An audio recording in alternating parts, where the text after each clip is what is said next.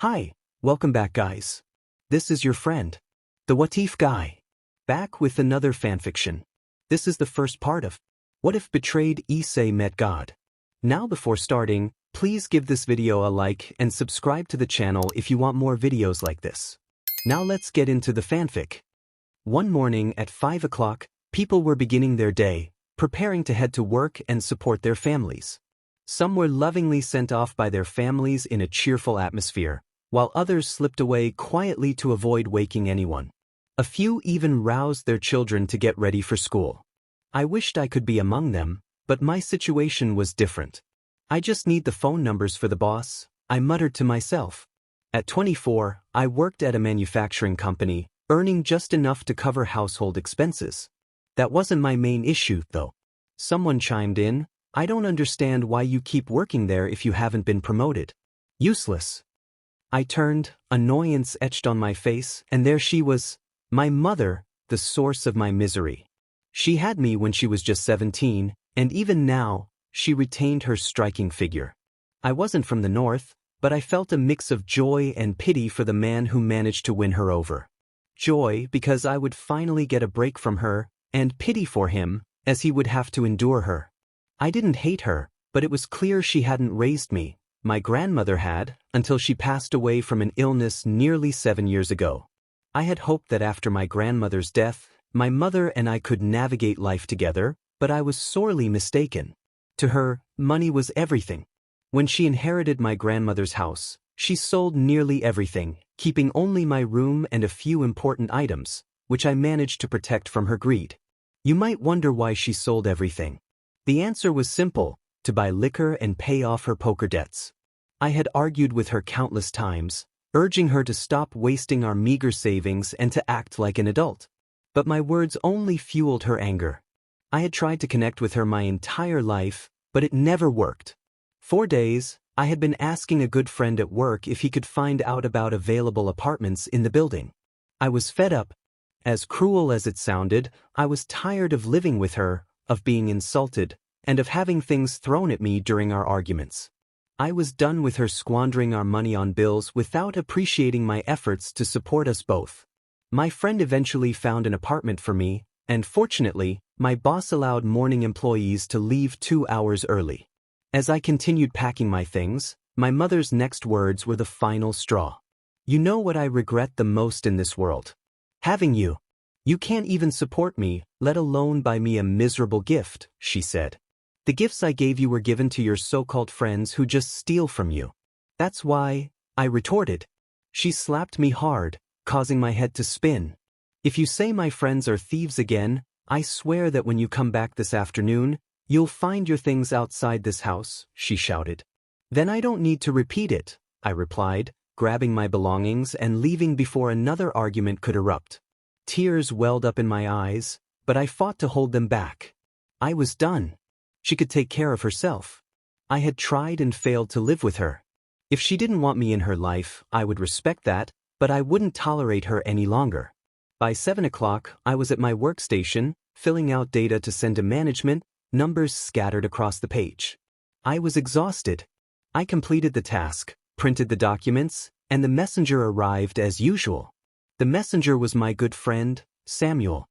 "Hey, Rex man, you look terrible," he said, concern evident in his voice. "Now you know my name. Rex, a rare name my father gave me before he passed away when I was just 2 years old.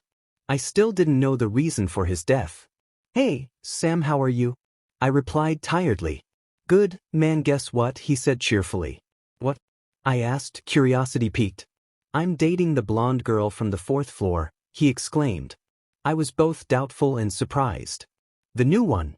As far as I know, she wasn't interested in that idiot Camillo." "Wait, you didn't hear," he said incredulously. "Hear what?" I asked, confused.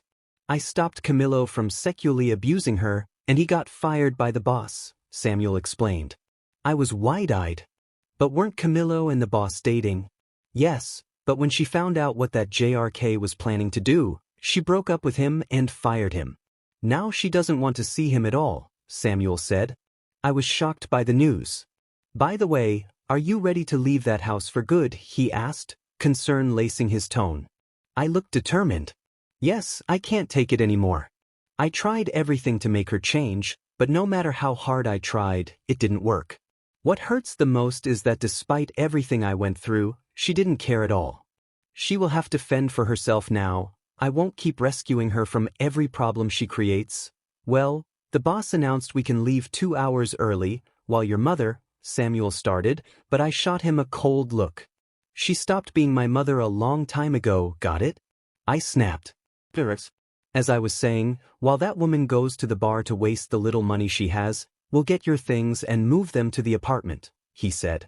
Thank you, Sam. You're like my hero. I smiled.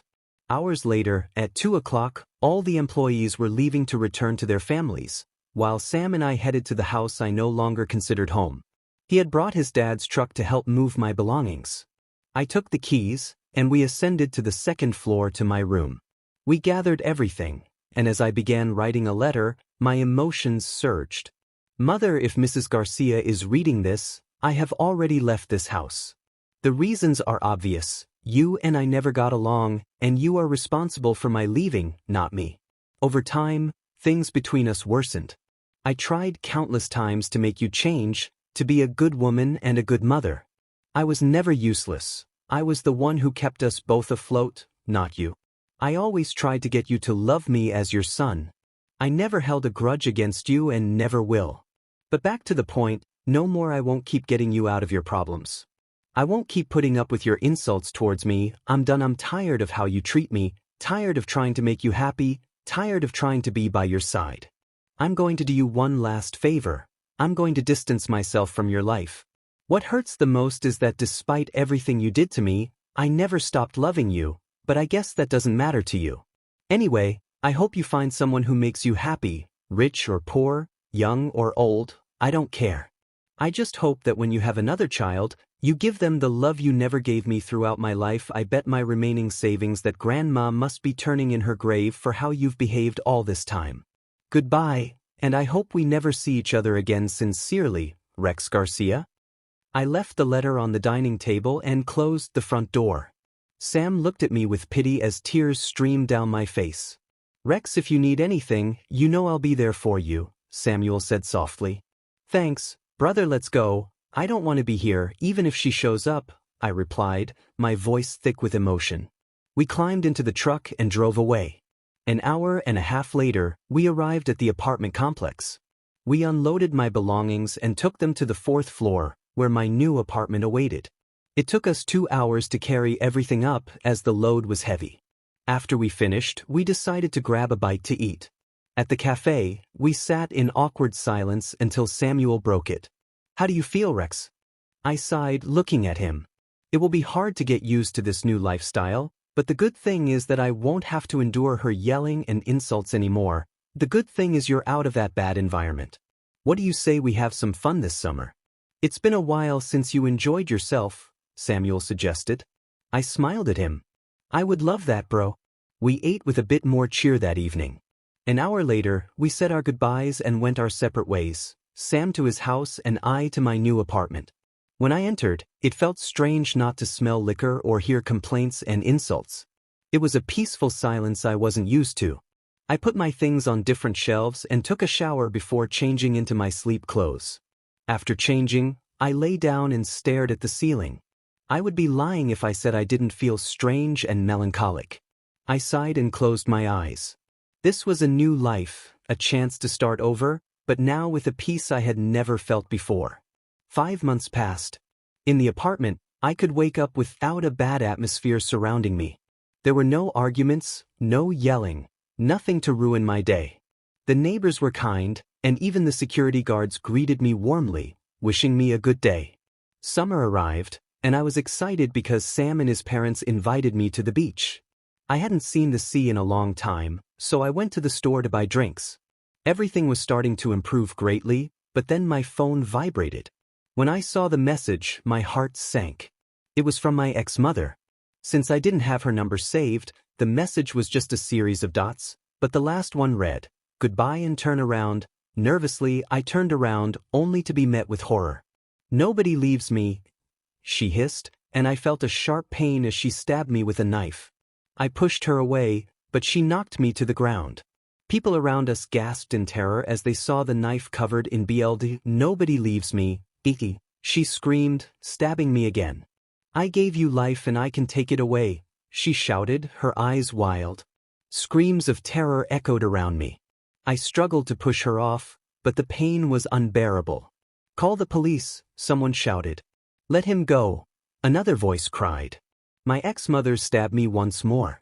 Then a gunshot rang out, and she fell to the ground, screaming. I saw an officer with a drawn weapon pointing at her. I hope you die for leaving me, BSRD, she yelled. BLD filled my mouth, the metallic taste overwhelming. I raised my hand slightly, seeing it stained with BLD. My vision began to fade. I thought she would be at a bar, but I never thought my end would be like this, I thought as the coldness enveloped me. I could hear the frantic voices of people trying to call an ambulance, but their words grew distant. I don't want this, I just wanted to live happily. I woke up in a completely white place, confusion washing over me. Didn't I just die? I see you woke up, young Rex, a voice said. I turned to see who it was, and disbelief washed over me. Morgan Freeman. I exclaimed. I am not Morgan Freeman, young Rex. I am simply what your mind admires the most. In other words, you see me as Morgan Freeman, but I am not him, the figure explained. I'm confused. So who are you, and why do you look like someone I admire so much? I asked. Hee, young Rex, I have many names, but you can call me God or Jehovah. Shock coursed through me. I didn't know if my mind was playing tricks on me. For your information, your mind is not playing tricks on you, God said, reading my thoughts. Can you read my mind? I asked, astonished. Yes, he replied. Tell me why I am here and how I am still alive, I thought desperately. You are here because it was not your time to die. Something happened that I still cannot explain regarding why your own mother attacked you. But anyway, I brought you here to give you another chance, he said. I was incredulous that he could read my mind. And for your other question, you are not alive, as I mentioned a moment ago, he added. What do you mean another chance? I asked. I have seen your life, young Rex, and I must tell you that I regret not being able to do something to help you, he said. I lowered my head. I understand. As God, you cannot intervene in the mortal world. That's right, he said sadly. Can I ask you something? I inquired. Yes, young Rex, he replied. What happened after my death? I asked. God created a screen, showing me images of what transpired after my passing. Your friend Samuel and his family are sad about your death, he said, revealing a scene of Sam kneeling by my coffin, tears streaming down his face, surrounded by his family, their expressions melancholic. Your ex-mother was sentenced to 45 years in prison for the crime of homicide, he continued, showing her trial, where she expressed no regret for her actions. That struck hard in my heart. But what is most impressive is that your boss cried for your death and regrets every moment for not telling you her feelings for you, God added. Wait, what? My boss liked me. I exclaimed. Yes, look, he said, revealing a scene of her crying while holding a photo of my work profile. That realization hit me hard. I hadn't noticed her feelings for me. I don't blame you. You didn't notice because she lacked the courage to express her feelings, God said. I sighed. Wait, you said I have another opportunity, right? Yes, but it will be this way, he said, gesturing to 3 doors that appeared before us. The door on the right leads to heaven, taking you directly to paradise. The door on the left leads to hell, taking you directly to purgatory. The middle door is a multidimensional door that will take you to any series, anime, or story, he explained. What? Shouldn't I be judged for my actions? Do those anime and video game worlds also exist? I asked, bewildered. Calm down, young Rex. The actions each person made in life stay behind to start anew in other worlds but without their memories. However, in cases like yours, when a person dies before their time, they can go to another world with all their memories, God clarified. Incredible. Wait, so all that about being judged as the Bible says was, I began. Partly true, but the judgment part will only happen on the day of final judgment, and I will not judge you, my son Jesus will. For now, everyone who has died before their time has this opportunity to start anew, he explained. Wow, that is definitely incredible, I exclaimed. Also, people who have died before their time will be granted a wish. You can ask for anything, God added. I was astounded. Anything? Yes, he confirmed. Anything, anything. I pressed. Yes, he replied. Well, in that case I wish for 10 wishes. I declared. God looked impressed. Impressive, young Rex. No one who has died before their time has asked for such a wish. Well, I will grant you your 10 wishes. Incredible. Well, my first wish is to be Arthas Menethil, but as the Lich King, I stated. Okay, God replied. A blue glow enveloped me, and I felt my form change. I now had the body of Arthas Menethil, complete with his armor, the helm of domination, and most importantly, Frostmourne. My second wish is to have great knowledge and mastery in hand-to-hand combat with all kinds of weapons, especially to wield Frostmourne, I added. Well, you will feel a strong pain in your muscles, but it will pass in an hour, God warned. As my second wish was fulfilled, I felt my muscles ache intensely, causing me to drop to my knees from the pain. I could feel them inflating, growing stronger. That hurt a lot. I gasped. I told you, God chuckled. Well, my third wish is to learn to use magic and utilize all the abilities of the Lich King, Frostmourne, and the Death Knight, I said. This wish is easy, but you will feel strong pain in your body and a severe headache too, God cautioned. I'm willing to endure it, I replied resolutely. Okay, but don't complain afterward, he warned. Then a colorful glow of blue, green, white, black, and violet enveloped me, and I screamed as the pain became unbearable. I lost consciousness, my mind flooded with visions of the abilities I would wield. Hours passed, and I woke up, still feeling immense pain. Oh, that hurt like hell, I groaned. I told you, God reminded me. One question, I said, still reeling from the pain. Yes, he asked. Why couldn't I learn necromancy? I inquired. That's simple. I am life, and that field doesn't belong to me. You will have to learn it on your own, young Rex, he explained. Okay, I understand. Well, my fourth wish is to have the infinite senkais of the science, I said. Okay, this one is easy to fulfill, God replied. A white glow enveloped me once more. For my fifth wish, I want the fusion of immortality, eternal life, and eternal youth, and to be able to give that fusion to other people too, I declared. Okay, but you will feel another strong pain. Ready? God asked. I swallowed hard but nodded. As my fifth wish was granted, I screamed from the intense pain, feeling as if my body was on fire. No, no, no, no, no. I never thought those wishes would hurt so much, I cried. Okay, then what will your sixth wish be? God asked, unfazed. My sixth wish is to bring out the great potential of the Lich King's power, since in the game, I saw that Arthas couldn't fully unleash it during the final battle in ICC 25H, I stated. Okay, this is easy to fulfill, God replied. A white aura enveloped me, and I felt a surge of power within. Good, what is your seventh wish? God asked. To have a time chamber where one day here equals 100 years inside, and that time doesn't affect the body, only the body ages while the time outside the chamber passes, I said. That will take me a bit of time to make, but I will do it, God replied. An hour later, a door appeared next to me, shrinking until it became a necklace.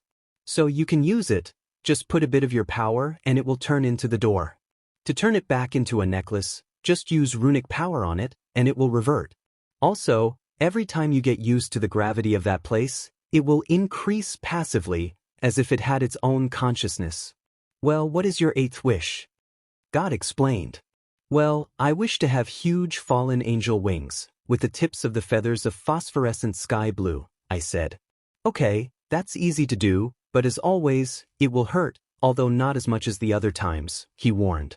I felt a strong burning in my back, causing me to grunt in pain as two massive black fallen angel wings emerged, their tips glowing a phosphorescent blue. Done. What will your ninth wish be? God asked. Believe it or not, this wish is not for me.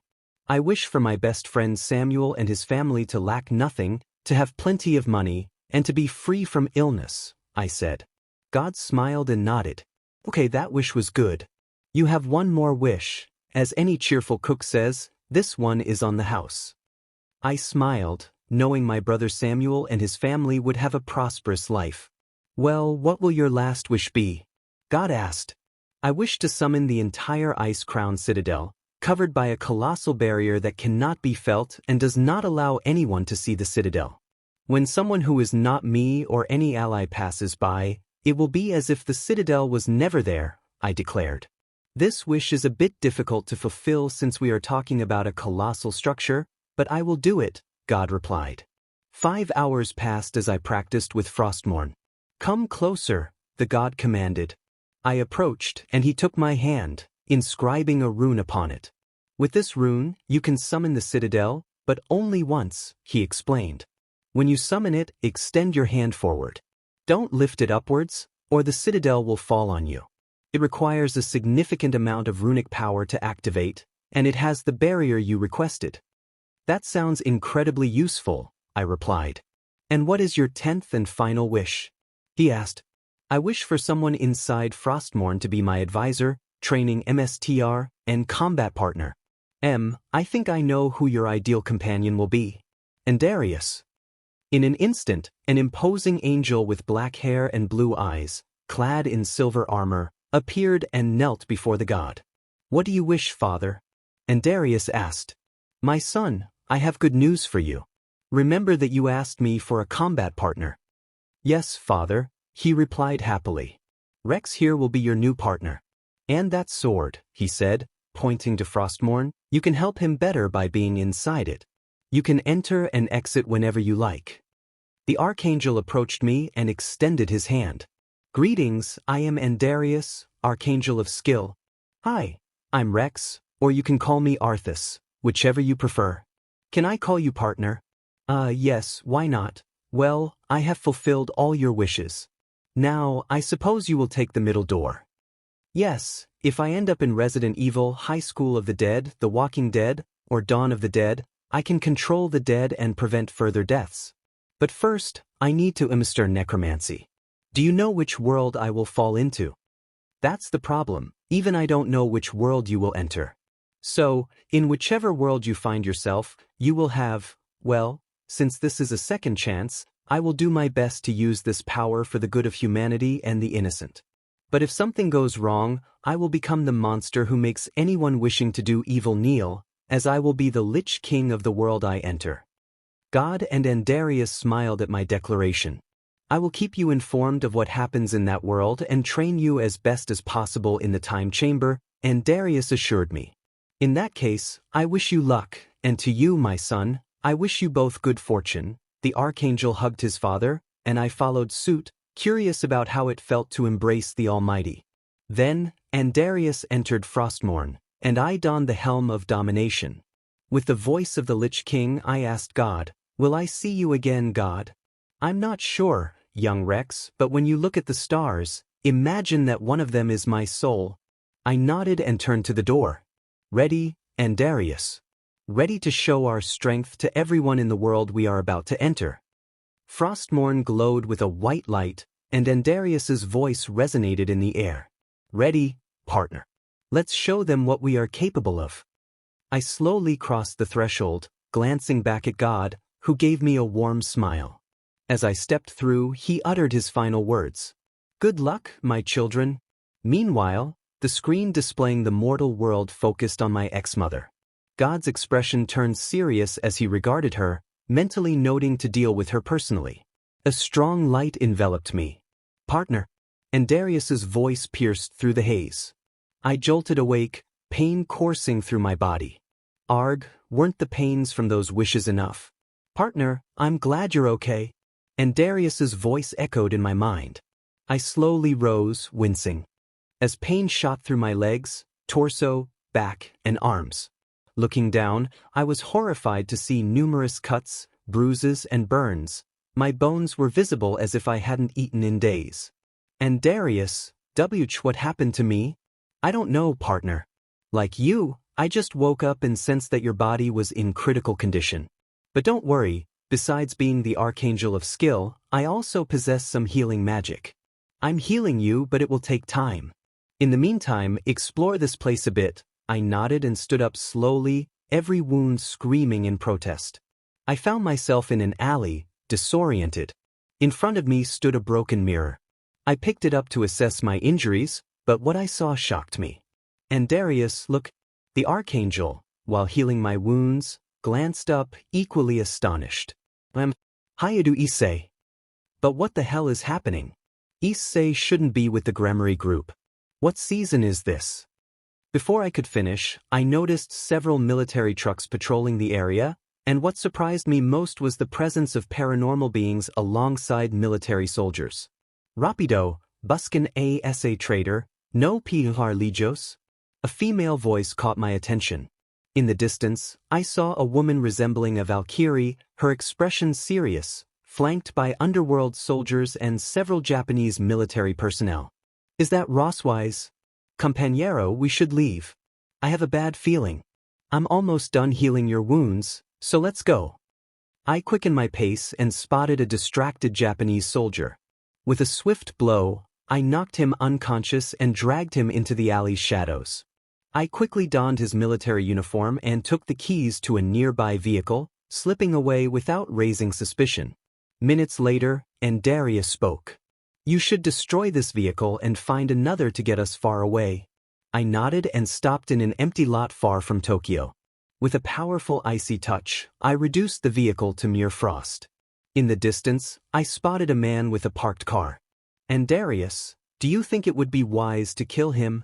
The Archangel considered briefly, scanning the man's history. He's a low-class demon but is allied with that terrorist group, the Chao's Brigade. Eliminate him quickly, without drawing attention. I unleashed a spiraling blast of death, and the demon had no time to evade it, consumed by the attack. I approached the car and, to my fortune, found the keys still in the ignition and the tank full. Now where? Let's head towards the mountains to the west. I don't sense any paranormal beings there. I nodded and started the car. I'm gathering all the information to understand what has happened to Hayadu Issei in this world, and Darius informed me. As I drove, I turned on the radio to catch the news. Latest news. The former world hero and now the greatest traitor, Hayadu Issei, has escaped from Tartarus. World leaders and faction heads have ordered all troops to search for him by land, sea, and air. If you see anyone who has spotted him or found a trace of the traitor, call the emergency number immediately. Rest assured, this traitor, Hayadu Issei, will face justice for his crimes. And Darius and I exchanged incredulous glances. Issei, a traitor? When and how had this happened? As far as I knew, Issei had always fought impossible battles to protect his own. Why would he betray everyone? And when had the paranormal beings and humanity begun to work together? These questions swirled in my mind. I continued driving until I finally reached the mountains. Following Darius's advice, I destroyed the vehicle. He suggested we find a cave or cavern where we could remain hidden while he shared the information he had gathered. Hours passed, and I discovered an old mine that I could use as a refuge. I noticed a faded sign at the entrance. Mine in a fragile state of collapse. No more minerals can be extracted due to the risk of structural failure. This will serve as a temporary hiding place. Enter, we will uncover what is happening. I ventured deeper into the mine until I reached its midpoint. Using my runic power, I created a small dark blue fire with old mining materials and tools. I sat down and closed my eyes, letting out a deep sigh. And Darius, show me what really happened. The Archangel emerged beside me, conjuring a screen that displayed the events as they unfolded. I watched the familiar story, but with radical changes. Issei had a sister named Izari. During the battle against Razor, it became clear that Razor admired Issei's determination and wasn't as proud as we had been led to believe. I also saw how he met Milikas, who held more esteem and admiration for Issei than we had realized. Kunu loved him like a father, which was expected, but it surprised us to learn that Yasaka had a younger sister named Yasana, something we never saw coming. The rest unfolded as in the original tale. But the battle against the Trihiza revealed how it was sealed once more. Issei proposed marriage to each of the girls, including Seraphal, Gabriel, Penahu, Yasaka, and surprisingly, even to his sister. This was strange to us. What followed clarified the alliance between humanity and the paranormal world after the fierce battle against the Trihiza. However, it was odd that no one approached Issei after a year. We witnessed how everyone distanced themselves from him. None of the girls slept with him, his parents didn't speak to him, leaders ceased to contact him, and even the people of the human world ignored him. The most bizarre part was that the Red Dragon Emperor had not reached out to him again. All of this began after a supposed childhood friend of Surzek's Gremory, a high-class demon from the house of Asmodeus named Anstral, appeared. He was friendly and kind to everyone, but since his arrival, no one spoke to Issei again. This plunged the brown-haired boy into a deep depression. He stopped training, stopped eating, and whenever he tried to talk to someone, they would say they were busy or had been summoned for something. This continued until the end of that year. And Darius and I felt a profound sadness watching Issei in such a state. The day came when he had had enough. He attempted to take his own life by hanging, but military personnel and underworld soldiers stormed into his room and captured him. Issei was bewildered, and so were we, until he was taken to a trial where everyone was present. World leaders, faction heads, the Valley Group, the DXD Group, the Dragon King Tannen, the girls, their parents, and even some demons and news crews broadcasting live. Exhide Issei, you are accused of having worked with the Chao's brigade all this time behind our backs. Don't bother denying it. Anstral Kuan provided us with sufficient evidence of your crimes, Surzek declared. We watched as false evidence was presented, which Darius confirmed was entirely fabricated. The accusations continued, and Issei protested. I didn't do any of that, I swear. Drake, please tell them. What we heard made our BLD boil with rage and hatred towards that dragon. Don't believe him, he did all of it. I'm tired of being your partner. You've tarnished my name. Now I'm known as the Issei dragon instead of the Welsh dragon, all because of your demon fault. My pride and title are in ruins. Everyone he loved turned their backs on him. Ajuka roughly removed his pawn pieces, and Issei's sister approached him, tears of pain and fury in her eyes.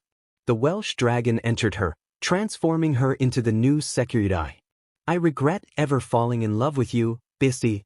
You never deserved this power. I hope you rot in Tartarus. Your sentence is to be imprisoned in Tartarus for 4,000 years, and after that, you will be permanently expelled from this dimension, thanks to the machine Azazel and Ajuka are constructing, Surzek concluded. We were filled with rage, but it was strange that Rias was nowhere to be seen. Not even during that year. It wasn't just because she was distant from Issei, one of her dreams was to become a professional painter. So, with all the money from the Issei dragon, Issei fulfilled that dream for her. But returning to the trial, she was absent. Thus, Issei was taken to Tartarus, where he was tortured in countless ways to maximize his suffering. They cut him, beat him daily, electrocuted him, and burned parts of his body. The worst part was that Surzek always brought a television showing how all the girls, except Rias, engaged in SXL relations with Anstral repeatedly, driving Issei deeper into despair. This continued until today when a group of prisoners staged a riot to free him, as they always believed in his innocence. The large group split into three, one to rescue Issei from the underworld, another in Tartarus to sacrifice themselves for his escape, and the last to disperse in the underworld to mislead the leaders into thinking Issei was still there, which worked at the cost of their lives. The small group that went with Issei divided to distract the authorities. He tried to convince them to leave, but, "You must flee, young Issei, and show those bastards how wrong they were," a convict urged. The last prisoners with Issei distracted the authorities at the cost of their lives. He ran with all his strength, hiding in the darkness of the night, until he collapsed in the alley where Darius and I had awakened.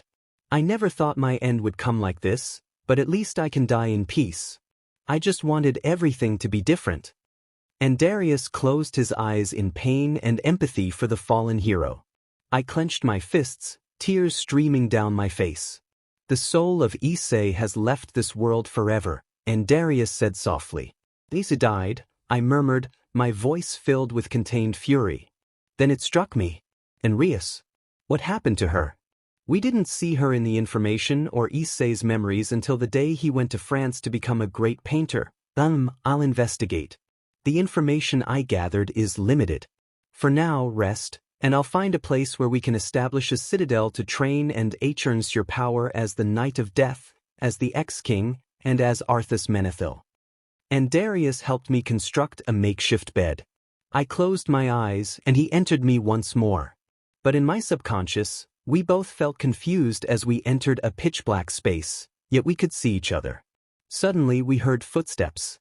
And Darius unfurled his angelic wings and prepared light spears, while I drew Frostmourne, taking a combat stance. We scanned our surroundings until we spotted someone approaching from the horizon. As the figure drew near, we recognized him instantly. It was Issei. I dashed forward to greet him, and Darius followed closely. I grasped Issei by the shoulders as he lifted his gaze. A knot formed in my throat at the sight of his lifeless eyes. I plunged Frostmourne into the ground and embraced him tightly. And Darius, seeing Issei's vacant stare, joined the embrace. Shoo, it's okay, Issei. You're not alone anymore, we're here for you. Indeed, young Issei. We will be your new friends, and Darius started, but Issei interrupted. I just want you to do something for me. Anything, we will do it, I promised. Take care of Rias. She needs you. Do you know where she is? She's in Paris. That's the last I know. Also, I want you to do one more thing for me. And what would that be? And Darius asked. Vengeance. Both of us were taken aback, but we understood the weight of that word and who it was directed at. We exchanged glances, knowing one thing. This world needed a new change. Issei, are there people who still trust you so we can execute your vengeance? Yes. Issei placed his hand on Darius's forehead. The Archangel saw the faces of around 500 people on the planet, including Milikas and Kunu, who still believed in him. We watched helplessly as Issei began to fade. Before I go, take this. He placed his hand on my chest, and warmth enveloped me as the image of a certain red-haired girl appeared in my mind. Those are my feelings for Rias. Please, find her and protect her. She didn't betray me. Please, seek her out and keep her safe. I nodded solemnly, filled with determination. We both witnessed Issei's form dissipating. We promise your death will not be in vain. The last thing we saw was his radiant smile and the spark returning to his eyes before he vanished completely. Silence enveloped us. Finally I spoke. I know what we will do with the Citadel of Ice Crown. And Darius looked at me with curiosity. The Citadel will be an ark, a new Noah's Ark as in the Bible. And Darius's eyes widened in realization. The 500+ Rias, along with various species of plants and animals, and the forest familiars will be saved. And Darius understood my vision. And we will be the flood, the deluge that cleanses the earth for a second time. I opened my eyes, still in the mines. I decided to step out and begin devising a plan with Darius. Moments later, it was late afternoon, around 4 o'clock. I decided to unfurl my wings and soared over the valleys surrounding the mountains, spotting a small village nearby. I landed on the outskirts of the village and, to my fortune, found a house isolated from the rest. I entered and discovered it was empty. Inside, I found a computer. It took me a while to access it due to a password, but Darius assisted me. I began researching areas that were rarely visited, places deemed forbidden by society. 2 hours later, I said, Darius? Yes, partner. I found 2 locations. The first is the Gongo Forest, and the second is Antarctica. I'll let you choose this time. The Archangel stroked his chin, deep in thought. After a moment, he replied, let's go to Antarctica. While the forest is a good choice, we would eventually attract attention from that kitsune named Yasaka, who would send her yokai to investigate the less explored woods. Antarctica, on the other hand, would be ideal for establishing the citadel with the barrier, and within it, specifically in the frost race chamber, we could create the time room. Alright, it's decided. Antarctica it is. I also found information on various cargo ships, And the next one set to depart is a cargo ship heading to Argentina. When will it leave? It says tomorrow afternoon. In that case, gather everything you need from this house. Clothing, food, but first, I need to do something. I accessed a forbidden site, specifically one for document forgery. Moments later, I announced, done, and Darius. I need to change my appearance. But how foolish of me. I wish to be Arthas Menethil. And Darius, can you help with that? Of course, but your appearance will merge with that of Hyde Issei, so to speak. Fine, just do it. Thus began my transformation.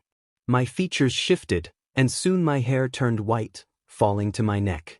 I grew taller, reaching 1.95 meters, as Arthas was a towering figure.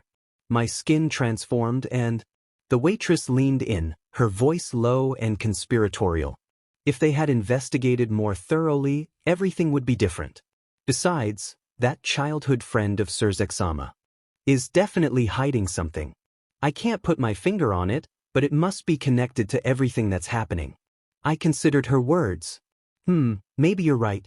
And Darius chimed in, yes, she is one of the 500 loyal to you. I shifted my attention back to the waitress. I just hope she's okay. She looked at me curiously. Hey, you're not from around here, are you? You're right, I admitted. I'm from France. Nice to meet you, my name is Arthas Menethil. Nice to meet you, Arthas. I'm Imiko Yakano, she replied, a hint of warmth in her tone. Nice name, Imiko-sen, I said, and I noticed her blush slightly at the compliment. Well, enjoy your breakfast, Mr. Arthas, she said before returning to her duties. As I savored my meal, I reflected on how long it had been since my taste buds had enjoyed a breakfast like this. After finishing, I went to pay, but before I could leave, Imiko approached me again. Hey, Arthas, do you think we'll see each other again someday? She asked, her eyes hopeful. I bet we will, I replied, a smile creeping onto my face. In my thoughts, I added, I'll save you from the great flood that Darius and I will cause, Imiko. Imiko seemed to hesitate, her gaze dropping as she fiddled with her dress. I was thinking if you and I could, go out someday? Sure, but for now I have things to do. I promise we'll see each other again, Imiko-san, I assured her. To emphasize my sincerity, I leaned in and kissed her forehead, watching as her cheeks turned a deep crimson. Well, Imiko-chan, I'll see you soon, I said as I turned to leave. As I stepped outside, I heard her whispering to herself, he called me Imiko-chan and kissed my forehead, once on the streets, and Darius chuckled in my mind. I didn't know you were good with women. I saw that she is a pure soul. I want to save her, I replied. Besides, I didn't even know I was good with women. Well, it's 9 in the morning. Are you thinking of having lunch there again? And Darius asked. I hadn't thought about it, but yes, I will have lunch there. I also need to buy some things for the trip, I said. Throughout the day, I gathered training clothes, military-style outfits, a cell phone, camping gear, and a lot of thick rope. By 11 o'clock, I returned to the restaurant. As I entered, I spotted Imiko, but the atmosphere had shifted. Patrons were leaving, clearly uncomfortable with a tense situation unfolding. I saw Imiko cornered against the wall, trembling in fear as a man with a beard and dark glasses loomed over her. So, Imiko-chan, what do you say? Shall we be a lovely couple again? I'll treat you better this time, or will I have to take you by force? He taunted. Seeing her cry from fear ignited a fire within me. I wouldn't let that BSTRD hurt her. Am I interrupting something? I said, my voice steady and serious. Both turned to look at me, and Emiko's eyes widened in recognition. Arthas? The man sneered. And who the hell are you? I stepped closer, kicking the man away from Imiko. Do you want to know who I am? I asked, pulling Imiko protectively behind me. I'm Imiko-chan's current boyfriend, and if you ever lay a hand on her again, I glared at him. I'll break most of your bones, be. Enraged, the man lunged at me, but I countered with a powerful blow to his abdomen, causing him to double over and vomit BLD before collapsing unconscious. I turned to Imiko, who looked somewhat shaken. Are you okay, Imiko-chan? She looked at me shyly. Yes, I'm fine. Thank you for saving me. And what you said earlier about you and me, don't worry, I wouldn't let that BS do anything to someone as appealing as you, I reassured her. Her cheeks flushed even more. Do you think I'm appealing? Of course, you are, Emiko, I said, thinking to myself, besides, you're like a light in a world of darkness. Thank you, Arthas. Did you come to have lunch? She asked. Yes, Emiko-chan, I replied, taking a seat at the bar as some male waiters carried the unconscious man out and cleaned up the mess. That was delicious, thank you, Emiko-chan, I said after finishing my meal, noticing her shy demeanor as she lowered her head. I should leave now, I have things to do, but don't worry, I'll be back, I promised. Really, you'll come back, she asked, her eyes sparkling with hope. Yes, Emiko-chan, I will come back. In that case, she said, suddenly grabbing my head and pulling me in for a kiss. I was taken aback, but the warmth of her lips sent a thrill through me. And Darius's voice echoed in my mind, teasing me about having a girlfriend. As we separated, Emiko smiled shyly. It's for good luck, darling. Ah, thank you, Emiko-chan. In that case, I have to go now, but maybe I'll take you with me, I said, seeing her eyes light up. Are you serious? She asked, her voice filled with excitement. Yes, Emiko-chan. I'll wait for that day eagerly, she replied, her enthusiasm palpable. As I exited the cafe, Emiko gave me another kiss, and I bid her farewell. Walking down an alley, I spotted the man who had threatened her. Anger surged through me as I grabbed his leg and dragged him away while Darius opened a gate. In the mountains, I opened a portal and took flight, leaving the man unconscious behind. I reached the top of the mountain and left him there, taking his cell phone and destroying it with a cold touch. I bound his legs with ice, ensuring he wouldn't escape. When he finally woke up, confusion clouded his features. "Yeah, where the hell am I? Finally, you wake up, B," I said, my voice low and menacing. His fury ignited as he recognized me. I spread my wings and he recoiled in fear. "Are you a fallen angel?" "I'll only say this once. If you manage to get out of here and I find out you did anything to Emiko-chan, I will kill you," I warned, turning my back on his cries for mercy. And Darius's voice broke through my thoughts. "Do you think it was right to leave him there? If we had left him in that town, he would have hurt Emiko-chan again," I replied firmly. "Well, in general terms, you saved that girl from being mistreated or, in the worst case, killed by that guy," and Darius said. I finished packing my things and headed straight to the port. Now, I had another reason to fight, Emiko-chan. As I prepared for the trip to Antarctica, I found a hiding spot in one of the containers filled with household goods bound for Argentina. I felt the ship start to move. While I could have used my wings, the skies were closely monitored by factions and armies.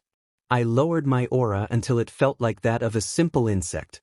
As the ship sailed, I sat down to meditate, focusing on improving my control of magic and runic power with Darius's help. One thought occupied my mind. "Rias, I just need more information to find you. It's strange that you didn't appear in Issei's memories, but rest assured, Rias, I will save you just as I will save Emiko-chan from the flood." The ship sailed southeast toward Argentina. Suddenly, turbulence hit. The ship had entered a storm, causing everything on board to shake violently. "And Darius," I called out, feeling the unease settle in. "We've entered a storm, partner," the Archangel replied in my thoughts. "But the good news is that if I calculate correctly, we're about 500 kilometers from the coast of Argentina." I got up and began checking the contents of the container for anything useful. They're just high-end vacuum cleaners, coffee makers, and other kitchen items. "And Darius, can I ask you a question?" "Yes, partner. I've been wondering, how do you gather information if you're always with me?" And Darius appeared before me, his presence unmistakable. "It's very simple, partner." From his outstretched hand, several lights appeared, twinkling like stars. I haven't named this ability, but these little lights disperse in all directions.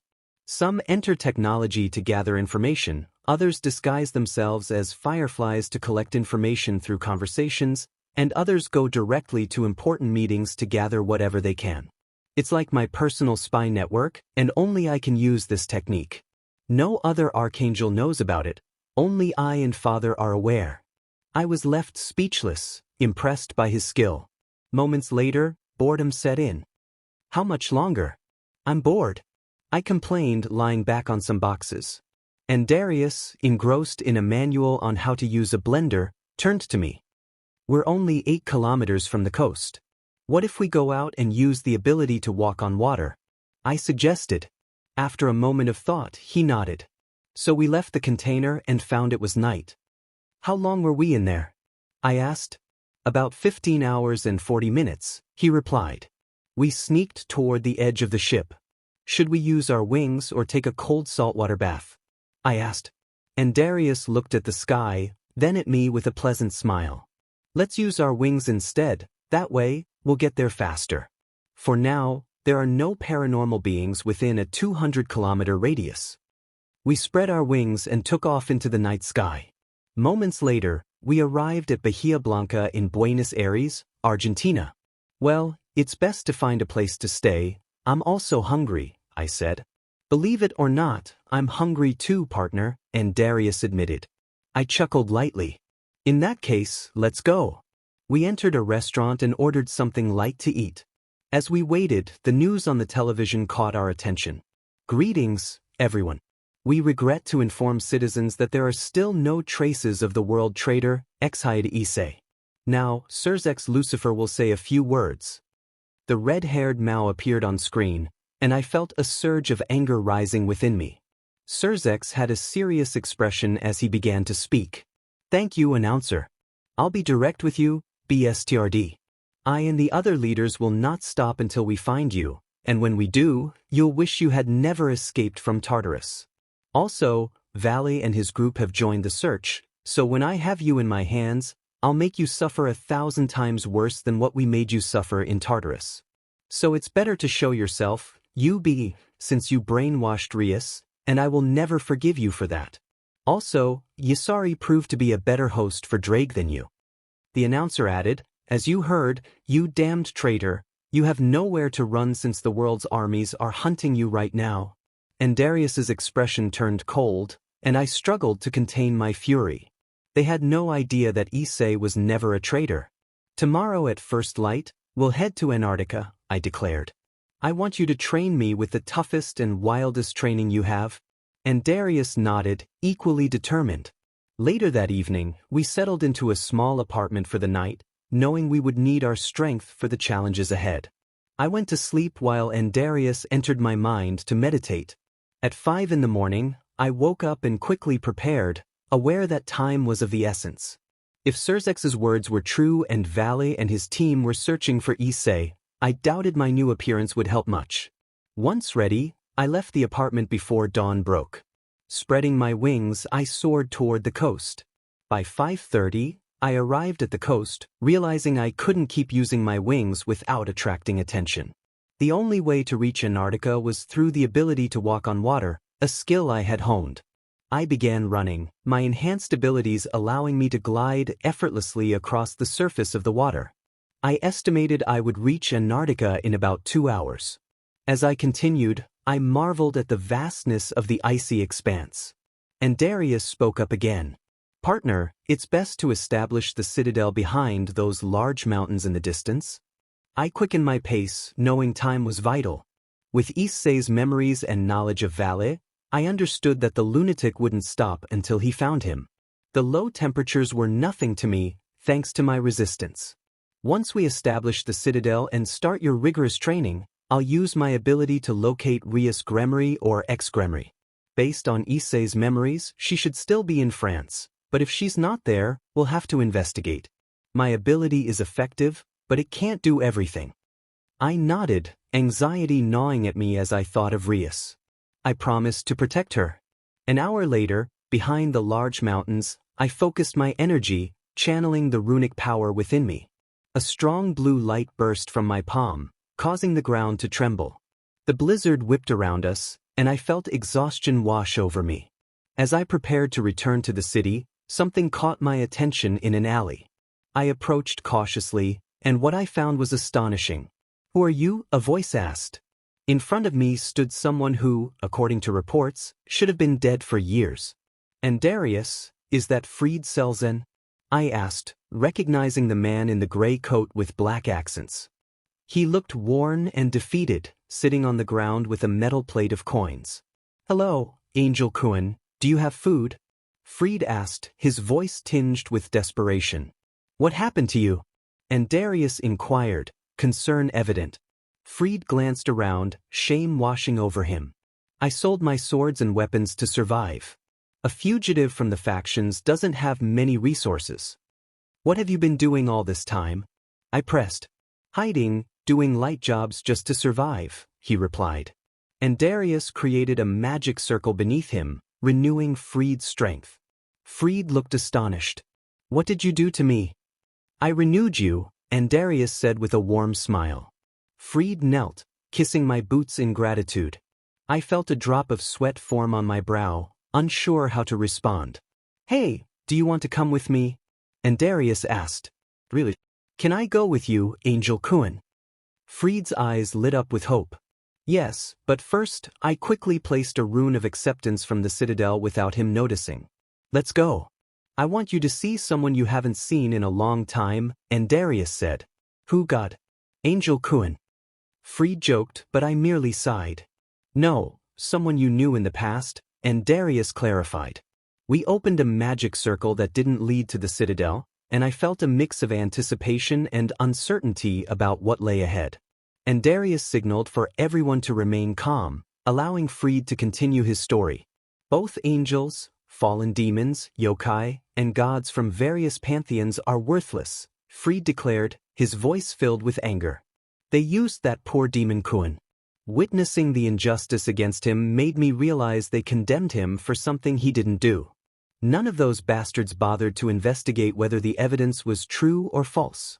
Even though my life has been terrible, that demon Kuan didn't deserve such treatment. I felt compelled to respond. And the Red Dragon Emperor, I said, struggling to contain my fury at the thought of him, he confirmed the guilt of the former Sekiryu.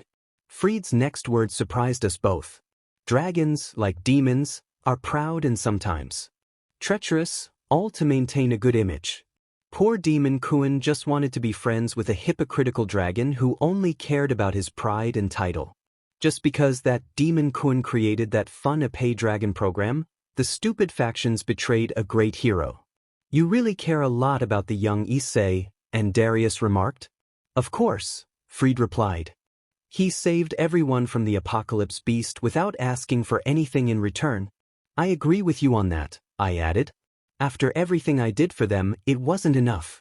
I fought for them, won impossible battles, died for them a second time, and still, it wasn't enough. Fried's eyes widened in shock as I descended the steps of the frozen throne. If I had known they would do that to me, I continued, I would have told Reina to aim for my head instead of my abdomen. But what's done is done. It's good to see you again, crazy exorcist. Fried suddenly shouted, Demon Kuan. Hello, crazy exorcist, I replied with a chuckle. Fried bombarded me with questions. How have you been? How did you escape? Why did you dye your hair? Since when are you tall? What is this place? Who is he? He pointed at Darius. Where are we? Darius and I exchanged glances, beads of sweat forming on our foreheads. Well, I began, for your first question, let's just say I've been recovering. This won't stay like this for long. For the second, a group of Tartarus prisoners helped me escape. They always believed in my innocence. As for your third and fourth questions, I had to change my appearance to avoid being recognized. This, I gestured around, is my new home, the Citadel of Ice Crown. And for your sixth question, introduce yourself. Hi, Fried, Darius said. I'm Darius, Archangel of Skill and Issei Kuan's new partner. An archangel? Fried exclaimed. Wait, you're not allied with the damned heaven, are you? Let's say I'm not from this world. I'm from another place, Darius replied, his voice laced with anger. But I can tell you that the angels of this world have completely disappointed me. And for your last question, I added, that's confidential too. I'll just say this place is the only one where the factions and the Chaos Brigade are not allowed to enter. And Darius looked at Fried intently. I've seen your memories, Fried, and I know what the church did to you. Tell us what you really want to do to the supernatural. Fried's hair fell over his eyes as he focused. I want revenge, especially against the church. Those sons of beaches turned me into a weapon to fight in the name of a god who hasn't been around for years. As a kid, I thought I was doing the right thing, but when I learned the truth, they used me. Why do you think I joined Kokabeel? It was to get revenge on those bastards once and for all. I understand you, and Darius said. I really dislike the religious beliefs of this rotten world, turning kids like you into weapons to fulfill the will of the church's scoundrels, who instigate wars instead of guiding everyone toward harmony. The church, I added, always hides its sins behind pretty sermons and kind, deceitful actions to cover up what they really are. Fried looked at me, realization dawning. It seems I judged you wrong, Demon Kuan, but there's something you're hiding from me. I don't believe you betrayed the DMN factions just because. And Darius then revealed the truth of what had happened. After hours of sitting on the steps of the frozen throne, watching the events unfold alongside the ex-exorcist, it was clear that Fried was not pleased. I had dim and good reason, Fried muttered. And Darius, I said, I know I'm not ready for the time room yet, so tomorrow at 5:20 a.m. We start? The Archangel nodded in agreement. Wait, Fried interjected, if you're going to train, I will too. In that case, and Darius warned, I won't go easy on either of you. Fried and I nodded in unison. While I furnish certain rooms, catch up, and Darius instructed before leaving through a magic circle. So, Fried, I asked, what have you been doing all this time? Fried recounted his experiences, mirroring what Darius had told me but adding details I hadn't known. Hours passed as we talked. And if I remember correctly, I said, didn't you turn into an abomination? Yes, Fried confirmed. I survived, but with severe injuries. I was bleeding out in a wasteland, and I don't even know how I got there. Then a hooded woman appeared and turned me back into a human. A hooded woman. I pressed. I don't know, Fried replied. All I know is that she said, renewal, and I became human again. I mused. I'll have to investigate that later. Another question. How did you stop being, a crazy exorcist who loves fights and is sadistic? Fried lowered his head in shame. When that hooded woman renewed me, she didn't just renew my body, she renewed my rotten mind.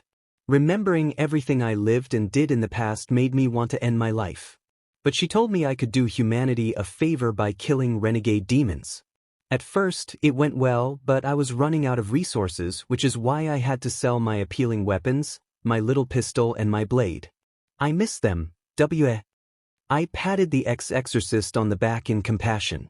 Moments later, I asked, what happened to Rias Gremory? Fried looked up at the sky. I wouldn't know what to tell you. The only thing I know is that she didn't betray you, or at least I think so, since she wasn't seen at your trial. I contemplated. In that case, how good are you at infiltrating? Fried looked at me, a mix of offense and amusement on his face. Do you distrust me, Demon Kuan? Believe it or not, I was in months before your first death by Reincarnation. None of those followers, not even the fallen angels, noticed that I was killing humans who made deals with demons in your city. I regarded him coldly. If I go back to that city, it will be to freeze it to its foundations and kill every one of those miserable people. Fried turned to me, standing up. I wanted to apologize. I was taken aback. Apologize for what? For almost killing you, he said seriously. I quickly understood. Hey, it's not that big of a deal. Besides, if you had killed me back then, none of these tragedies would have happened. Just then, the teleportation rune glowed, and Darius reappeared, a smile on his face. Guys, I've arranged everything. We descended from the frozen throne, following the Archangel to the reflection rooms. Upon reaching the rooms behind several metal doors, we found ourselves in a mansion-like space within a grand palace. Everything was furnished, and above us was Velitria's prison. Incredible, I remarked. I'm hungry, Fried announced. And Darius and I exchanged glances, sweat beading on our foreheads again.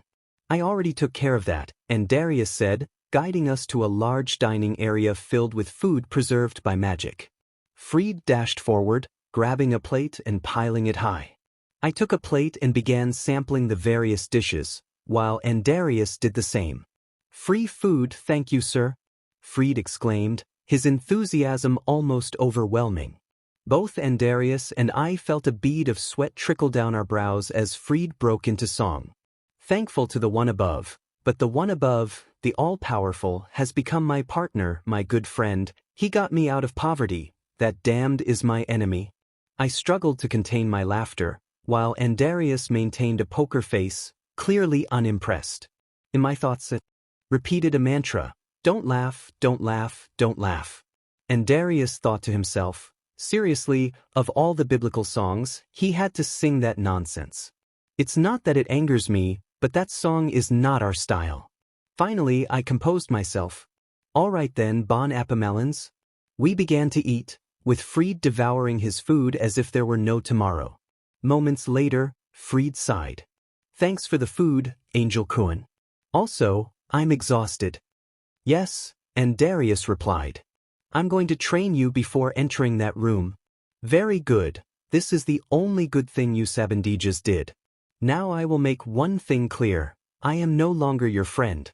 It doesn't matter if one of you is more important than the other or if one of you has a mental disability. No, here everyone is equal.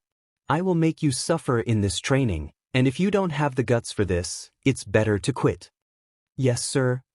Fried and I shouted in unison. "Demon IT, I didn't hear you." I said, "Did you understand?" Darius pressed. "Yes, sir." "Now I will make sure your bodies are ready for a 20-day-long combat without rest. My training is hard and not taken lightly. If you do well, I will be proud of both of you, and we will have a chance against those fascist dogs of the Chaos Brigade and those bastards of the factions." Darius was dressed in a military uniform.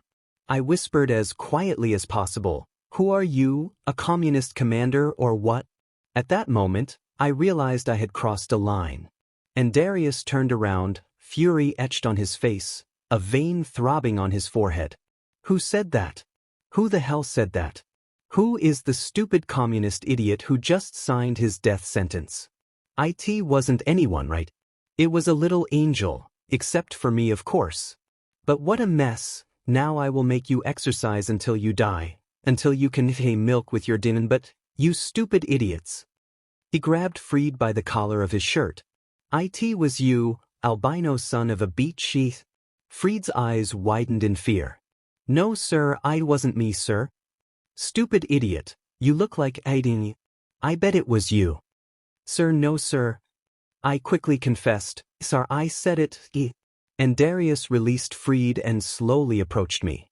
"So, you're the idiot. We have a little joker here, the Joker King. I admire your honesty.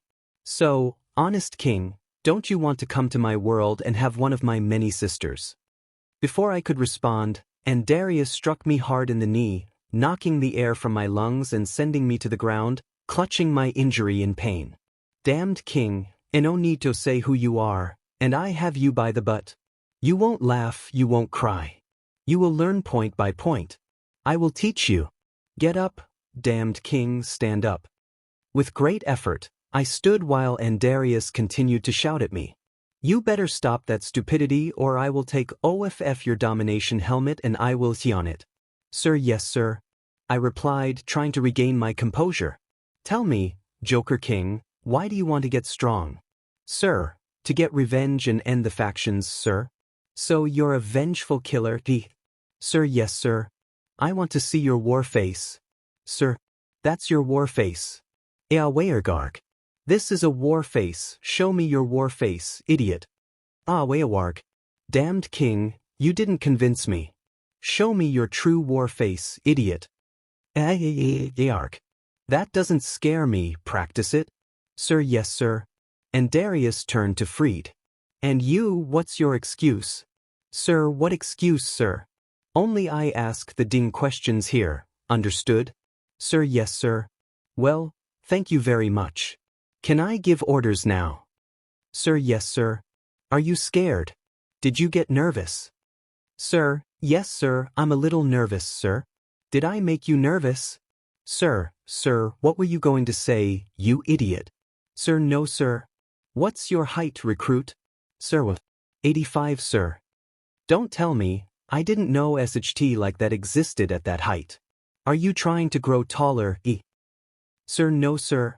NIT, I think you slipped out of your mother's but and left a brown stain on the exorcist bed. I think you were deceived. Where the hell do you come from, exorcist? Sir, from Italy, sir. Holy SHT, only women and a bunch of queers come from Italy, and there's only one thing left.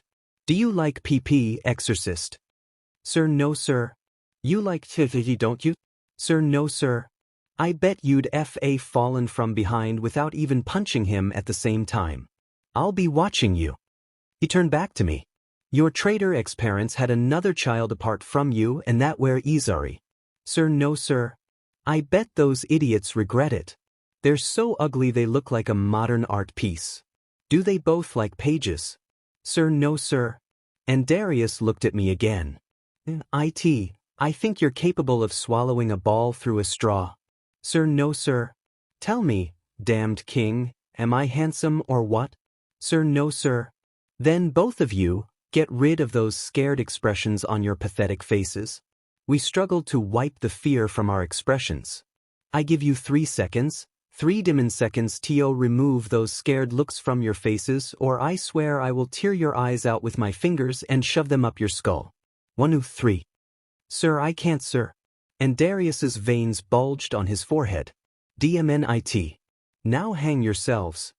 We both attempted to hang ourselves with our hands, but, hey, with my hands, you idiots.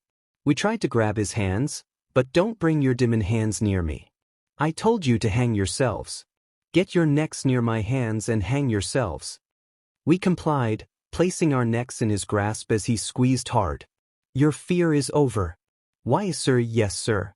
He tightened his grip further. I can't hear you. Sir, yes, sir. Demon IT, I still can't hear you. Say it with guts, you bastards. Sir, yes, sir. We were pulled away from him with force, quickly standing upright. Damned king and damned exorcist, I hope you get the hang of it, and I hope you see diamonds or I swear I will break all your bones. The training you had in the past will be like going to kindergarten compared to the tortures I have prepared for you. I want to see you both at the Wall of Bones in 10 minutes, and whoever is late will do triple the training today. With that, and Darius vanished through a magic circle, leaving us both to collapse onto the ground. Is Demon Kun always like this? Fried asked, bewildered. I looked at him with concern. I barely know him for 2 days, Fried. We hurried to our rooms, changing as quickly as possible. With only 5 minutes left, we panicked and dashed to a teleportation rune, only to find Darius blocking it. Let's run, I shouted. We sprinted at full speed. Fried's clock showed only 2 minutes remaining. After a minute, we arrived, breathless, to find Darius waiting for us. Well done, shitty ball. Now you will know that the training of the church or that shitty dragon tannin is nothing compared to my training.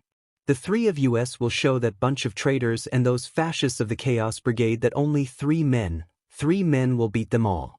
It doesn't matter how much they train, after the training outside the Citadel, we will enter the room of time, and once inside, they will wish they had never been born because once we enter that place, I will increase the difficulty of all my training, and once all my training is complete, I assure you that we will be the strongest beings in this DMN world. Is that clear, shitty ball? Yes, sir. Fried and I shouted. Then do 1,000 laps around the Wall of Bones, and once you complete those 1,000 laps, you will see me at the bottom of the main stairs. We both felt cold sweat trickle down our backs. Until make sure neither of you rests during training, and Darius summoned what seemed impossible to me, and Fried was visibly frightened by the flying creatures that took flight. Only one word escaped my lips. Gargoyles? These dear friends will bombard you with power bursts so you keep training, so start right now, shitty ball. We began to run, chased by the gargoyles. Fried, run. Those things don't know rest. We sprinted as if our lives depended on it, the gargoyles firing power bursts in our direction. Time passed, and we were nearing our limit. The exhaustion weighed heavily on us, our breaths coming in ragged gasps as the gargoyles relentlessly pursued us. I can't take it anymore. Fried cried, collapsing to the ground. I quickly returned for him, helping him to his feet. Let's go, Fried. Only 90 more. Minutes passed, and we pushed ourselves harder. 40 laps remaining, time remaining, 15 minutes. We increased our pace, determined to finish. 15 laps remaining, time remaining, 2 minutes. With our bodies screaming in protest, we ran as fast as we could. 5 laps remaining, time remaining, 30 seconds. With sheer willpower, we sprinted forward. 1 lap remaining, time remaining, 5 seconds. Run. 5. Fried let out a primal scream. Awawag. For I joined him, echoing his cry. Awawag. 3. We were almost there. 2. Faster. 1. We both leaped onto the teleportation rune, collapsing onto our backs, breathing heavily. With difficulty, I noticed that the gargoyles had vanished.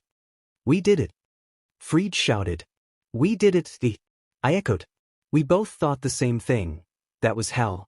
Struggling to my feet, I saw that the rune was inactive, but the platform that served as an elevator was operational. Let's go, Fried, we don't want to keep Endarius waiting. I helped the exorcist up, and together we made our way to the platform, which automatically descended to the sanctuary. Upon arrival, we walked slowly, having passed the base of the pillar, continuing our pace while taking in the hallways and the hammer of light. When we reached the main entrance, we spotted Endarius in the distance, watching images through a magic circle. Where are you, Girl Gremory? My ability, while effective, can't do everything, he murmured. Then he noticed us descending the stairs. Well, you DMN idiots. Now come for the next phase of training. Sir, what comes next, sir? I asked, bracing myself. You will go up and down the endless stairs 30 times with these suits? Endarius tossed 2 training suits to the ground, which surprisingly transformed into small creatures. Now put on those suits, demon idiots. And so began an arduous training regimen that lasted several days. Who would have thought that Endarius would take on the role of a dictator? We climbed and descended the endless stairs, performed over 500 squats, sit-ups, and push-ups, and practiced sword handling with extremely heavy blades, all under the strict supervision of the Archangel. Days passed, approximately 20, since we began this grueling training. We could now complete the 1,000 laps around the wall of bones much faster, ascend and descend the stairs with ease, and handle the swords with improved skill. Meanwhile, in the capital city of France, Paris, a woman with brown hair and violet eyes stood in a hospital surrounded by paranormal beings. One of them spoke to her. Ready, Lady Venelana. I must say that your daughter, even in that state, can still satisfy anyone. Venelana nodded. Good, now give me the payment. The paranormal being handed her a briefcase filled with money before leaving with the others, leaving Venelana and a disinterested blonde, Yudo Kiba, behind. Yudo, make sure no one approaches my daughter's room until next week, she instructed. Kiba reassured Lady Venelana, promising to ensure that nothing suspicious would occur. The brown-haired woman nodded in response, conjuring a magic circle. Unbeknownst to them, the actions taken against the red-haired girl would eventually come back to haunt them, and with interest. The biting cold of the high altitudes was not to be underestimated. Let's go, Fried. We're almost there. Yo exclaimed, struggling to climb the steep peaks of the Citadel alongside Fried. They were tethered together with thick ropes around their waists and shoulders, and beneath them loomed 2 massive blocks of ice. What do you think I'm doing? This training will kill us if we fall. Fried shouted back, his breath visible in the frigid air. For weeks, their training had been grueling, far worse than the challenges posed by the Dragon Tannin. Both had come close to death on multiple occasions, and it was only thanks to the Archangel Endarius that they had been healed. The Senkais had been a silver lining. Upon recovery, their abilities had multiplied. A week after their training began, Fried and Yo had shared the fusion of immortality, eternal life, and eternal youth with Darius, but what truly astonished them was their ability to share the infinite Senkais. As their strength grew, Darius remained a top Libermort, using his abilities to locate Rias. He discovered others loyal to Yo, gathering a group of 129 individuals from various factions: 20 fallen, 34 angels, 20 demons, 16 yokai, 5 Nordics, for Olympians, 10 from the Indian faction, and 20 humans. Once located, Darius brought them to join their cause.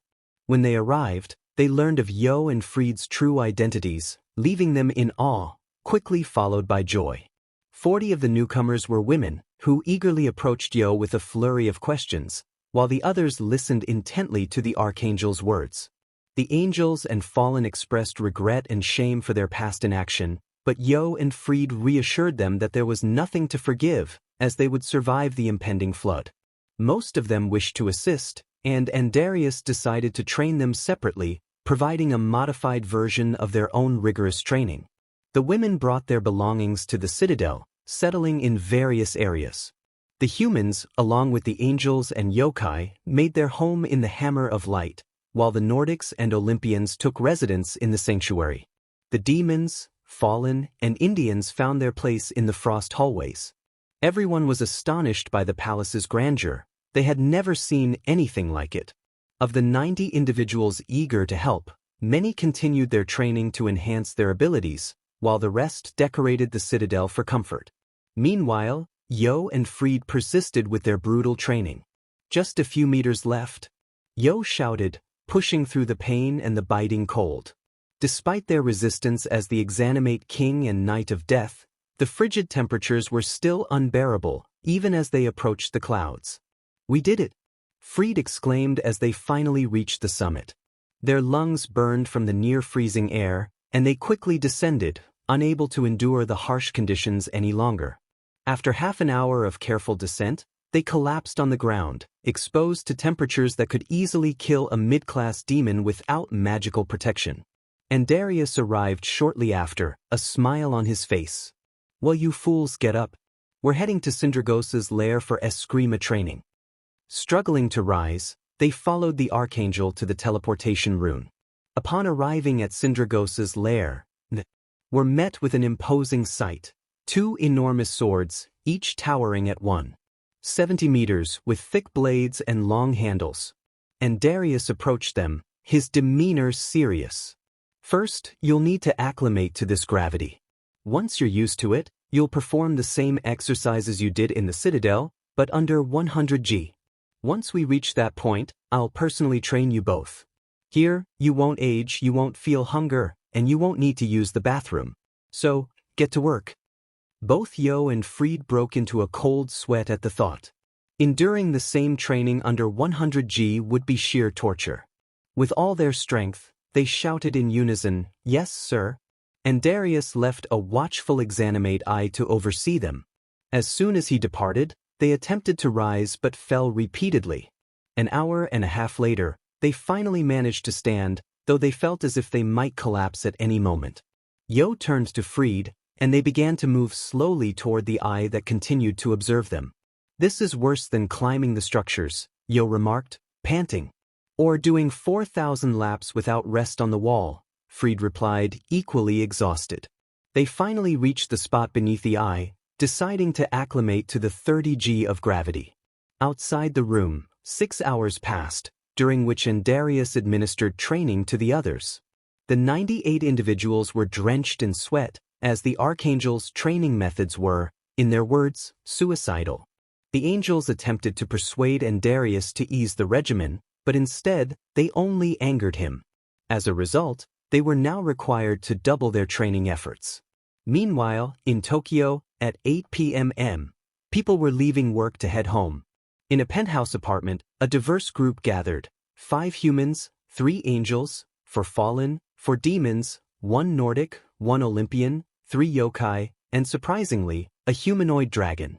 Among them, the most notable were the humanoid dragon, a young demon with crimson hair, and a small kitsenette.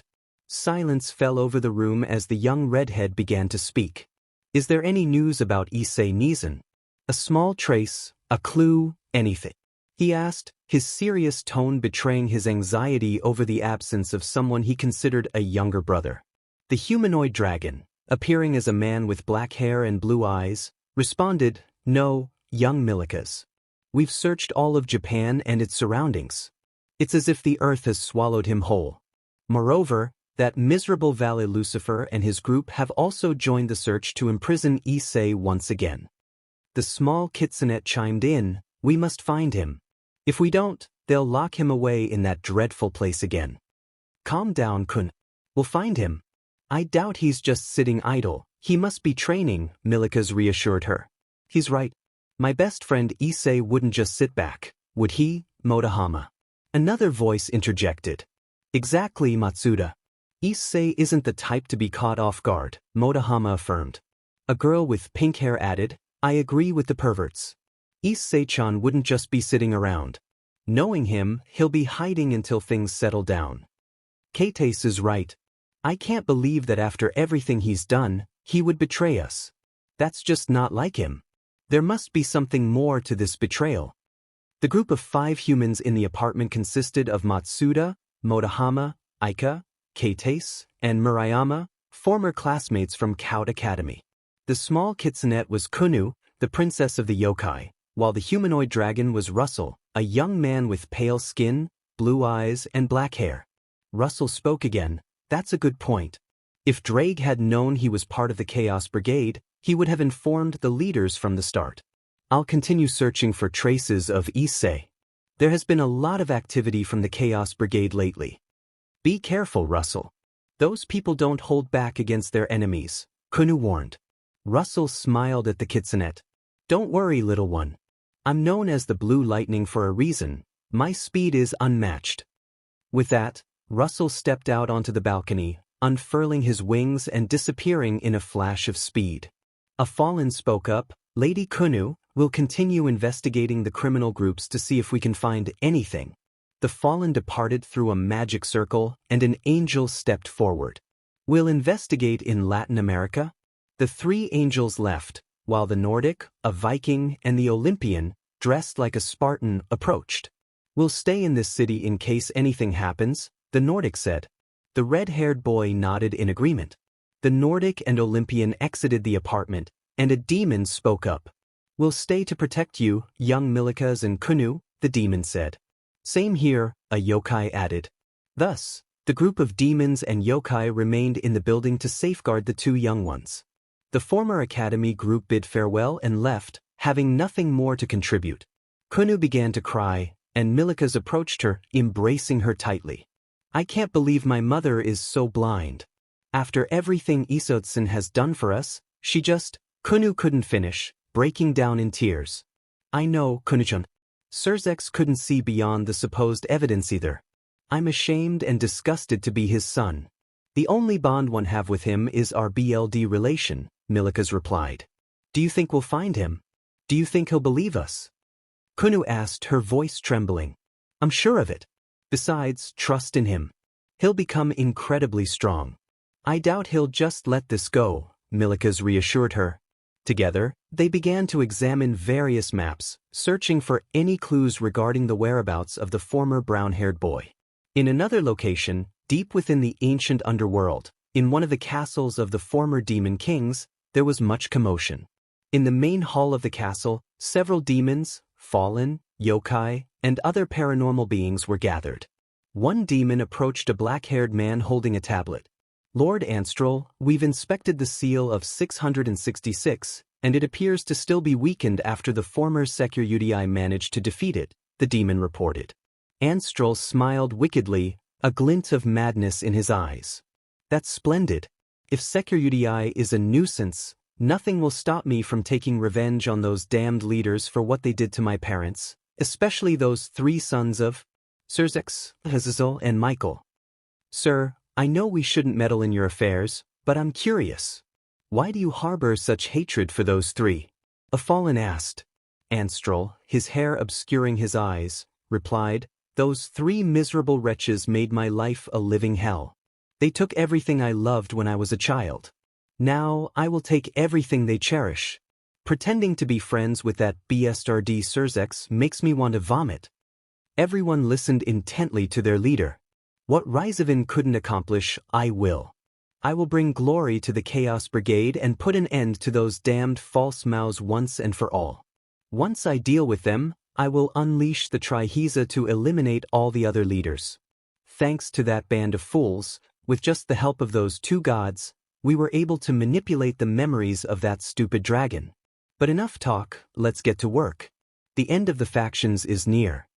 Everyone resumed their tasks as Anstrel pulled out a photo of himself as a child, standing beside a man and a woman. Father, mother, I swear your deaths will be avenged. I will ensure that the damned Surzex suffers the worst agony for what he did to you, he vowed, tucking the photo away before. Returning to the DXD. Back with Yo and Fried, they counted their repetitions aloud. 591, 592, 593, 594, 595, 596. 4 days had passed in the world, but in the time chamber, it had been 40 years. Yo structured his training meticulously, 5 years of physical training, 5 years of swordsmanship, 5 years studying runic energies, 5 years honing his powers as the Knight of Death, Exanimate King, and future Dragon God, 5 years learning skills, 5 years of studies and strategies, and 10 years engaged in various battles. Though it seemed impossible, his training summoned creatures he recognized as demons from the Burning Legion. He didn't know why they were there, but he planned to ask Darius later. Thanks to the Burning Legion demons, his powers surged. During the 5 years of physical training, he focused on acclimating to the 100G gravity. He trained his speed and eventually managed to run with some difficulty. Describing the training as hard would be an understatement. It felt as if his legs might break at any moment. Once he achieved a reasonable speed, he began doing 600 push-ups, 600 squats, 600 sit-ups, and running 1,000 laps. In other words, he was subjecting himself to torture. His muscles and bones ached as if tormented by 1,000 demons. As time passed, he increased the difficulty of each exercise. 800 push-ups, 800 squats, 800 sit-ups, and 2,000 laps, all under a gravity of 98G. He continued this way until he finally reached the 100G gravity. The exercises would remain the same, but they would be more challenging at that level. He trained for a maximum of 10 hours a day, taking only 10 minutes to eat before resuming without rest. He could now run the 2,000 laps with less difficulty and increased the other exercises to 1,000 each. He knew he needed to MSTR every exercise to raise the gravity on the control panel at the entrance. Throughout the remaining 5 years, he polished his endurance, movement speed, strength, and agility. He could now complete 4,000 laps effortlessly, perform 1,500 push-ups, 1,500 sit-ups, and 1,500 squats. His strength was worthy of a king, monstrous enough to render Serorg Bale's strength a mere joke. Additionally, he unlocked his full potential in unarmed combat. His strikes could create massive craters and shockwaves, while his kicks could inflict deadly damage on opponents. His speed far surpassed that of Supreme-class Underworld Knights. When he returned to the platform where the gravity matched that of Earth, his body felt as light as a feather. He increased the gravity difficulty to 130G. In the next 5 years of swordsmanship training, he had to wield massive swords and great swords, the weight of which, combined with the 130G gravity, posed a significant challenge. He practiced various fighting styles from renowned swordsmen throughout history and trained his endurance again, this time with impossibly heavy swords weighing 20 tons each. And Darius took great pleasure in making him suffer during training. However, it was also his fault for choosing to increase the gravity before fully acclimating. He knew he had to manage his time in swordsmanship wisely. With each session, he improved his sword handling. Each style was complex, but he incorporated elements from each until he ultimately developed his own fighting style, covering most of his openings in both defensive and offensive positions. He recognized that his style was incomplete, as it was designed to incorporate magic as well. During the remainder of those 5 years, he increased his movement speed with one-handed and two-handed swords. He also practiced attacking while remaining in motion, as that was integral to his fighting style, overwhelming his opponents and not allowing them time to counter his strikes. A month before completing his swordsmanship training, he resumed using the agony of frost. On the platform, his attack speed and reflexes became sublime. In the 5 years dedicated to studying runic energies, he learned how they manifested, how to use them, and how to channel them. He needed to understand how to utilize all his magics, the Knight of Death's powers, the Exanimate King's abilities which encompassed 3 distinct magics, the light power of Arthas, the shamanism of Nizol, and the necromancy of the Lich King, the most challenging of all, the infinite power of Ophis, and the power of Great Red, accessed through his BLD and flesh. In the mornings, from 5 a.m. to 12 p.m., he trained to maintain his rhythm, and in the afternoons, from 1 p.m. to 10 p.m., he meditated, striving to comprehend how each ability functioned and activated, how each energy source worked, and most importantly, attempting to fuse each energy into a single source. After 3 years, he began to manifest significant amounts of power. On several occasions, he attempted to fuse them, but to no avail. He realized he needed to train these energies to their maximum potential if he wanted to merge them into one. Over the months, he mastered runic energy, light energy, shamanistic energy, infinite power, and the power of Great Red. However, necromancy remained a challenge. He trained it gradually for months, discovering that while necromancy was incredibly destructive, it also inflicted severe damage on him. After a year, he finally succeeded. The moment had arrived. He stood at the center of the platform. Now or never, he declared, manifesting the infinite power, followed by the power of Great Red. He began to fuse the two. The pain was unbearable as an immense energy began to form. Finally, as he combined both energies into one, a new energy with a violet hue emerged. Breathing heavily, he was astonished by the immense power of this fusion. He ceased manifesting it and then manifested it again, repeating the process for an hour to ensure that this new energy was permanently linked to him. He named it Draconic Energy. After resting for half an hour, he stood again. He manifested the power of light, followed by shamanistic energy. These two were slightly easier to manifest, as both energies were pure. After an hour, he successfully fused them, creating a new energy of purity. It radiated a white hue that conveyed peace. He repeated the process as he had with the fusion of Ophis and Great Red. After another half hour of rest, he named this fusion Azeroth Energy, as no other name came to mind. After resting for another half hour, he knew he had to tackle one of the 2 most difficult fusions. He stood and began to channel and manifest Draconic Energy, followed by Azeroth Energy. The pain felt like being set ablaze, worse than the flames of the goddess Amaterasu. The 2 energies clashed violently. This continued for 2 hours. The immense power they radiated slowly began to merge. He had to persist.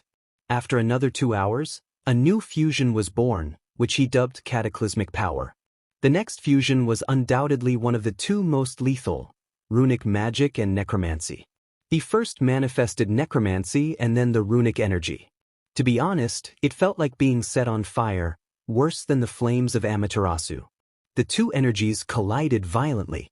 This continued for 5 hours. After that time, he was exhausted, BLD trickling from the corners of his mouth, his complexion pale. He saw and felt both energies finally merge. The power radiating from it was incredible, rivaling that of cataclysmic power. He named this energy Chaos Power. Deciding to rest for a few days to refine both energies, he knew his body wouldn't withstand the burden of power if he attempted to merge such abyssal fusions. A month later, he knew he had to do it today. If he didn't, he would need more time, which he couldn't afford, as he had allocated time for each training session. He first manifested cataclysmic power and then chaos power. At that moment, he felt as if he were dying, as the pain was excruciating. It felt like thousands of knives were stabbing into his body.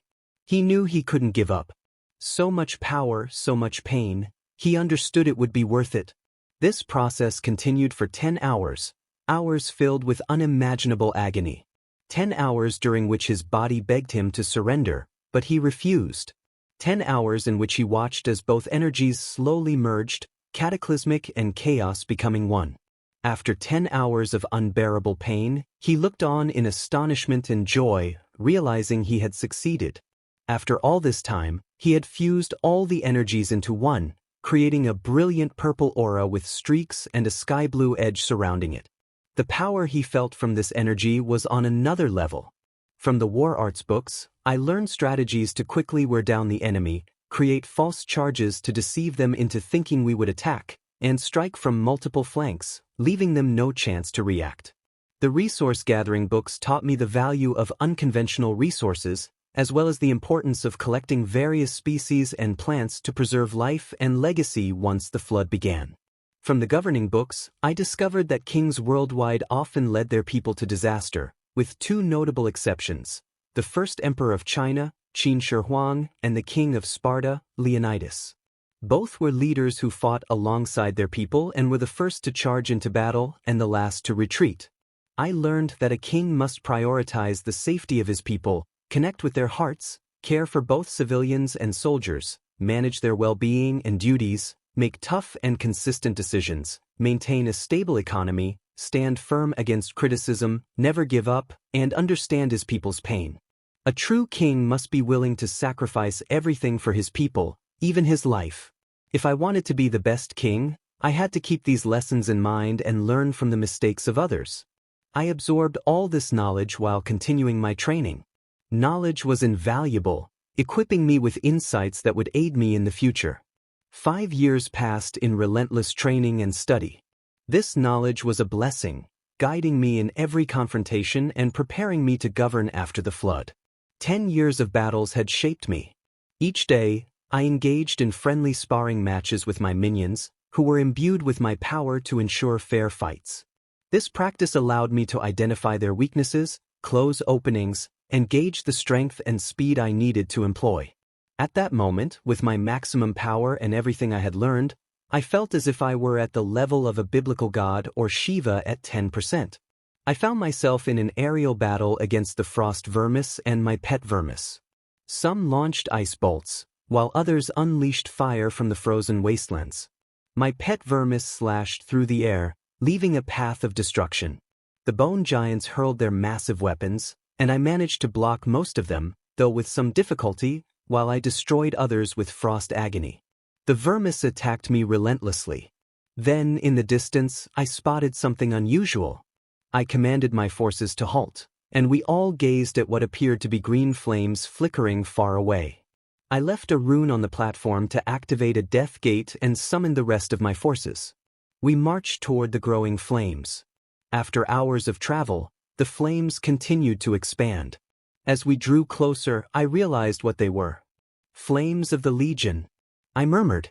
The flames coalesced into a colossal portal, emitting a bright light that temporarily blinded me. When my vision cleared, what I saw was impossible. From a considerable distance, two great beings emerged, and I recognized them instantly. Kil'jaeden and Archimonde. I exclaimed. Both generals of the Legion stepped through the portal, confusion etched on their faces as they surveyed their surroundings. Their surprise quickly morphed into hostility upon seeing my forces. Kil'jaeden's expression shifted from astonishment to fury, while Archimonde's demeanor turned serious. Kil'jaeden stepped forward. He growled. I knew that useless Illidan couldn't kill you. I was going to do it myself, but your pathetic allies and those cursed Death Knights ruined my Emestir's plans. Archimonde added, I told you that this Lich King was a nuisance. But now that we have him before us, what do you say we take it out on him, brother? Kil'jaeden smiled sadistically at Archimonde's suggestion. Well, if you want things to go your way, do it yourself. I spread my wings, surprising both generals. Flying 60 meters in front of them, I addressed them in the voice of the Lich King. If you think I'm going to let you kill me that easily, you're mistaken. I don't know how you two are still alive, but don't worry, I will kill you both myself. Archimonde scoffed, you think you can defeat us? We are chosen by Sargeras, the high commanders of the Burning Legion. We have conquered entire worlds, and we are superior to you, insect. I couldn't help but taunt them further, igniting their rage. If you're so strong, why couldn't you conquer Azeroth? Is it because you two are the weakest in the Legion, hiding like scared sheep behind your armies? Both generals erupted in fury. Demon BSTRD, who are you calling weak? Kil'jaeden shouted. Archimonde added, we were going to give you a quick death, but their powers surged like an explosion, and I felt the thrill of the challenge. They were at the level of celestial dragons at 60% each. This was the perfect opportunity to prove myself as a true king, a king of death and the next dragon god of death. Now you'll wish you had never been born, as I turn you to ashes once I shred you to pieces, demon human, Archimonde declared. Very well, warriors of the frozen desert, rise. Let none survive, and once I kill you both, you will serve me in death. I shouted, exhilarated by the challenge. Kil'jaeden lunged at me with incredible speed, delivering a powerful blow imbued with fell magic. I skillfully dodged, but he unleashed a massive explosion of fell fire that engulfed a kilometer-wide area. He followed up with hundreds of fell attacks, shadow bolts, and fire blasts. I had to evade a beam of fell energy launched by Archimonde, who joined the fray.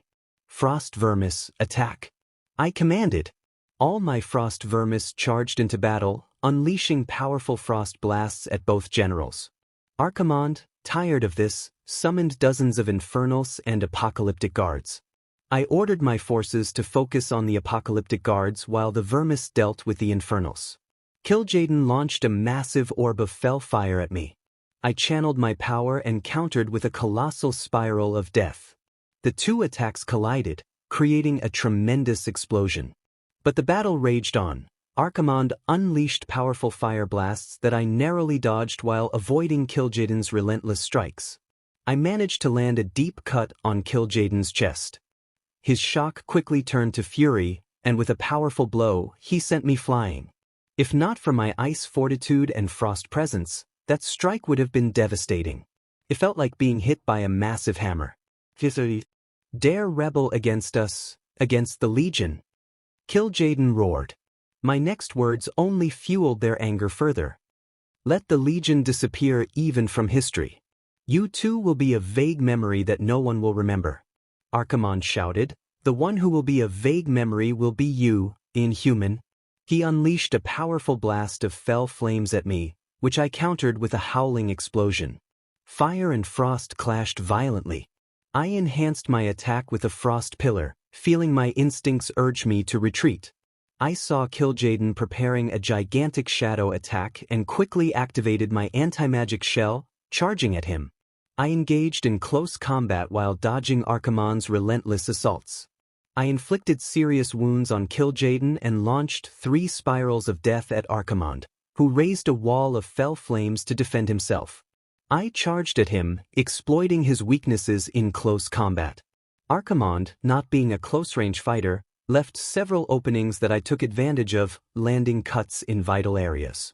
I used death and decay beneath him to inflict continuous damage.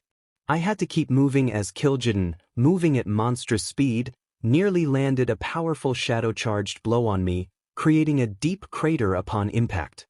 Taking to the skies, I unleashed a barrage of attacks: frost bombs, spirals of death, ice touches, howling explosions, death and decay, and pestilences. My forces were engaged in a fierce battle against the soldiers of the Burning Legion. The Vermis had finished off the Infernals and were assisting the Bone Giants in taking down the Apocalyptic Guards. The Bone Giants fought fiercely, while my aberration leaped, inflicting deadly wounds on every Apocalyptic Guard. 10 hours passed. Why won't you die? Archimonde shouted in frustration. How can you kill someone who is already dead? I retorted, making a deep cut in his left arm that elicited a scream of pain. Kil'jaeden unleashed powerful blasts of demonic energy at me, but I dodged each one effortlessly. Frustrated, he spread his wings and began to chase me through the skies. Archimonde knelt, visibly enraged. What's wrong? Is this the best you have? Your creation has outmatched you in strength, I taunted. I recalled my studies on the art of war, knowing that provoking an enemy would cloud their judgment and lead to reckless attacks. Kil'jaeden was on the brink of exploding with fury. I continued to bait him, And what finally pushed him over the edge was my next taunt. What a shame and embarrassment you are. It seems you'll need to find a replacement if you survive, as I doubt Sargeras has a general as pathetic, incompetent, and useless as you in his demonic ranks. But don't worry, you'll have a good position when I kill you and revive you as one of my undead army. Ha! Despicable! Kil'jaeden shouted, appearing before me at blinding speed. I barely had time to react as a beam of demonic energy shot toward me from Archimonde.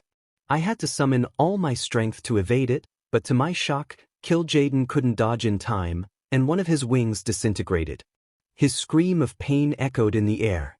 I had to move again as another beam of fell energy approached. Both generals, now wounded and furious, glared at me with hatred. Thanks to my strategic readings, I had managed to hold my ground against them, though I had narrowly avoided serious damage multiple times. The frost vermis prepared their best attacks in silence, waiting for my command. Do you think we'll let you live after this insult to the Legion? Archimonde bellowed. Both prepared a cataclysmic attack aimed at me. I knew I had to destroy it as none of my attacks could stop or repel it, but Frost Agony could. I gathered a significant portion of my power and the Frost Agony, knowing this could only be done once. I never anticipated using this strike so soon. I combined several abilities: Devastation, Plague Strike, Heart Strike, Lethal Strike, Bloody Strike, Frost Strike, and Rune Strike, along with all the enhancements that increased my stats: Fury of Frost Agony, Hysteria, Winter Horn, Frost Pillar, Desolation, Frozen Claws, and finally, Bone Shield. I needed to keep their attention on me, ensuring they didn't notice the vermis preparing their best attacks. I saw the two generals conjuring a massive orb of fell energy. Die, BSTRD, they shouted in unison. It was time to unleash my attack. Strike of the End of Time. I roared, charging at their attack with monstrous speed. The two attacks collided, sending shockwaves through the air. I could see them channeling more power into their assault, and I needed them to do just that. The frost vermis were ready, poised to strike. In my thoughts, I urged them on. More, I need them to channel more power. I increased my strength in my strike, feeling my arms tremble and my breath shorten. So this is the power of the Legion. Exciting! I shouted. Both generals channeled 90% of their power, which began to frighten me. I had to destroy this attack. I summoned all my necrotic power to its maximum. I knew I wouldn't emerge unscathed from this. It would hurt, but the prospect of killing these two and adding them to my forces was worth the risk. Images of the two girls I loved flashed in my mind. Don't give up, Rias and Emiko urged. With a loud scream, I felt their presence urging me on. Crack, they are waiting for me. Crack, I won't leave them alone in such a putrid world. Crack, crack, I will cleanse this world so that I, Rias, Emiko, and Darius, Freed, and everyone else can live in harmony. Crack, returning to reality, I shouted. I am the Lich King and next dragon god of death. My voice resonated throughout the battlefield. With all my might, I shattered the colossal attack of both generals, creating an explosion of extraordinary magnitude. My body burned with pain, but I pushed it aside. Thankfully, all the vermis were unaffected by the explosion. As the smoke cleared, I saw that I had sustained several third-degree burns, but I set that aside and joined the vermis to prepare my most powerful frost attack, the Frost Bomb. I watched as both generals emerged, wounded and disoriented. With this, it all ends, I declared. Both looked up, incredulous at the sight before them. Die, damned! I shouted. A massive rain of frost attacks from the vermis, along with my frost bombs, struck both generals. The entire surface was covered in ice, transforming the area into frozen plains. I saw the generals on their knees, powerless. The bone giants and my aberration surrounded them, while the frost vermis encircled them as well. I landed in front of the defeated generals. You are the worst mistake I have made in my long life, Kil'jaeden said. Defeated by a DMN human, Archimonde added. Well, this is over. Now I will proceed to kill you and turn you into my servants, I replied. I would rather be turned to ashes than be your servant, Kil'jaeden retorted. If I had more power, I would have killed you, Archimonde shouted. It doesn't matter what you say, so die. I declared. In a blur, I pierced through their chests, preventing them from using fell magic to self-destruct. Both fell dead to the ground, and I soared above them. And Darius will have a heart attack seeing these two under my command. Ouch, it still hurts. I laughed, feeling the toll of my burns. I fell to the ground, but my pet aberration caught me just in time. Thanks, champ, but I need to do this. I need your strength and that of the others, I said. I proceeded to sacrifice my forces. To regain power and raise the two generals.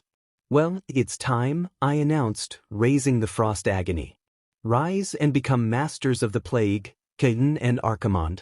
Two enormous streams of necrotic power shot from the agony and entered their bodies. I watched as Kil'jaeden's skin changed from bright red to coal black, while Archimonde's skin paled even further. Both opened their eyes, now entirely blue instead of green. They rose, looked at me and knelt. Nestor, Kil'jaeden and Archimonde said in unison.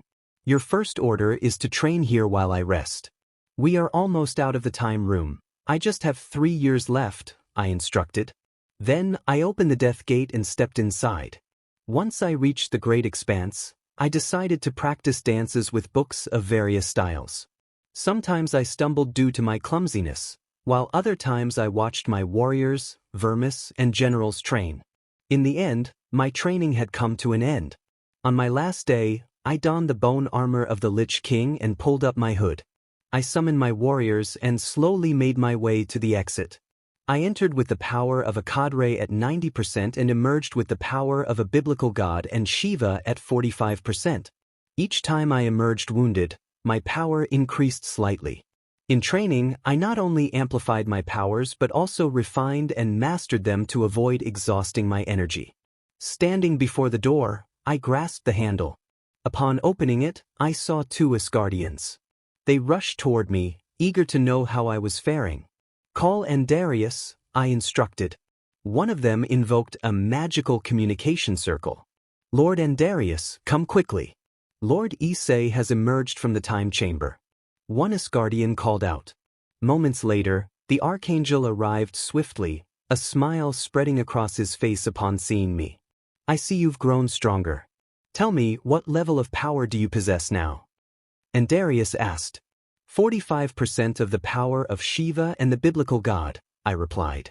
The Archangel and the 2 Asgardians looked at me in disbelief. And that's not all. I need to show you something, but not here, I added. So, Darius and I spread our wings and flew toward Sindragosa's lair. Moments later, Darius asked, Well, what do you want to show me, you foolish king? I simply smiled and raised the frost agony. As I did, 2 brilliant flashes erupted from it, blinding the Archangel. When his vision returned, he looked upon the 2 powerful beings with fear. Kil'jaeden and Archimonde, he gasped.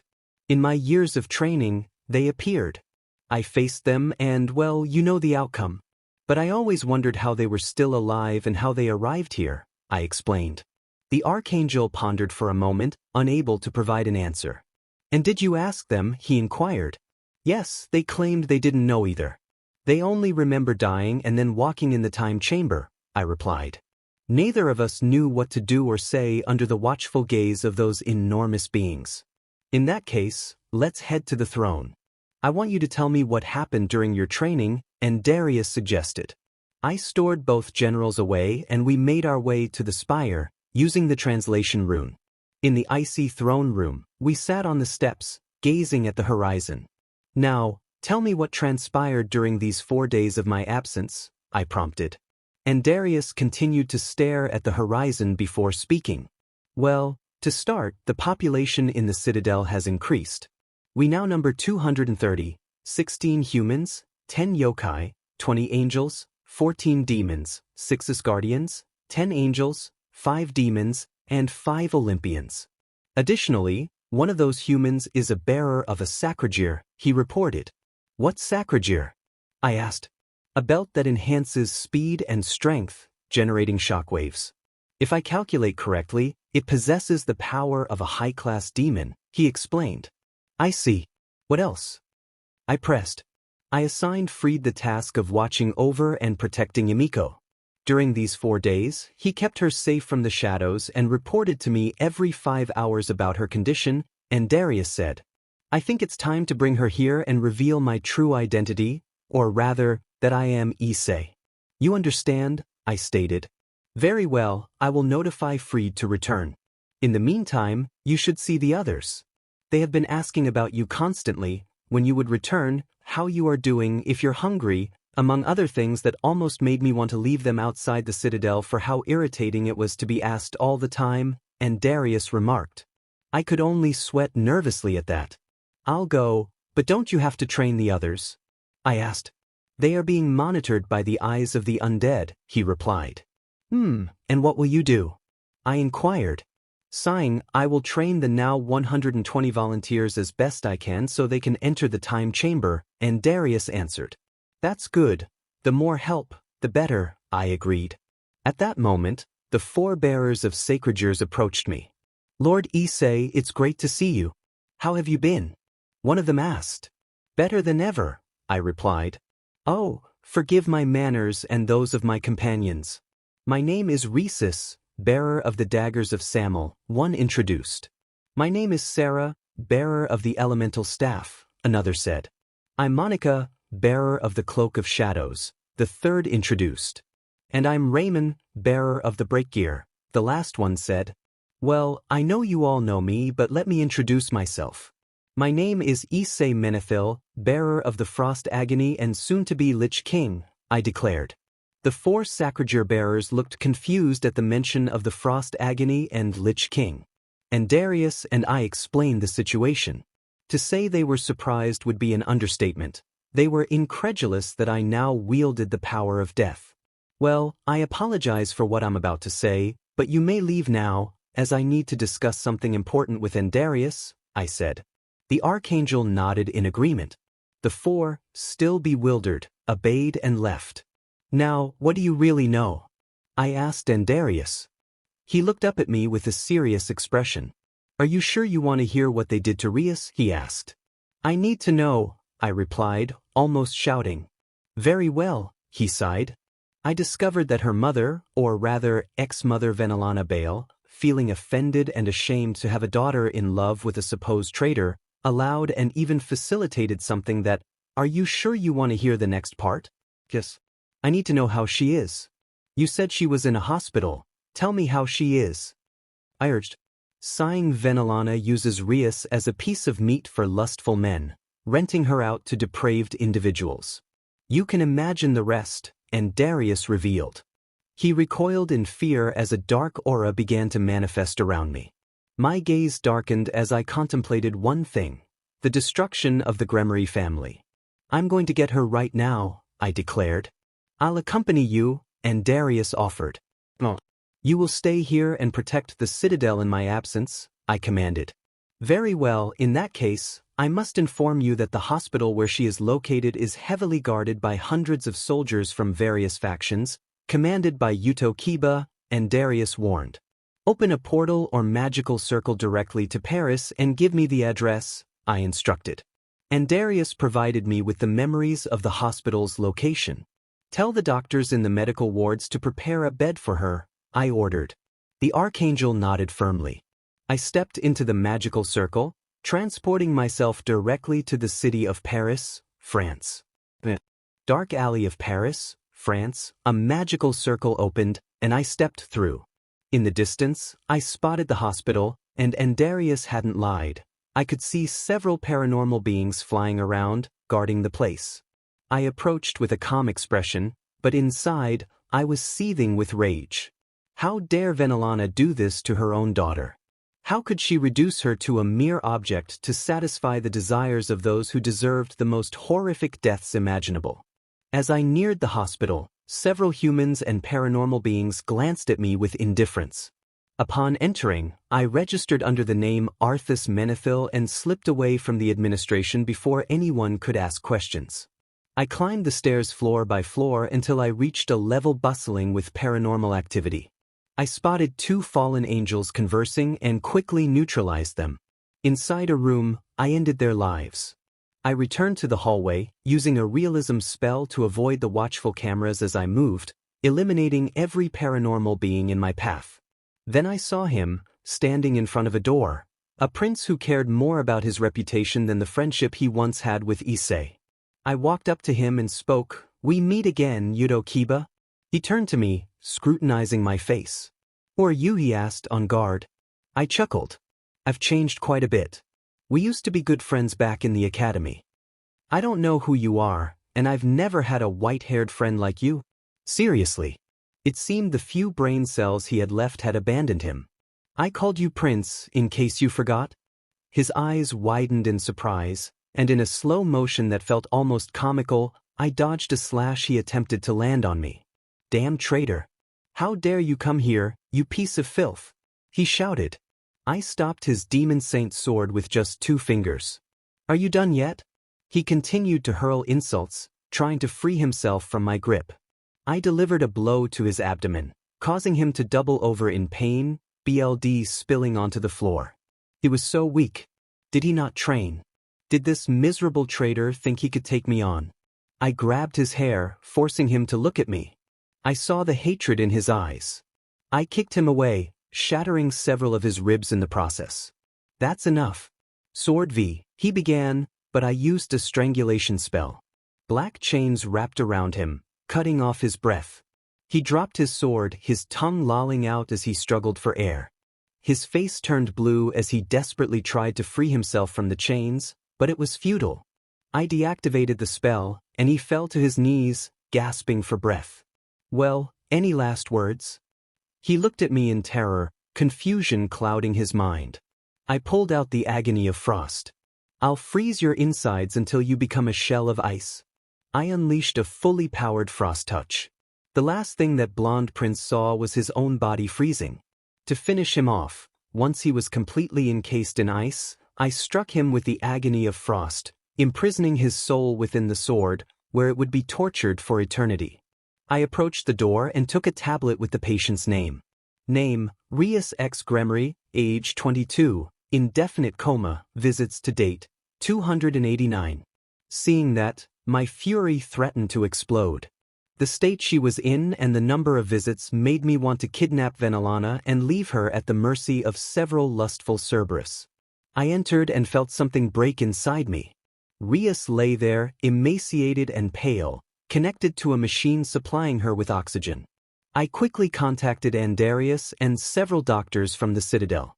An hour later, the Archangel and several doctors arrived. They acted swiftly, delicately ensuring they didn't disrupt the energy flow.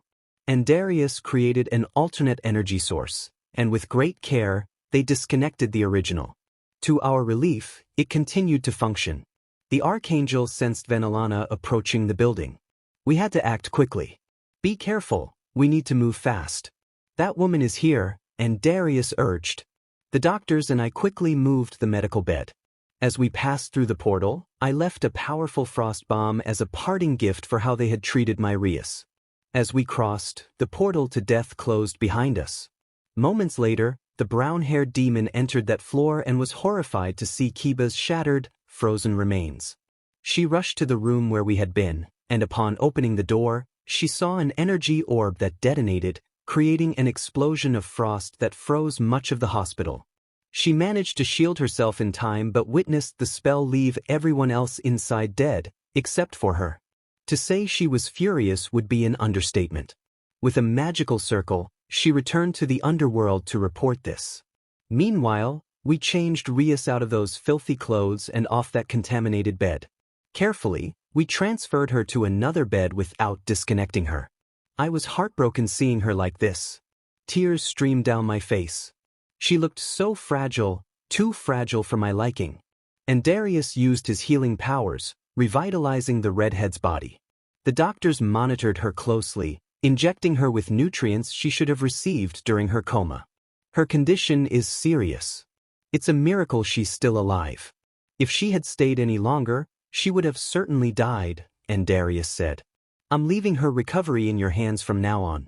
"I'm going to find Emiko," I replied. "I've already informed Fried. He's waiting for you in that town in Japan." I approached Rias and kissed her forehead. It pained me to see her like this. I would make Surzek suffer and leave Grafia and Venelana at the mercy of a pack of lustful Cerberus for what they had done. With my gaze darkened and my head bowed, I left. I headed toward the frozen throne. Emiko, I'm coming for you. I can't leave any more of my people out there. I changed into normal clothes and opened a portal directly to Japan. I appeared in an alley near the cafe where Emiko worked. My heart ached at the sight of Rias in such a state. Standing in front of the cafe, I entered and took a seat. I noticed Emiko approaching, thinking I was just another customer. If it weren't for my hood, she would have recognized me instantly. "Good morning, sir. What can I get for you today?" she asked. "Just put down the menu and look at me," I said, and her eyes widened in surprise. "I'd like to taste those lips of yours again, Emiko-chan," I added. In an instant, the black-haired girl leaped toward me, wrapping me in a tight embrace. "Arthas-kun," she exclaimed, her joy evident. "Hello, darling," I replied. "I missed you so much, love." "You came to see me," she said, beaming. "Don't tell me you forgot the promise I made you." Emiko looked confused for a moment, then realization dawned on her. "I came back for you, to take you with me." "But what about my job?" she asked. "Quit. I'll help you with everything from now on. Besides, I have something to tell you, but that will wait until we're home." "Okay, I'll talk to my boss." 2 hours passed. Emiko's boss refused to let her go, so I handed over a bag of gold, which allowed her to leave with me. I accompanied the black-haired girl to her apartment, helping her pack her things. She was amazed to see me use magic to store her belongings in a pocket dimension. "Want to take a walk before we leave?" I asked. "Yes," she replied enthusiastically. We strolled together, and I noticed Emiko getting annoyed at the lustful glances from other women. I glared at the men who looked at her with longing, especially since she wore tight dark blue jeans that accentuated her curves and a white blouse that highlighted her figure, reminiscent of Rias. At 8 p.m. I asked, "Ready to go, darling?" "Yes, I'm ready." "Create the magic circle, and we'll head to the Citadel, 2nd floor, Lonathel's chambers." Emiko gazed in awe at the place. I sat on the entrance stairs and invited her to join me. Finally, I decided to reveal my true identity, sharing everything I had been through, my allies, the Citadel, and my training, all while showing her with a magic circle. Emiko reacted with surprise, sorrow, horror, pain, disbelief, and ultimately, love and sadness. She hugged me tightly, and I felt her tears soak my shoulder. "I promise I'll never leave you, Issei-kun. I'm so sorry for everything you went through," she said, her voice trembling. Seeing her so devastated hurt me deeply. I embraced her as she cried, overwhelmed by the painful truths I had shared. She pulled back, cupping my face and kissing me deeply. I accepted the kiss, and we lost ourselves in the moment. Moments later, we headed to the medical room where Rias lay. Emiko gasped at the sight, covering her mouth in shock. I held her close, watching as Rias' condition improved. Her skin regained color, her body regained weight, and her vital signs stabilized. To say I was angry was an understatement. I was furious with those bastards. I would take everything they loved and destroy everything they built. I would ensure their factions crumbled into nothing but a distant memory. "I'll stay with her and clean her up," Emiko said. Just then, a magic circle appeared, and Seraphil emerged. "Sudatean," she exclaimed, rushing to embrace her sister. Sona, visibly embarrassed, glared at me for calling her sister. "Seraphil, let me explain why I called you," Sona said, pulling her sister away. "Don't be mean," Seraphil pouted. I wiped the sweat from my brow as Seraphil turned to me. "Issei, it's great to see you. How are you?" she asked. "I'm good, Seraphil-san. I had Sona call you because I need your help with a surprise for Rias." As I explained my plan, Seraphil listened with growing excitement while Sona admired my efforts for Rias. "Count me in," Seraphil cheered. "Wani-san, keep it down. We're in the academy." Sona scolded. "Sorry," Seraphil replied sheepishly. "Alright, Issei, I'll help too. Rias and I will graduate in 3 months, and we can contact a university in Paris for her to study there." You're the only one who has worked to make one of Rias' dreams come true, one of her 3 big dreams, to be precise. That's true. Neither her parents nor Surzek wanted to fulfill any of those dreams, Serafel added. I know, which is why I want to make this one happen first and then the other 2 in a few years, I said. With that, the 3 of us got to work to make Rias' dream a reality. As time passed, Rias, Sona, and the rest of their generation graduated from the academy, and everything was set for Rias to head straight to France. A month later, Sona said, I hope everything goes well for you, Rias. The student council will be ready for your return once you finish your studies. I'll be waiting for your return too, along with everyone else, and we'll throw a big welcome party, Serafel added. Aquino, Rias Bucho, take care. We'll keep an eye on the club until you come back. Just then I approached Rias. Darling, when you return, I'll have a surprise waiting for you, I said, kissing her softly. Everyone gathered at the airport to see Rias off. While they could have used a magic circle to go directly to France, Rias chose to fly for the first time. That's unfair, Rias-san.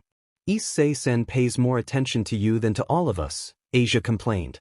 I give her more attention because we won't see her for a while. Once she leaves, I'll have a date with all of you. I replied. You better, Physician. You've been neglecting us lately for Rias-san, Irina warned. This time, you're not escaping, got it? Zenobia added. Girls, I can hear you. I want to make one thing clear. I don't want any of you taking my pawn's first time without me present.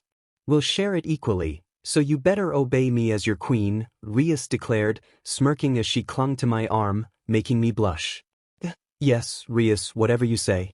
But seriously, I'll have a surprise for you when you come back, I reiterated, kissing her again. Moments later, Asia called out, Take care, Rias-san. Good luck, Rias, Aquino added. Be safe, we'll be waiting, Gasper said. Good luck, my friend. Become a great artist, Sona encouraged. Good luck, Rias Bucho. Kiba cheered. See you soon, President, Zenobia said. Good luck, and may the light of the Almighty guide you, Irina added. Kaneko simply waved goodbye, her expression as stoic as ever. Rias looked at everyone, but her gaze lingered on one person. I smiled lovingly at her, placing my hands on my lips and blowing her a kiss, which she caught as if it were tangible. I'll be waiting for you, my love. I'll always keep you in my heart. I shouted as the plane began to move. She gazed back at me with love as the aircraft took off. Little did she know, this would be the last time she would see her beloved pawn in person, the man who had fought for her time and again. This would be the last time she would see me, and neither of us realized that hell was about to begin for both of us. 7 hours later, at the airport in Paris, France, a plane landed, carrying a certain redhead. Upon reaching the exit, a driver held a sign with her name on it. As she approached, she spoke to him. Hello, I see you've been waiting for me. Yes, Miss Gremory, the driver replied. Just call me Rias. No need for such formality. Let me guess, did Anasama hire you to ensure I arrive safely at my accommodation? All right, young Rias, this way please, he said, leading her to a limousine. An hour later, Rias arrived at the hotel where she would be staying. She knew she couldn't disappoint her pawn. He had made this dream possible for her. Thus began the journey of Rias Gremory, or rather, ex-Gremory in the future. Months passed, and Rias excelled in her studies, producing well-crafted assignments and presentations while making friends in every subject. Everything seemed to be going well until one night, she received an anonymous message from someone unknown. Exhausted from her classes that day, Rias returned to her dormitory. Those idiots! At this rate, they'll give me a twitch. Who sent them to that party instead of attending class and asking me to explain the topic? She grumbled, collapsing onto her bed. At 3:20 a.m., her phone rang on a small shelf beside her bed. Groaning from fatigue, she stirred awake. A hooded figure watched from an abandoned tower, observing the redhead lying in a medical room in the Citadel of the Ice Crown. This figure was female, her voluptuous form surpassing that of a certain Gremory matriarch. Let's see, the figure used a staff to project a hologram of a red flame. Behind her, A being with 12 pairs of golden wings and a blinding light obscured its face, spoke as if addressing the hooded figure. "You must help her, my daughter." The voice was calm, inspiring trust, radiating the warmth a parent gives to their child. The hooded figure turned, and as one of the few in this world who had seen the being's face, she met its paternal gaze filled with love and inspiration. "Sigh, fine, only because it's a sort of compensation, so to speak, Dad." With that, the being vanished before her. The hooded figure returned her attention to the red flame and the redhead in the hologram. "I suppose with Issei-kun's help, I can defeat that ancient god Ascension. Plus, I can recover Dad's faction. Arg, how low have my siblings fallen in these millennia I've been away? They've turned Dad's faction into a tasteless circus." The hooded figure touched the ground twice with her staff, and the environment around her shifted dramatically. She found herself in a vast expanse of space, a glowing blue circle illuminating her feet. Before her, several white lines appeared. "Let's see what we have here," she murmured, examining one of the lines closely. You're fortunate, young Rias. Your magical lines are still intact, though they've weakened after 3 years of inactivity." With both hands, the hooded figure grasped the line and began to mold it. For 20 minutes, she concentrated, shaping it into an orb surrounded by planetary rings. "This will suffice," she concluded, before returning to the mortal realm. "It's time for a visit," she said, vanishing from sight. In the medical rooms of the Ice-Crown Citadel, 5 months had passed since Rias's rescue. Emiko had been diligently caring for her, changing her clothes and refreshing her 4 bags. While Emiko was occupied with missions assigned by Andarius, he trained the volunteers, and Fried was deep in training within the time chamber, planning to emerge in 2 days, which equated to 20 years of training. The rest of the team busied themselves with inventory, cleaning the Citadel, and settling into their new surroundings. Time seemed to freeze as a hooded figure stood beside Rias's bed, gazing intently at her. Leaning closer, the figure placed her right hand on Rias's forehead. Then, she took the orb with the rings and positioned it above Rias. Touching the orb, it transformed into particles of energy that flowed into Rias's chest. The hooded figure sealed the connection, allowing her to become ethereal and delve into Rias's mind. Time resumed its normal pace. Emiko approached Rias's bedside as she did every day, to check on her condition. She gently placed her hand on Rias's cheek, her expression filled with concern. "Rias, Issei is worried about you. Every 5 hours, he asks if there are any signs of you waking up or if anything has changed. If you can hear me, please wake up. He needs you. I can't fill the void in his heart that you should occupy." Just then, the doctor entered, observing the scene with a hint of sadness before quickly shifting his expression. "Miss Emiko, I'm glad you're here early. It's time for Rias's daily checkup." He jotted down notes on a tablet while Emiko nodded and assisted him. "By the way, where's young Issei?" the doctor inquired. "He's on mineral collection missions assigned by Mr. Andarius with some volunteers," Emiko replied. "I see. It's sad to think of what they both had to endure," the doctor remarked, knowing he referred to Issei and Rias. Emiko's gaze fell on Rias, her expression heavy with sorrow. "The best we can do now is help Rias recover, doctor," she said. The doctor nodded in agreement, continuing his examination. In Rias's mind, a hooded figure wandered through a small grove in the city of Kaut, searching for something. "Let's see, where could it be?" she muttered, scanning her surroundings until she spotted her target, a young girl with red hair lying on the ground, seemingly unconscious. The hooded figure removed her hood, revealing a delicate face with fair skin, ocean blue eyes, and black hair that fell to her neck. "She'll probably think I'm crazy dressed like this," she said, changing into casual clothes, blue jeans, black sneakers, and a white blouse. Her staff transformed into a small bag. The now black-haired girl approached the redhead, crouching down to gently shake her shoulder. "Hey, wake up." Rias began to stir, her appealing green-blue eyes fluttering open. Hours passed, and it was an understatement to say Rias was happy. She was overjoyed playing with Issei. "Rias, look at this," Issei exclaimed, holding up a snail he found on a branch, his face beaming with excitement. "You, how gross." Rias replied playfully, scrunching her nose in mock disgust. Ah, girls find everything gross, Issei laughed. That's not true, Baka, she retorted, unable to hide her smile. In the distance, Selin watched the scene unfold but then glanced at the sky, realizing that this memory was about to end. Issei, let's go. Your little sister finished her essay, Selin called out. Rias's expression shifted to disinterest as she recognized the voice, feeling a surge of anger at Mr. Hayudu's interruption. Wow, you made a little friend. What's her name? Goru, Issei's father, commented as he approached. Dad, this is Rias. We got really close today, Issei replied proudly. Nice to meet you, Rias, but I have to take this little guy home, Goru said. I'm not a little guy. Issei pouted. It was fun playing with you, Issei-san, Rias said politely. Goru turned to Selin, who was approaching. And that young lady with black hair is? She's my Aunt Selin, Rias introduced, and Selin smiled at the mention. Rias, everything okay here? Selin asked. Yes, Rias replied. Greetings, I'm Goru Hayudu, he introduced himself. My name is Selin, and I'm Rias's aunt, Selin added.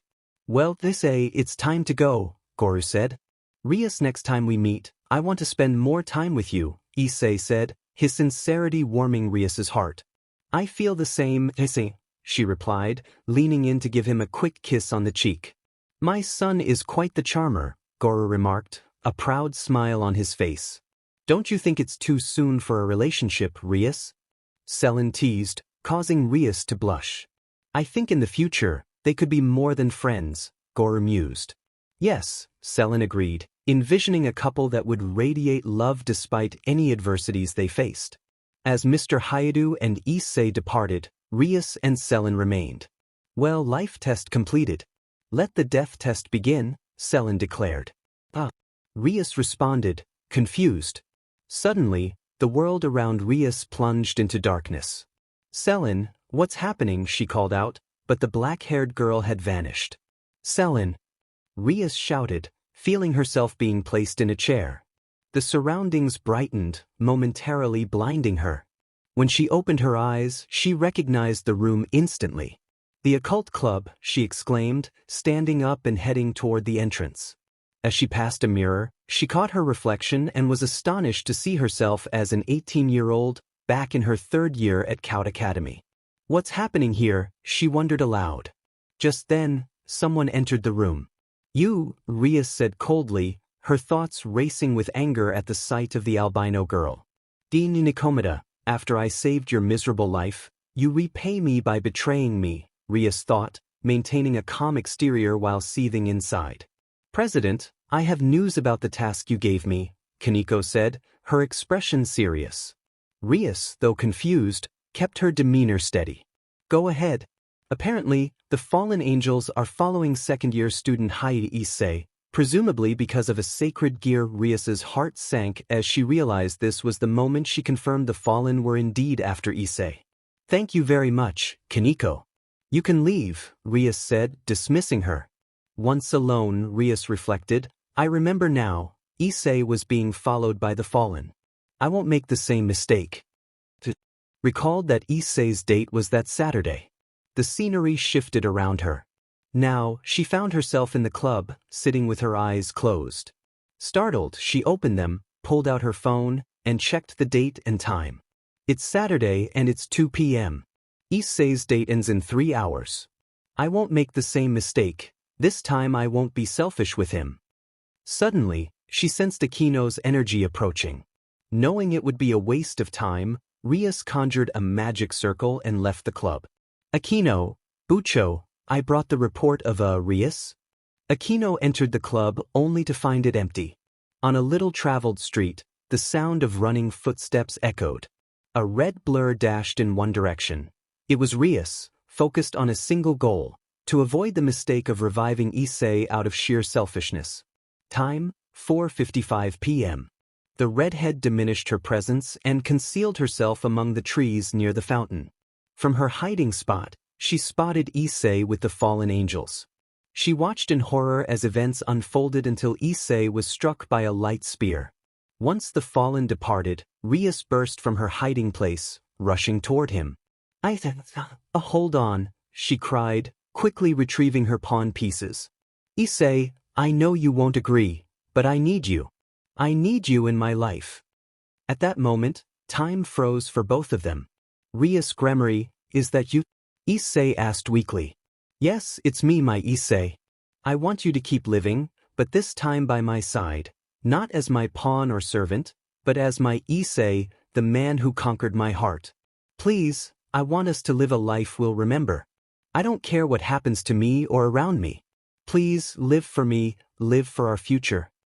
The pawn pieces entered him, and a brilliant light erupted from Issei's chest.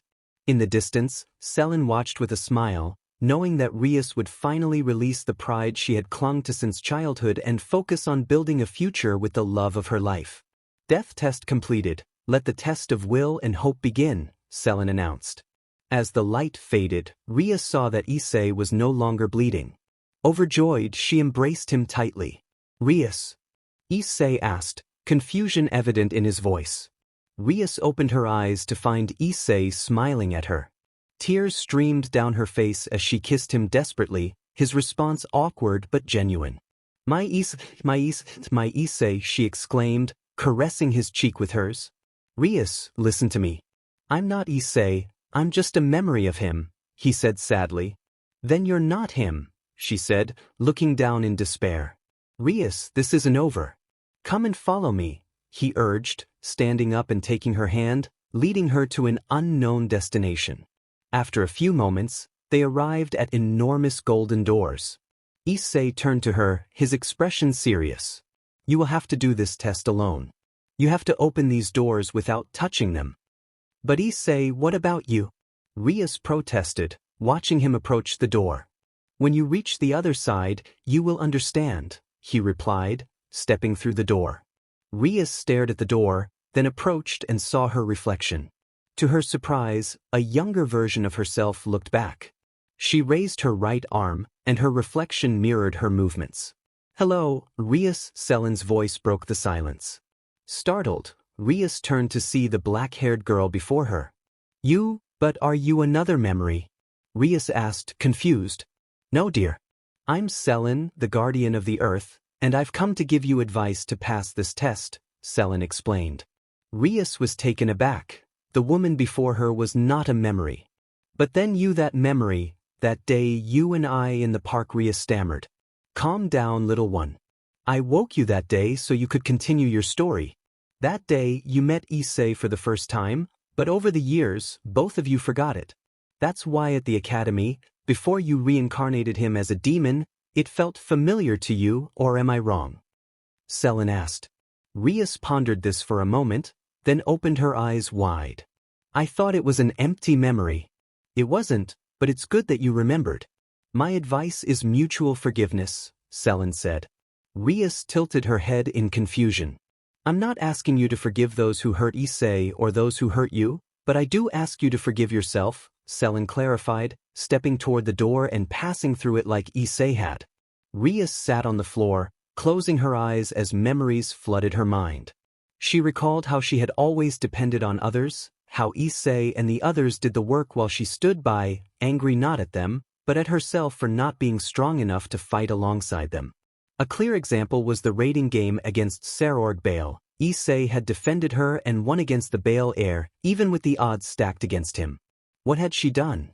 Nothing. She had watched him fight alone, blaming herself for her weakness. She felt terrible for taking credit that wasn't hers, especially knowing that Issei fought for her because he loved her. Since that raiding game, she had begun to despise her own weakness. Rias understood what Selin meant, forgiving herself. She realized her insecurities had made her weak, her poor decisions had contributed to her failures, but above all, her pride had blinded her for years. She recognized that she had been a terrible queen, a terrible emperor, and a terrible girlfriend to Issei before her trip to France. If she continued to harbor anger toward herself, she would never move forward. With newfound determination, she stood up, approached the door, and gazed at her reflection. This time, she understood that the image of her younger self represented her insecurities, her pride, and her fears, a reflection of a childish Rias. Now I understand. I forgive myself. The younger Rias emerged from the door and rushed to embrace her older self. I forgive myself, she exclaimed joyfully. The two Rias shared a warm embrace, giggling together. Selin watched this moment with a smile. I thought it would take much longer, she said, noticing the golden decorations on the door beginning to shine. The test of will and hope completed, Selin announced. Both Rias felt the doors opening. The older Rias beamed and took the younger Rias's hand. Let's go, little one, she said. Yes, the little Rias replied eagerly. Together, they stepped beyond the doors. In the ice-crowned Citadel, several weeks had passed, filled with significant events. However, let's focus on two specific locations. The Frozen Throne, which began to shine with a yellow hue accented by red, transforming it from a single seat into one meant for two. Meanwhile, in hidden chambers of the Citadel, the garments of each Scourge member began to glow, particularly BLD red tunics that radiated a yellow aura, alongside a sword with a wavy blade adorned with runes. In the frozen desert of Greenland, I was with some volunteers finishing the packing of excavation equipment after extracting minerals without significantly harming the ecosystem. Suddenly, a warmth surged through my heart, unlike anything I had felt before. Mr. Issei, we finished packing the excavation equipment. Where are we going now? Roman asked. I turned to him, then glanced at the sky. We're heading to Finland. And Darius mentioned there are old mines that were closed due to presumed instability, but he investigated and said there are large amounts of platinum deep underground. Roman nodded and joined the others as they prepared to leave. I conjured a magic circle. Come on, Imiko, answer. Say. Imiko's voice came through. Hi, Imiko. Finished here in Greenland. We're heading to Finland to collect minerals from the old mines there. I see, and how long are we talking about, she asked. I'd say about 2 weeks. All the minerals will go to the forge, which is good news. Also, I wanted to ask about, no need. There are still no signs of her waking up, but don't worry, I'm always keeping an eye on her. The good news is that her recovery is on the right track. Just be patient. She must be fighting an internal struggle to wake up, if you understand what I mean. I see. In that case, I'll keep in touch with you and Endarius. How are things going over there? There are more supplies now. They used to be scarce because the population increased, but I assure you the Citadel will be in optimal condition to be 100% habitable for everyone. I'm glad to hear that. I'll leave you to it, Imiko. I'm sure you were doing something important. For now, no. I'm sitting in a chair next to Rias, reading a book. And what expression does she have? Well, I'm just saying, don't worry, Issei, I know what you mean, Imiko said, glancing at Rias. She has a calm expression. It's like she's relaxed. I'm glad. Well, Imiko, I won't take up more of your time, I have to go. Take care, Issei, and come back soon. You've forgotten about me. I promise I'll make it up to you. Just ask me for anything when I return. Fufu, anything, she teased. Yes, I replied, unsure. Fufu, well, when you come back I'll tell you. I cut the communication, pondering why I felt that when I returned, I wouldn't be able to rest. It didn't matter, though. I stepped out of the expedition camping tent. Sir, we're ready, Russell informed me. I nodded and pointed with frost agony to the right, opening a large gate directly to Finland. Everyone began to enter, and I was the last to step through. The gate closed behind us, leaving no trace of our presence. That's appealing. I wish I had a crimson knight to protect me and save me like a princess in distress, little Rias exclaimed. You can't even imagine. In those moments, even though I felt like a great useless, I was captivated by what Issei did for me, Rias replied, both redheads walking through a gray clearing when they spotted a faint crimson light in the distance. There it is, the little girl shouted, sprinting toward the light. The older Rias followed, intrigued, and as they approached, she noticed something peculiar. Wait, what is that? She asked. The older Rias stepped forward, her heart racing. Well, I guess this is goodbye, little Rias said. Rias couldn't find her voice as she watched her younger self transform into energy and merge with her. A warmth enveloped her, and she raised her arm, astonished to see an orb of black with red accents forming. As she gazed at it, the black began to shift to gold, and the orb shot toward the faint red light, merging both energies and blinding Rias momentarily. When her vision cleared, she found herself alone in that place, unaware that the fusion of energies beside her had turned white. Approaching the faint light, she watched in awe as it dissolved into particles, resembling stars in the gray wasteland.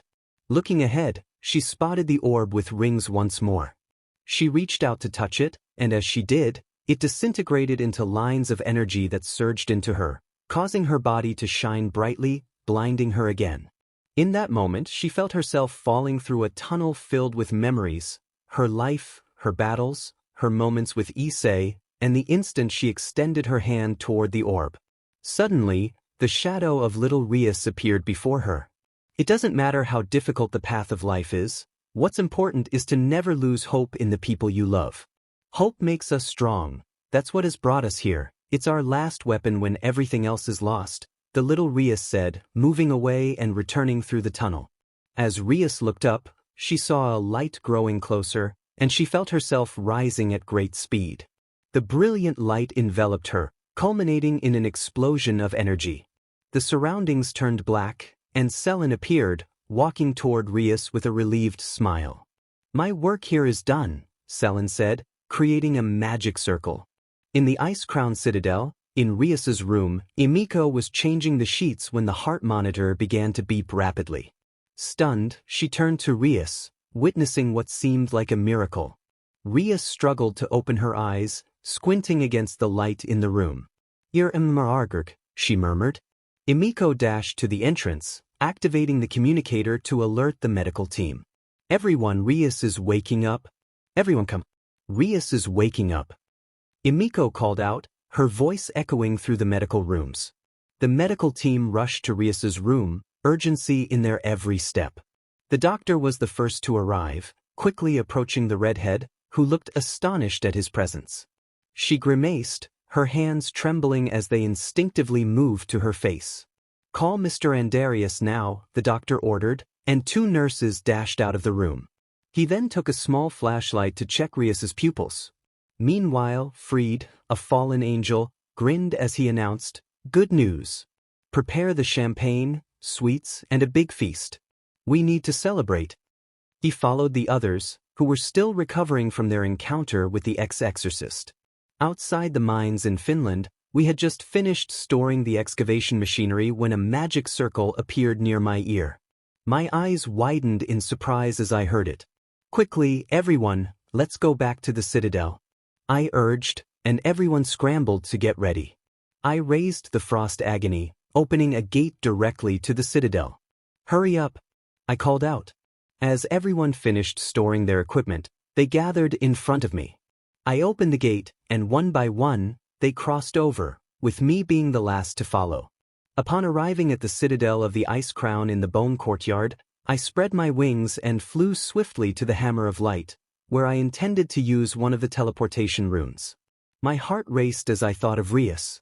When I reached the Hammer of Light, I quickly activated the rune, which transported me directly to the spire. As I flew, I encountered Fried, who smiled playfully at me. "Hey, Demon-kun, have you heard the good news?" he asked. "I don't have time, Fried. It's better if you stay at the entrance. She doesn't know you're my ally," I replied, urgency in my voice.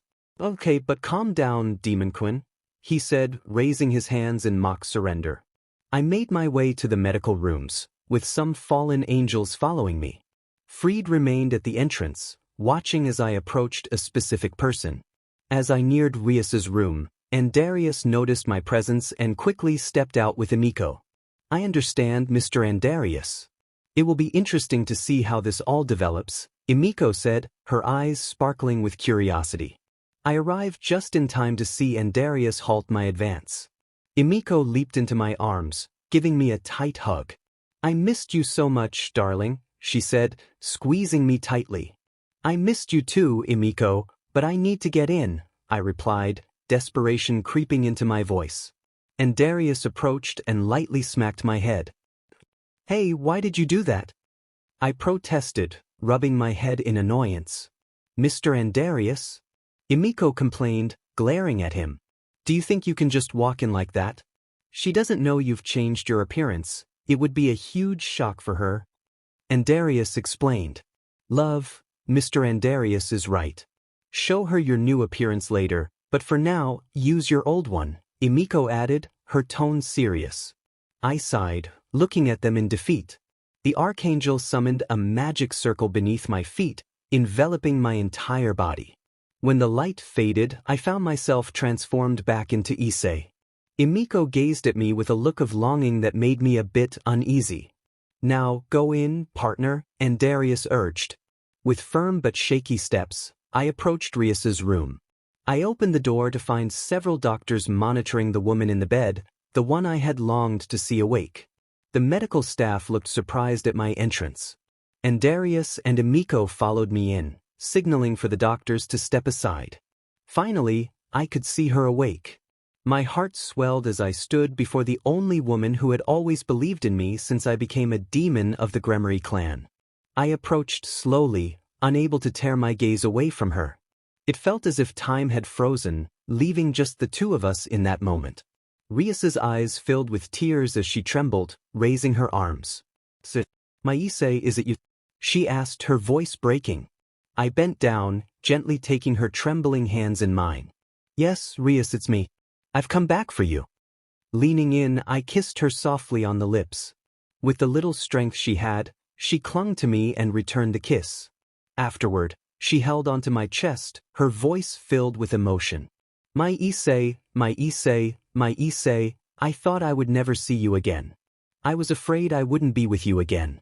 I just couldn't. I silenced her with a kiss on her forehead, gazing deeply into her tear-filled eyes. Rias, look at me and listen. I will always love you, don't doubt that. I had to become strong to rescue you. I love you and I always will. I would destroy everything around me just to keep you safe. Rias searched my eyes, then closed them, clinging to me. Issei, forgive me. I was always weak and useless. I forced you to fight battles in my name that weren't yours. I was a monster to you. I'm so sorry. I kissed her again, urging her to meet my gaze. Rias, I fought those battles to keep you safe. You are not useless or weak. You are Rias, the woman who, despite not having as much power as others, fought for her loved ones. I didn't fall in love with the princess of the Crimson Ruin, nor the Gremory heir, or the president of the occult club. I fell in love with Rias, the bravest woman I've ever known. Her heart raced at my words, and she lowered her gaze, gripping my shirt collar to pull me in for a passionate kiss. I returned it gladly, knowing that Rias was finally safe with me. Andarius watched with a smile, while Emiko, comically jealous yet tender, observed from a distance. But then Andarius's expression turned serious. He approached me, placing a hand on my shoulder. I turned to him, still holding Rias close, her eyes closed and a pure smile on her face. The Archangel whispered something that shifted my expression from joy to sorrow. I knew what was coming, and it would hurt Rias to learn what Venelana had done during her coma.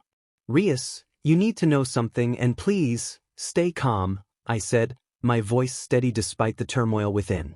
She looked at me, her smile faltering. What is it? This is Andarius, an Archangel. He helped me find you, I explained, gesturing to the Archangel. Greetings, Miss Rias. I am Andarius, Archangel of Skill, he introduced himself. Rias smiled at him, recognizing him as a friend of mine. Hello, Andarius. I'm Rias, although you already knew that. The point is that he located you and discovered something that I hesitated, feeling a knot form in my throat. Let's just say what we found out is something I will never forgive Venelana and her family for. Rias's expression shifted to one of confusion. Andarius continued, Rias, your mother Venelana, during your coma, before Issei rescued you, should I say it, or will you? I knew this would shatter her heart. Rias, no matter what happens, you must stay calm. Even if they did horrible things to you, I will always be by your side, through thick and thin. I tightened my grip on her hands, hoping to convey my unwavering support. Emiko approached, sensing the gravity of the situation, and lowered her head in sadness. Rias looked between us, sensing the tension. What is it? Rias, during your coma, before I rescued you, Venelana did something unforgivable. She made carnal deals with your body with multiple men. Rias, she allowed you to be violated during your coma more than 100 times. I couldn't save you because I was imprisoned and tortured in Tartarus. I'm so sorry, Rias. The room fell silent, the weight of my words hanging heavily in the air. And Darius bowed his head in impotence, while Emiko cried silently, covering her mouth with one hand. The medical staff stood frozen, horrified by the revelation. I held Rias's hands against my forehead, tears streaming down my face as I revealed the truth about her suffering. I felt as if my world was crumbling for having to tell her such a painful reality. Rias, upon hearing my words, was speechless. Her BLD ran cold, and her hands felt lifeless as the truth echoed in her mind. Her mother had allowed her to be violated. Issei, this isn't true, right? Right. She pleaded, desperation lacing her voice. I lowered my gaze, confirming her worst fears. Rias's world shattered. Her most precious possession, her purity, had been taken from her. Tears streamed down her face as she asked the question I dreaded. Then I am no longer me. Her voice cracked under the weight of her pain. I nodded, unable to find the words to comfort her. No, why? Why my purity? I'm no longer Issei. In that moment, Rias broke down, thrashing violently as she tried to remove the 4 drips connected to her. No. Why? My purity, no. I hugged her tightly, trying to calm her frantic movements. Her cries pierced the silence, and my heart ached for her. We were both suffering, she from the betrayal of her mother, and I from the sight of her anguish. Rias struggled against my grip, but her strength waned, and she collapsed against my chest, sobbing heavily. Meanwhile, Selin watched through a magic circle, her expression melancholic as she witnessed Rias's breakdown. Poor Rias, but it was only fair to tell her the truth rather than hide it from her, she murmured, closing her eyes and letting out a heavy sigh. A magic circle appeared behind her, and Selin frowned, recognizing the presence that emerged. Gabriel, a well-known seraph, stepped forward, her brow furrowed with a mix of anger and anxiety. What do you want? And more importantly, what are you doing here, Gabriel? Selin demanded, her tone threatening. Hello, big sister. I just need your blessing to marry Anstrelquin in a few months, Gabriel replied nonchalantly. Selin's expression darkened. It's incredible that after all this time, you have the guts to come and ask for my blessing. What happened to that love you had for Issei? Did you replace it with a false love for a demon? Gabriel's demeanor shifted, her aura flaring. Be careful with what you say. That traitor means nothing to me. Just because you're my older sister doesn't mean I'll let you intimidate me. Selin's patience snapped. Shut up, she shouted, slapping Gabriel across the face. Gabriel's eyes widened in shock. How dare you? Don't come at me with those pathetic threats. Besides, you and I both know that Issei was innocent. Or are you going to tell me that? Your gift to read hearts no longer works. Selin retorted coldly. Gabriel realized her mistake too late, and Selin's words struck a nerve. How do you? She stammered, incredulous. I won't tell you, Gabriel. Besides, if he were to find out the truth, how do you think he would react? Selin challenged. Gabriel's fear was palpable. How do you know? Gabriel was at a loss for words, realizing the gravity of her situation. Selin, I don't want to hear you now. Get out of my sight. I never want to see you again. Selin shouted, expelling powerful currents of magic and air. Gabriel's expression turned defiant. I just need your blessing. I'm sure Father would agree. She insisted angrily. Selin's fury flared at the mention of their father. Don't mention my father. Where? Get out. I never want to see you in my life again. Turning away, Selin dismissed Gabriel, who walked away with her head down, realizing she had lost her sister's trust. You know I don't need it. If you want me out of your life so much, fine. Either way, I'm more worthy of Father's position than you. Gabriel shot back, her voice laced with hurt. As she opened a magic circle to leave, Selin gripped her staff tightly, her anger simmering. I won't bother going to your funeral, treacherous snake.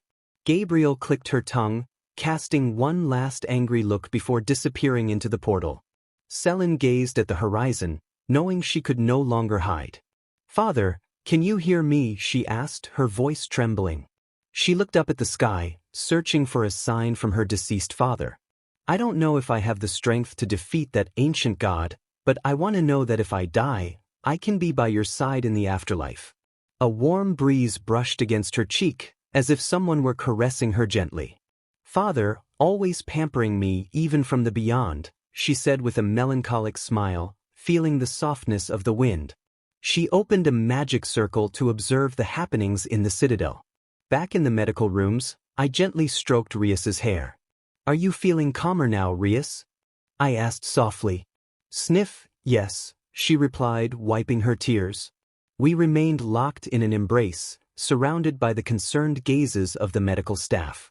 Rias's eyes were red from crying, and I continued to slide her hair, reassuring her that I would never leave her side. Issei, I don't deserve you anymore. I'm dirty. I lost something that rightfully belonged to you, she said, her voice trembling on the verge of tears. Rias, listen to me. What Venelana did to you wasn't your fault. You were just another victim of the factions. I will always be by your side. Besides, I don't care about your chastity. What matters to me is being with you and keeping you safe. I will always be with you in good times and bad. If you need someone to listen, I'm here. If you need someone to comfort you, I'm here. If you need someone willing to fight for you, I'll be there. I swear that after this great plan that Andarius and I will execute, you and I will live happily in a new world.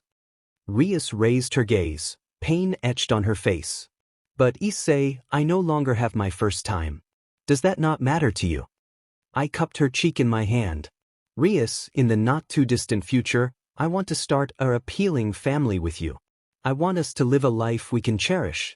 Maybe I wasn't your first time, but I will be the first man you sleep with out of love and longing. Her cheeks flushed at my words, and she cuddled closer, gripping my shirt tightly.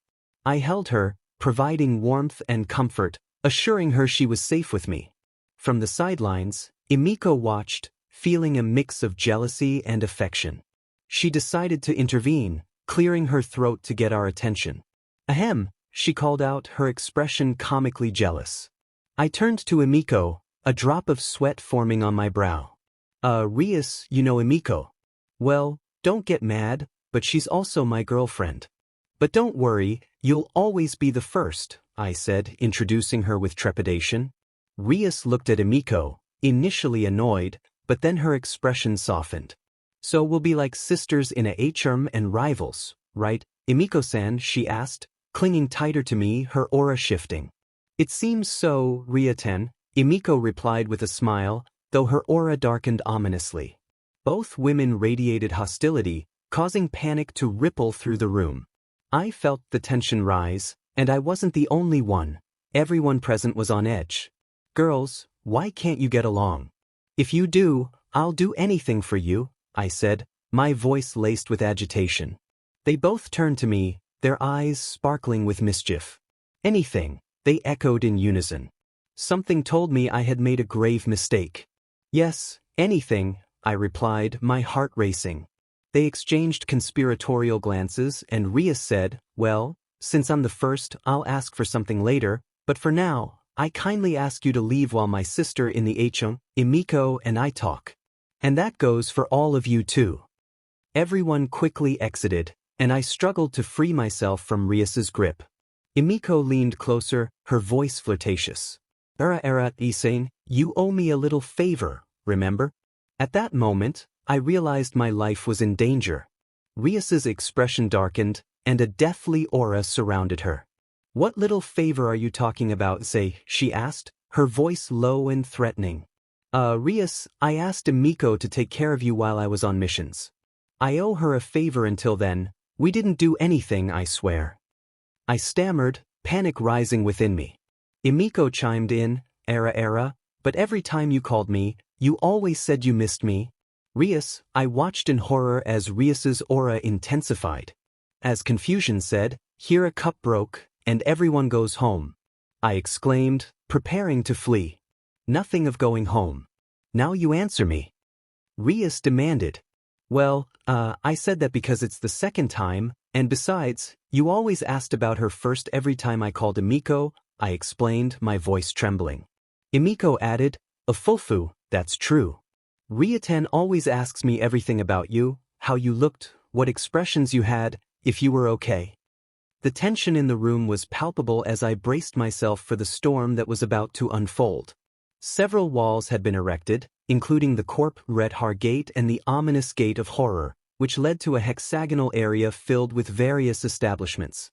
Among these were 6 dark cathedrals, reminiscent of the one adjacent to the ICC in the game. This arrangement formed a crown with multiple paths branching out within. The metal barriers that had separated the establishments from the walls were removed, and 2 entrances were created on either side for easier access.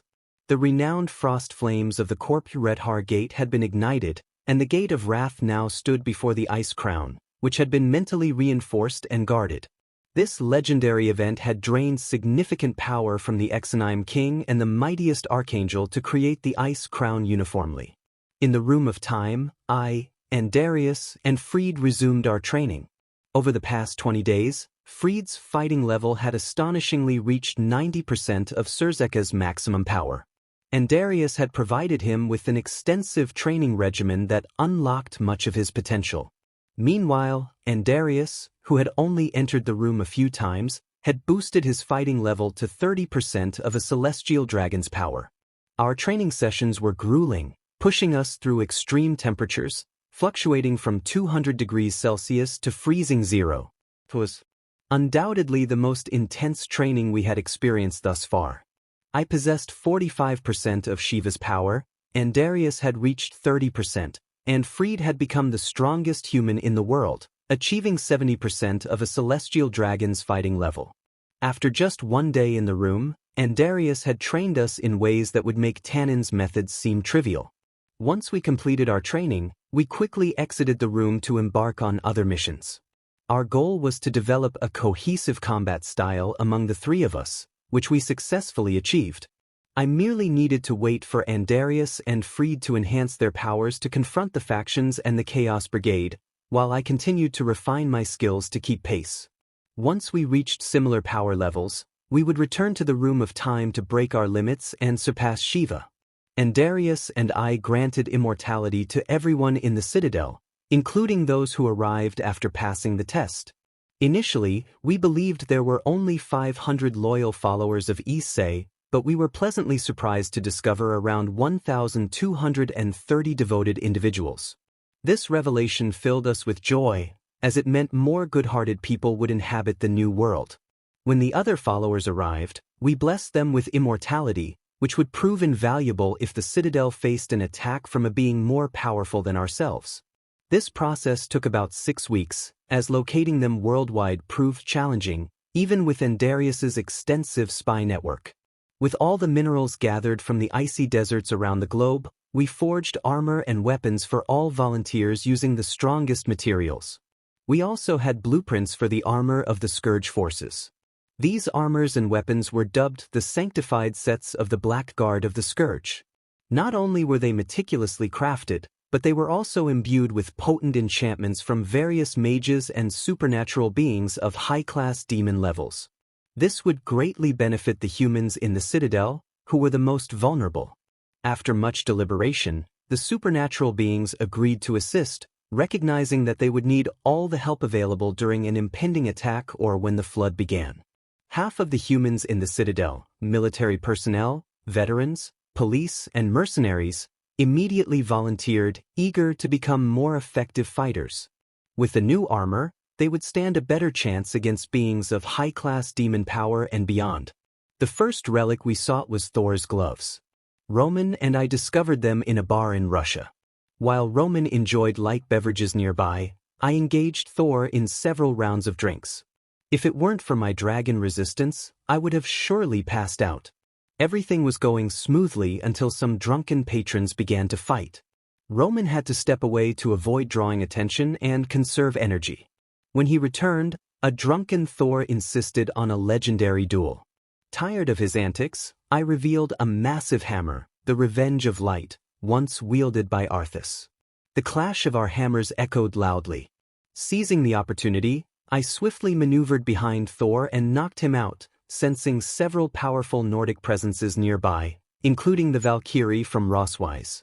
After incapacitating him, I made my escape, witnessing the Nordics rushing to aid Thor as I hurried away. Eventually, I activated a portal back to the Citadel. After acquiring the gloves, we presented them to Andarius, who was furious with Roman and me. After modifying the gloves, they were ready for use during the flood. Our next and final relics were two of the most dangerous books in existence, the Necronomicon and the Malleus Maleficarum. Locating these books proved to be a daunting task, as the ones seen in the world were mere forgeries, lacking the true evils contained within.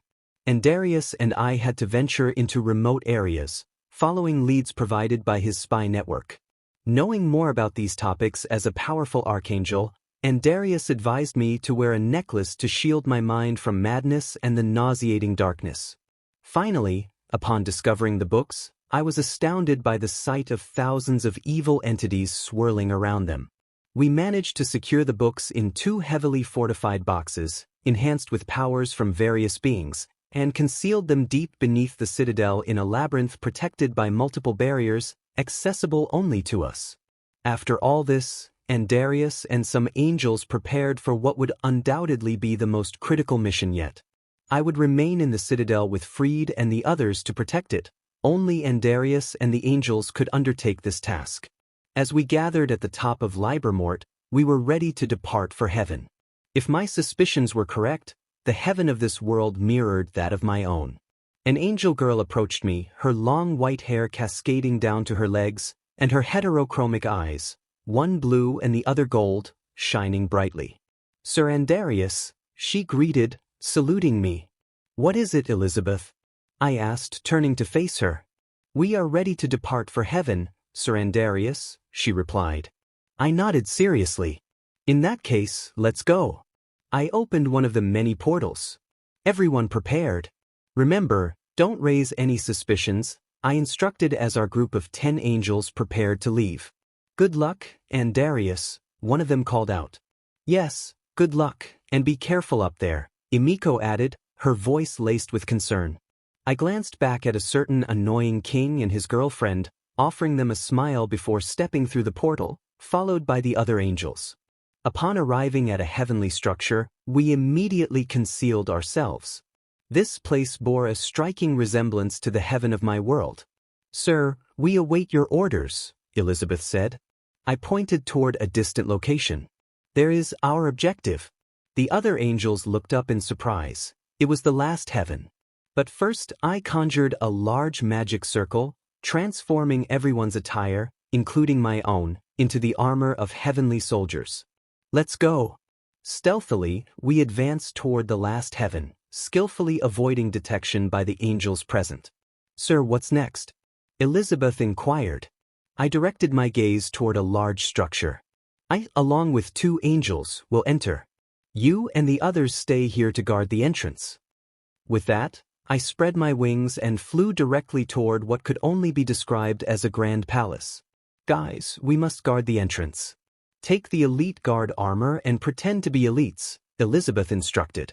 "Yes," they replied in unison, moving to subdue any guards who were watching, resting, or sleeping, donning their armor. As I entered the palace with the 2 angels, we found no signs of activity from the angels or seraphim. "Sir Andarius, what now?" one of the young angels asked. "This place resembles my father's palace in my world," I thought to myself. "Follow me. If my deductions are correct, the system should be on the upper floors, but stay alert. This place has a robust defense system still active. Only archangels can navigate without issues, so you too should remain close to me. We need to deactivate the closing mechanisms to access the system. Each mechanism is linked to a floor, meaning if we deactivate the one on the upper floor, the stairs to the next will open, and so forth until we reach the 10th floor. So, are you ready for this?" "Yes," both angels affirmed. "In that case, let's move." We ascended to the 1st floor, where we encountered various columns rising and falling. First, we need to align each column. Until they are even, then lower them as quickly as possible, I instructed. But there are too many. How will we lower them all at the same time, Sir Andarius? One angel asked. Leave that to me, let's start aligning them, I replied. Minutes passed as we struggled to align the columns, their constant movement proving frustrating. Once they were finally aligned, I focused intently on them. Step back, I'm going to lower them, I commanded. The two angels quickly complied. I summoned a large magic circle and pushed with all my strength, feeling resistance from the columns. As they neared the ground, the other two angels joined me in pushing. One last push. No. I shouted, taking a deep breath. We all cried out as we exerted our combined strength, finally bringing the columns down. We sighed in relief as the columns settled. Those things were troublesome, one angel remarked. You can say that again, the other added. Good, here is the closing mechanism for the first floor, I said, approaching it. I destroyed it with a light spear, causing the stairs to the next floor to appear. Let's go. We climbed the stairs to the second floor, where we encountered a flock of keys with bird wings flying in different directions, alongside another caged closing system. Let's find the key, it's blue with white wings, I instructed. We spread our wings and approached the keys, astonished to find hundreds of them. Minutes passed, and then one of the angels shouted, I see it. The key was fluttering near a column. The angel attempted to grab it, but it evaded him. Suddenly, all the other keys charged at him, but I protected him with a magic circle. I'll hold off the other keys, you two go for that one. I commanded. Yes, they replied, darting after the elusive key while I contained the swarm of others. Come here, one angel shouted, trying to catch the key as it dodged him. I'm going, the other angel declared, closing in on the key. Just as the first angel was about to intercept it, the second angel managed to grab it. Their eyes widened as they felt the key pulling them with great force. Hold it, they urged, using all their strength to bring the key to the lock. It was a struggle to insert it, but then, boom. I rushed over, taking the key from them and inserting it with determination. As I turned the key, all the other keys fell to the ground, and we collectively exhaled a sigh of relief we didn't realize we were holding. Great job, guys, I praised. The cage disintegrated into particles, and without wasting time, I summoned a spear to destroy the second closing system. The stairs appeared, and we ascended once more. On the third floor, we faced another puzzle. A caged closing system awaited us, and the only way to unlock it was by solving a large Sudoku. We quickly completed it, causing the cage to dissolve into particles. I summoned a light spear to destroy the closing system, and the stairs opened for us to continue. On the fourth floor, we found ourselves in a vast maze. Unable to use our wings, we had to stick together. Minutes turned into hours as we wandered, feeling as though we were walking in circles. This maze was unlike the one I knew in my father's palace. Both angels grew increasingly desperate, but then we spotted particles of energy. We followed them and soon saw a bright light ahead. It was the next closing system. We sprinted toward it, and upon reaching it, I destroyed it, causing the maze to vanish. To our surprise, we found ourselves in a room the size of a large meeting hall. The stairs then appeared, allowing us to ascend. On the fifth floor, we encountered the closing system, only to be confronted by a golem that had once been a statue, towering at 20 meters tall. Intruders in the house of Elohim, answer my riddle or die by the holy flame. You have 3 attempts, the golem declared. Go ahead, I'm listening, one angel replied. The golem posed its riddle, no matter how much you take from me or how much I lack, I always grow larger and keep getting bigger. What am I? Desperation. You are desperation, as the more patience you lose, the less self-control you have, and your desperation increases, the angel answered confidently. The golem shook its head. Incorrect. With a powerful punch, it sent the angel crashing into a wall. Ouch, she groaned. Thinking quickly, I interjected, pain. You are pain, as the more things are taken from you, the feeling of affliction increases, and your pain grows. Incorrect, the golem replied. Not wanting to destroy the golem and attract attention, The other angel meditated on the riddle before taking a chance. You are a whole. As the more dirt or stone is taken from you, the larger you become over time, he exclaimed, closing his eyes and bracing for a blow. Correct, I am a whole. You may pass, the golem conceded. The angel rushed to help his companion. Are you okay? He asked, concern etched on his face. Yes, I'm fine. I must say that hurt. I never thought a golem could hit so hard, the other angel replied, struggling to stand. I approached the closing system and, using the same technique as before, destroyed it. The stairs to the 6th floor appeared. Ready, guys? I asked, moving closer to the injured angel. I'll heal you so we can continue. He nodded, watching as I placed my hand on his shoulder. Moments later, the pain subsided. Ready? Let's go. I urged. We headed for the stairs and climbed to the 6th floor. Here, we could see the closing system, but it was surrounded by a barrier that disintegrated anything that came into contact with it. There are 6 energy transfer seals. Together, we must overload each one with our powers. It will be exhausting and time-consuming, I explained. We approached the first seal, joined hands, and began channeling energy into it. 10 minutes later, one angel gasped, I can't take it anymore, collapsing to the ground, panting heavily. I'm exhausted, I can't, the other angel echoed, also falling to his knees. Come on, break it, I urged. We all watched as the first seal shattered. Good, one less, 5 to go, I said, feeling a sense of accomplishment. 5, one angel exclaimed.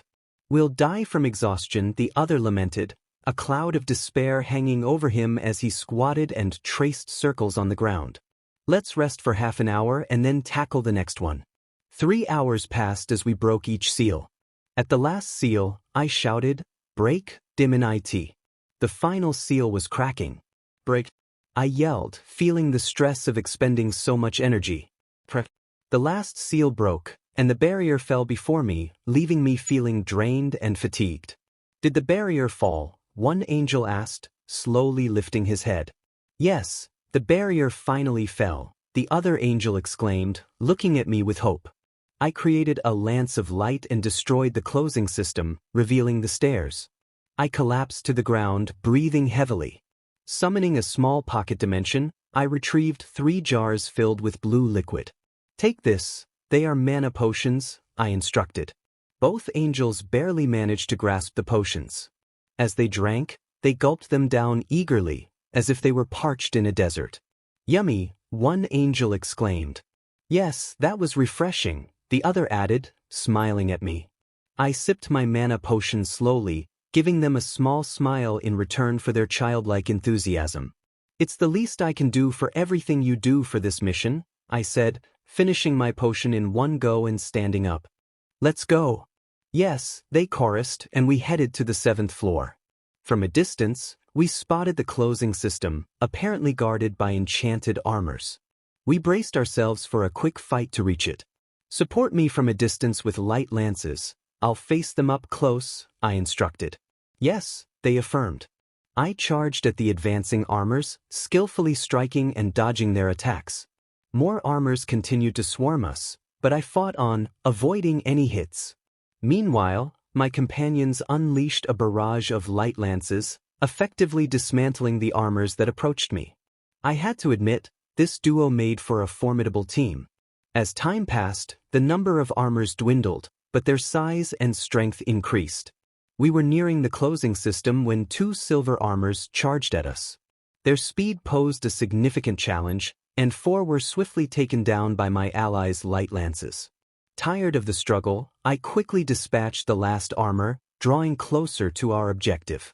3 months before the mission to recover the heavenly system and 5 months before Rias's awakening, a tense atmosphere enveloped the factions. Moments after Rias's rescue, Mal Lucifer scrutinized several maps, his brow furrowed in frustration. Where are you, DMN traitor? I know you can't hide forever, Serzek muttered, irritation evident in his voice. Just then, Venelana burst in, agitated and somewhat frantic. Son, call the leaders now, she urged. Serzek looked at her, surprised. He had never seen his mother in such a state. What's wrong, mother? He asked, concern creeping into his tone. There's no time. Call the other leaders, she insisted. Surzek quickly contacted Grafia to assemble the other leaders. An hour later, Azazel arrived, looking perplexed. What's going on, Surzek? Why the sudden call? Odin chimed in, I say the same, brat. A few weeks ago, Thor came to Asgard shouting that someone stole his stupid gloves. I didn't mention it to the other factions, but his drunken antics have been wearing thin. Michael added, Yes, Surzek, what's happening? Did you find any news about that traitor? His disgust was palpable. The atmosphere grew tense as all the leaders present frowned at the mention of a certain brown-haired man. Don't mention that BSTRD in front of everyone, Michael, Yasaka interjected. We already have enough problems with the Chaos Brigade after the last attacks, which, thankfully, haven't escalated too much. My sister is right. The Chaos Brigade's attacks have been very coordinated lately, Yasana agreed. To answer your question, Michael, there are still no traces of that traitor, Surzek replied, but I didn't call you for that. There's another matter. At that moment, the current Security stepped forward. The Gremry clan and the Citri clan were present, along with the Hakurut. And what would that other matter be, Surzek-sama? Izari asked, her tone skeptical. Venelana took the floor. I'll be direct with everyone. They took my daughter's wear from the hospital, and not content with that, they destroyed it with what I can deduce was an ice bomb that killed both faction soldiers and civilians in intensive care. Silence fell over the room until Seraphil spoke, incredulous. But what are you saying? Does anyone besides me and Grafia use ice? Izari clenched her fists, anger boiling within her as she realized that the one she considered a rival had escaped punishment yet again. And who was the beastie who took my future punching bag when she wakes up? She demanded, struggling to contain her fury. Venelana shook her head. I couldn't tell you, as when I arrived on the floor where her room was, I saw Yuto Kiba dead, torn to pieces, his remains frozen as if he had been beaten and encased in ice. When I reached Rias's room, I found the ice bomb that killed everyone in the hospital. A deathly silence enveloped the room. The news of Kiba's death struck a hard blow to the Gremry clan and a certain queen of the Citri clan.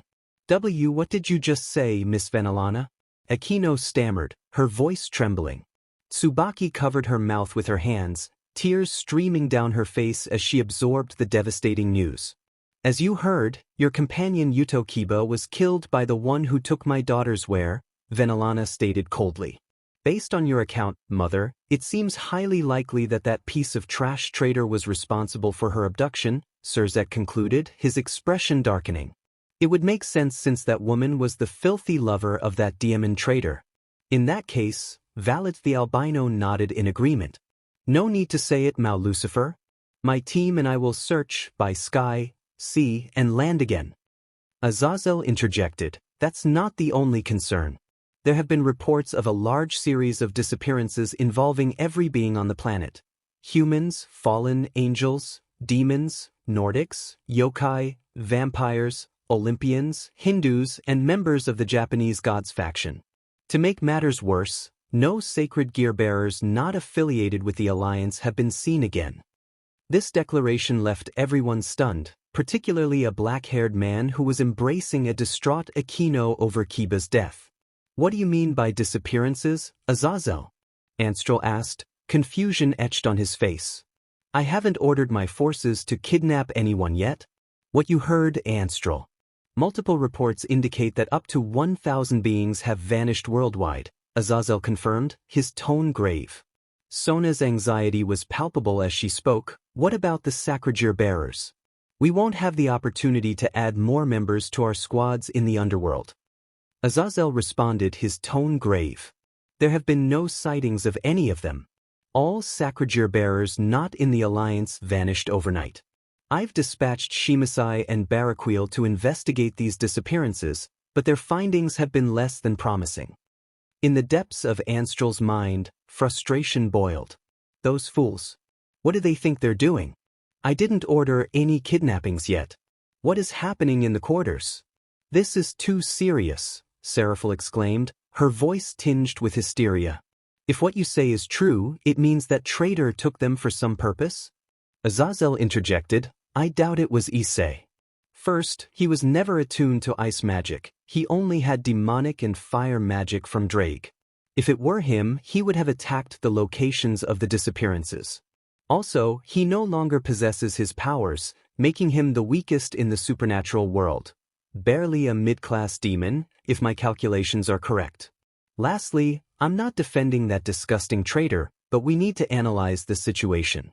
No traces of him have been found, and given his injuries and lack of a phoenix tear, it's likely he's still in a fragile state of health due to what we did to him in Tartarus. It would be nearly impossible for him to have defeated those sacragir bearers. In conclusion, I doubt it was him. It must have been someone else, someone with ill intentions toward the Alliance. Ajuka chimed in, moreover, if it were that traitor, we must remember that his body could no longer assimilate power after the damage we inflicted. Just having a significant amount of power would have killed him, not to mention the dragon fall that likely finished him off. Gabriel's eyes widened. The dragon fall? Azazel and Ajuka took the time to explain the dragon fall in detail, aided by Drake and Albion. The gravity of their words left everyone in the room astonished. Odin finally spoke up, so, the chances of that traitor being responsible are non-existent, correct? Ajuka nodded. Given that he was unaware of the ritual and that the fall was enhanced by having multiple partners, the most reasonable conclusion is that Issei Haida must have died months ago without us realizing it. However, this is just a temporary assertion. We can't be sure since his body hasn't been found. Additionally, he has the entire planet against him, leading us to conclude that we still need proof of whether this is true. Surzek added, that assertion would be Azazel finished, that he is in a very delicate state of health, implying he can no longer fight. At that moment, Ra, the leader of the Egyptian faction, spoke up. Which makes him the weakest threat. We should focus on these disappearances. Amaterasu joined the conversation. And not only that, the skies still haven't cleared. No matter how much I've tried to clear them with the help of Apollo and Ra, it has been futile. Izari's anger flared. That doesn't matter. When I find that piece of trash, I'll tear him apart with my bare hands. Drake added, the problem is, it's as if the earth swallowed him. No matter how much I've searched for his aura, I can't find it anywhere. It's like something is preventing me. Albion agreed. I also tried to search for his aura, but I had no positive or negative results. Zeus chimed in, I sent Hermes, Apollo, and Perseus to search for him, but they always returned to Olympus empty-handed. Odin recounted, I sent Ross along with a large battalion of Valkyries to search in Russia and its surroundings after Thor's fight with that white-haired guy he mentioned. Everyone turned their attention to the Nordic god. Surzek asked, white-haired? Was it Rysvin? Odin shook his head. No, he wasn't muscular, the same height as Thor, and he wielded a massive hammer that repelled a critical attack from Mjolnir. The revelation stunned everyone. Someone had repelled Mjolnir with another weapon.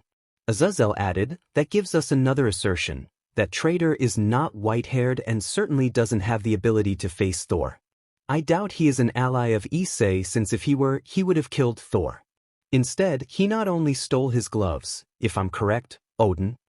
Odin confirmed, that's right, I don't know why he wanted the gloves, but I do know they are incredibly heavy. Michael interjected, with Azazel's and Ajuka's assertions, the heavenly system should have detected that traitor's soul. Yasaka's voice trembled with anger. That's true. So that BSTRD is still alive out there. Even if gravely injured, he is still alive. Anstrel's thoughts raced. A white-haired guy, who could it be? He searched his memories for someone fitting that description, aside from Rysvin and Euclid Lucifuge. Venelana spoke up, I think it must have been the same white-haired guy who took Rias. Now we have another problem. This albino whose name we don't know, his intentions are unclear, and we have no idea about his abilities. Surzek nodded. You're right. We need to increase surveillance worldwide since this white-haired guy could be a new and significant threat. Odin declared, in that case, I will return to my faction, with your permission. Yasaka added, my sister and I will withdraw. We will send as many yokai as possible to find answers regarding this albino. Seraphil turned to Sona. I will also withdraw, Surzek. Let's go, Sona. Sona nodded. Yes, see you later, Surzek-sama. The two sisters left through a magic circle. Zeus announced, I will return to Olympus to check for news on Issei's whereabouts. With that, the Greek god departed, accompanied by the Nordic god who had been waiting for him. Ra said, I will withdraw. My faction cannot guide itself alone. He left the room. Amaterasu added, Me too. I will search for a solution to the cloudy skies that still haven't cleared. With that, the flame goddess departed for her faction. Ajuka stated, I will return to my lab, with your permission. This left the three main leaders with the Gremory and Hakuriku entourage. Izari broke the silence. What will we do in the meantime? I don't want to sit idly by knowing that traitor is still out there. Valley reassured her, calm down, security, that traitor has no chance against us. Besides, he no longer poses a great threat based on what we heard from Azazel and Ajuka. Anstrel, hugging Izari from behind, added, He is right, dear. That walking piece of trash must be suffering in his current state of health. Izari resigned herself to the embrace, but Anstrel's mind was racing with darker thoughts. Yes, keep believing that your former hero betrayed you. I've already gotten rid of Issei Hayadu. It's your turn, Valley Lucifer. Soon everyone will be my slaves, and this planet will be under my command. Venelana broke the tension. In that case, I will go see what Milikas is doing. By the way, son, how is he? Surzek lowered his head in exhaustion and frustration. He hates us all. He asked us to investigate more, but I told him those were the proofs and to forget about the traitor. But he hates us. He no longer wants to spend time with us. He always stays in Tokyo. Venelana sighed. He will get over it. Besides, I think it's time for him to experience a woman's body. Grafia interjected, I've decided, along with Surzek, that the only one who can preserve my son's virginity is me. I will be his first time, so when he has a partner, his first time will be with me. We believe this will help him forget the traitor and focus on being a great heir in the future. Surzek nodded. I know it sounds crazy, but that's what we decided so he can forget about Issei and focus on more important things. Venelana smirked. Era, I think it's a good idea. How about I join too? Surzek considered it. Okay, so he will have more experience in the future. Izari grinned wickedly. In that case, do you want us to look for him? Surzek shook his head. No, leave him free for now. What we do know is that his virginity no longer belongs to him. Valley stood up. In that case, I will take my leave. I don't want to keep hearing family nonsense. Izari added, we will also take our leave, Surzek-sama. The Gremory entourage and Valley departed. Anstrel's mind turned to Milikas. A macabre smile formed as he contemplated adding fuel to the fire before unleashing hell. Ladies, he announced, catching their attention. I will go visit a great friend of mine who just got married in Tokyo to give him lessons and advice on how to please a woman, if it's not too much trouble. Akino's eyes sparkled with mischief. Era, go ahead, Anstrel-kun. I'm already drooling just thinking about section. The others blushed, imagining being dominated by their man in bed. In that case, I will return home tonight. Tell the Hayuda family that they consider me their son, and not to worry, I will be back tonight. With that, the girls left through a magic circle, and Anstrel locked himself in a room, ensuring no one was around. He then created a magic circle directly to Tokyo. Well, what better way to make things worse for the factions than to take a certain boy? Summoning a communication magic circle, a feminine voice answered, Yes. Hello, Mitsuki, darling. I need you to send me 10 of our best men. It's time to start the second phase of the plan. Mitsuki's surprise was evident. So soon, Yes, I think it's time to make things worse for the factions. Send our men to my coordinates. I'm on it. By the way, you've forgotten about me, darling. When will you leave that third-rate wear? You know I'm more woman than they are. Anstrel's smile was macabre. Don't worry, darling. Remember, I'm playing with them. Once I release and control the trihexa, I will reveal the truth when I have everyone kneeling at my feet. Besides, when I have you in my arms, I won't let you leave the room for a whole week. Mitsuki giggled. Yufufu, in that case, I will send them to you. By the way, when will you get rid of the Hakuruku and the Vitrabearer? in 6 months. I still need to finish preparations because if I do it before the agreed date, they will suspect each other, and I don't want our plan to be ruined. All right, darling. See you later. Also, I will send you something else. An image of a woman with pink hair and red eyes appeared before Anstrel, sticking out her tongue while flaunting her curves. You really know how to brighten my day, love. When you return to base, these 2 bad girls will be yours. Meanwhile, Milikas was seething with anger. To the Chaos Brigade. He shouted, his voice filled with rage. Kunu gasped, covering her mouth in horror as she began to piece everything together. It can't be. You blamed Nisenwa. Anstrel laughed. Well, you both caught me. Yes, I am the current leader of the Chaos Brigade, and yes, I blamed Hayudu Issei to eliminate the strongest Sekyurii. He was a thorn in my side. Damned be. Milikas shouted, unleashing all the power he had until he reached the maximum strength of a high-class demon. I won't forgive you. How dare you destroy Nissen's life? He charged at Anstrel, who merely took the hit and laughed with amusement. A fierce close combat fight ensued, though Anstrel only blocked Milikas's attacks, landing powerful blows that the redhead couldn't counter. With a strong downward kick, Anstrel sent Milikas crashing to the ground. Milikas! Kunu cried, rushing to help him but was stopped by a woman who appeared from nowhere. Oh dear, where do you think you're going so fast, little Kunu? If you don't slow down, you might have an accident, and your mother and aunt wouldn't like that, would they? She teased, watching the kitsune glare at her with hatred. Suddenly, a strong blow sent the woman flying, and Russell jumped into the fray. Help Milikas. I'll face her. He shouted. Pathetic, Anstrel sneered, grabbing Milikas by the neck. Did you really think you had the strength to stop me, you demon kid? He delivered a powerful punch to the redhead's stomach, causing him to vomit BLD. Just as Anstrel was about to strike again, Kunu shouted, let him go. She launched Senjutsu orbs at him, forcing Anstrel to release Milikas and leap away before the orbs could hit him.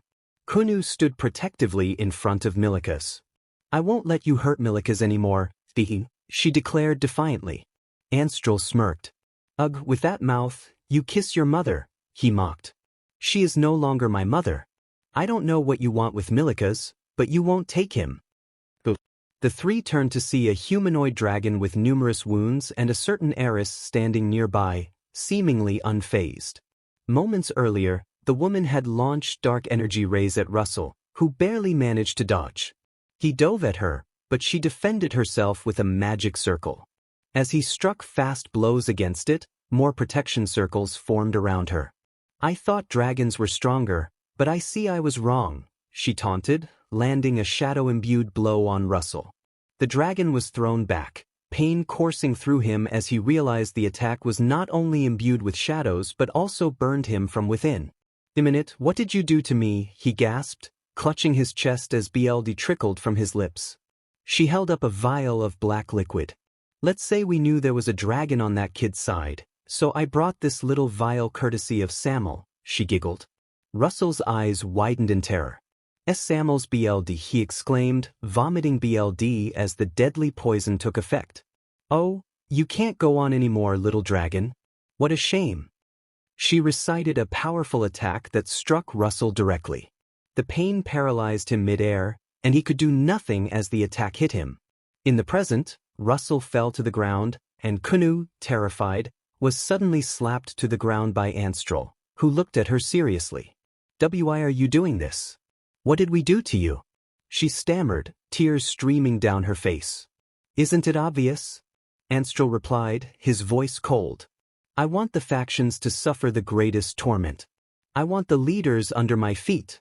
I will be the king of this world, and neither your dear Otusan Issei Haidu, nor the Hakuruku, nor the dragon gods will stop me. You and Milikas will be essential to my next plan.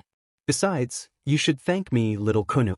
If I kidnap you, your chastity and Milikas's will be safe. You know, in Kyoto, when I was with Yasaka, she was willing to betroth you to a childhood friend of hers. And Milikas? He was going to be violated by his mother and grandmother under the pretext that it was time for him to taste a woman's body. He said the last part disinterestedly, glancing at a certain woman mercilessly stomping on a dragon that screamed in pain. Kunu felt disgusted. She had known her mother wanted to betroth her, but she hadn't realized it was to her mother's childhood friend. The thought revolted her, but she was even more horrified to learn what Grafia and Venelana intended for Milikas. "And what will you do to us?" she asked fearfully, panic rising in her chest. "I will lock you in the dungeons of my base." "Don't worry, I won't do anything to you yet," Anstrel replied with a sinister grin. With that, he knocked Kunu out and turned to see Milikas struggling to recover. "There's no point in you continuing to fight, little Otuto," he mocked, observing the redhead's glowing red eyes filled with fury. "Bsrd. I will kill you. I will kill you." Milikas shouted, charging at Anstrel, who effortlessly dodged and landed a critical blow to the redhead's back, causing him to groan in pain. Milikas quickly turned to retaliate, but Anstrel deflected the attack and delivered a knee to his chin, knocking him to the ground. Milikas struggled to rise again but found it increasingly difficult. He attempted to launch a destruction orb at Anstrel, but the latter jumped and kicked the redhead's hand, sending the orb crashing into a nearby structure. As Milikas tried to strike Anstrel once more, the black-haired man caught his fist and squeezed tightly, eliciting a scream of pain from the redhead. "Well, it would be best if you slept, little Milikas," Anstrel said mockingly, knocking the redhead out with a swift blow to the nape. A voice interrupted, "Don't you think you went too far? Even if he is the son of that false Satan, he is still a child." Anstrel shrugged. "Nah, I don't think so. Besides, I almost forgot about the friends of the old Security. He looked elsewhere, pondering. "Are you talking about those humans and those veterans who were with them?" she asked, pointing to Milikas and Kunu. "They were neutralized and taken to the base. None of them had much power. In fact, none of them reached the power of a high class. They barely reached half the power of a middle class." Anstrel nodded. "Good. And that dragon?" "Oh dear, look for yourself," she said playfully. They both turned to see a dragon lying inert on the ground, disintegrating from Samuels. "Poison. You say I went too far with these two, and you tortured a dragon to death that barely had the power of a high ultimate class," Anstrel remarked. She giggled. "I just wanted to have fun. Besides, this power you gave me is more than enough to kill that false Leviathan." "Well, in that case, Kateria, leave a message here so we can give the factions more worries and our plans will have more effect in the future." Kateria smiled maliciously and nodded. "I will take these two to the base. I leave you with the message." Anstrel picked up Milikas and Kunu, who lay unconscious, and opened a magic circle, disappearing with both children from the place. Kateria began to write a message that she believed would be a slap to common sense. "Goodbye," she said, vanishing from the scene. On a destroyed beam, the letter read, "Greetings, factions. We wanted to inform you that we have taken the young Milikas and Kunu. We assure you that we will not do anything to them yet. So don't try anything stupid since we know what you do at all times. Sincerely, the Chaos Brigade." One day later, an emergency meeting convened in the Gremory mansion. The leaders looked agitated, but more so a certain silver-haired maid and a yokai leader who were worried about the news. "Dinninit, Seraphil, Lajuka, I want all soldiers searching for my son now," Surzek shouted, his voice filled with urgency. Both nodded and invoked communication circles. Surzek was hysterical. News of Milikas and Kunu's kidnapping spread like wildfire once the barrier enclosing the upper part of the building was deactivated. "My Milikas, why did they take him?" Grafia sobbed heavily, consoled by Seraphil. "My daughter, why my daughter?" Yasaka cried, anxious and scared about what could happen to Kunu. Anstrel interjected, "Calm down. I will also join the search along with Valle, right Valle?" He looked seriously at the white-haired man, though inside, he reveled in the desperation and anguish of several members of the Alliance. "That's right. We will look for Milikas and Kunu. Don't worry about that," Valle assured, his gaze firm on Surzek and Yasaka. "But who would be capable of kidnapping my little Milikas? First Rias and now Milikas." Venelana asked, her worry evident. "Didn't you hear what the letter said, Miss Venelana? It was the Chaos Brigade. But don't worry, Valley and I will bring justice to them and return Milikas and Kunu safely, Anstrel said. Let us accompany you. Izari insisted, her concern evident. No, you would only be a burden. With Anstrel and my team, it is more than enough, Valley replied. Anstrel Kuan, please bring our son back. We implore you, Surzek pleaded. And my daughter too, Anstrel Kuan. Your daughter needs you more than ever, Yasaka added. Don't worry, Surzek. I will do it. Yasaka, he said, approaching her and planting a kiss on her lips, igniting jealousy among the Gremory clan, Seraphil, Gabriel, and Penahue. I will bring our daughter with us since I want to see her marry your childhood friend, Dryasan. With that, Anstrel and Valley exchanged determined glances, ready to embark on their mission. Valley was impatient as he initiated a communication circle. Let's not waste time. We have another mission. A feminine voice responded from the other side. What is it, Valisama? Lekfe, inform the others that we will search for Surzek and Yasaka's children, Milikas and Kunu. Valisama, sorry for interrupting, but what about the search for the traitor? Lekfe asked, her tone dripping with disdain at the mention of a certain brown-haired individual. We will put that aside for now. We need to focus on finding those kids, along with Anstrel. Another feminine voice chimed in, Naya, is Anstrel Kuan coming with us, Naya? Yes, Kuroka, but I don't want any delays, understood? Valley replied, annoyance creeping into his voice at the Nikomata's playful demeanor. Okay, I will inform my brother to prepare the supplies, Lekfe said. Good. We will meet at the outskirts of Tokyo. With that, the call ended. My team is waiting for us, Anstrel. Let's go, Valley said, glancing at the black-haired figure beside him. Anstrel nodded in response. In his mind, Anstrel plotted his next move. In a few months, he would ensure that Valley disappeared from Lucifer's path. He had already devised enough false evidence and manipulated scenarios, including the manipulation orb he had used with Drake to control Albion. Enjoy your freedom while it lasts, little Lucifer, he thought, because your days are numbered. 3 months later, Vala surveyed their surroundings with irritation. There's nothing here either. Calm down, Valley. I'm sure we will find something good here, Anstrel reassured him. Naya, Anstrel is right. Besides, these 3 months with my future husband have been the best. Kuroka exclaimed, playfully pressing herself against Anstrel, her enthusiasm evident. Bikeout rolled his eyes. Yeah, having wild SEC and not letting us sleep. I believe you, nymphomaniac. Anstrel chuckled. It's not my fault that my Kuroka is a nymphomaniac in bed. He playfully squeezed her, earning a delighted from her. I'm so envious of you, Kurokanane, Lekfe admitted, blushing at the scene. The group was in Romania, exploring ancient crypts on the outskirts of the capital city. Enough, you two. As I said, we won't find anything here. We've already wasted a week. We should move, Valley insisted, annoyance evident as he headed toward the exit. Fine, party pooper. By the way, have you chosen one of the 2 options I mentioned? Anstrel asked. Valley paused. Yes, let's go to Latin America, specifically Brazil. As Anstrel began to create a portal to Brazil, a hologram of Surzek suddenly appeared, looking alarmed. Surzek-sama, it's a pleasure to see you, Arthur greeted. Hello, Surzek. Is something wrong? Anstrel inquired. I need you to come to the Gremory mansion. Something terrible just happened here.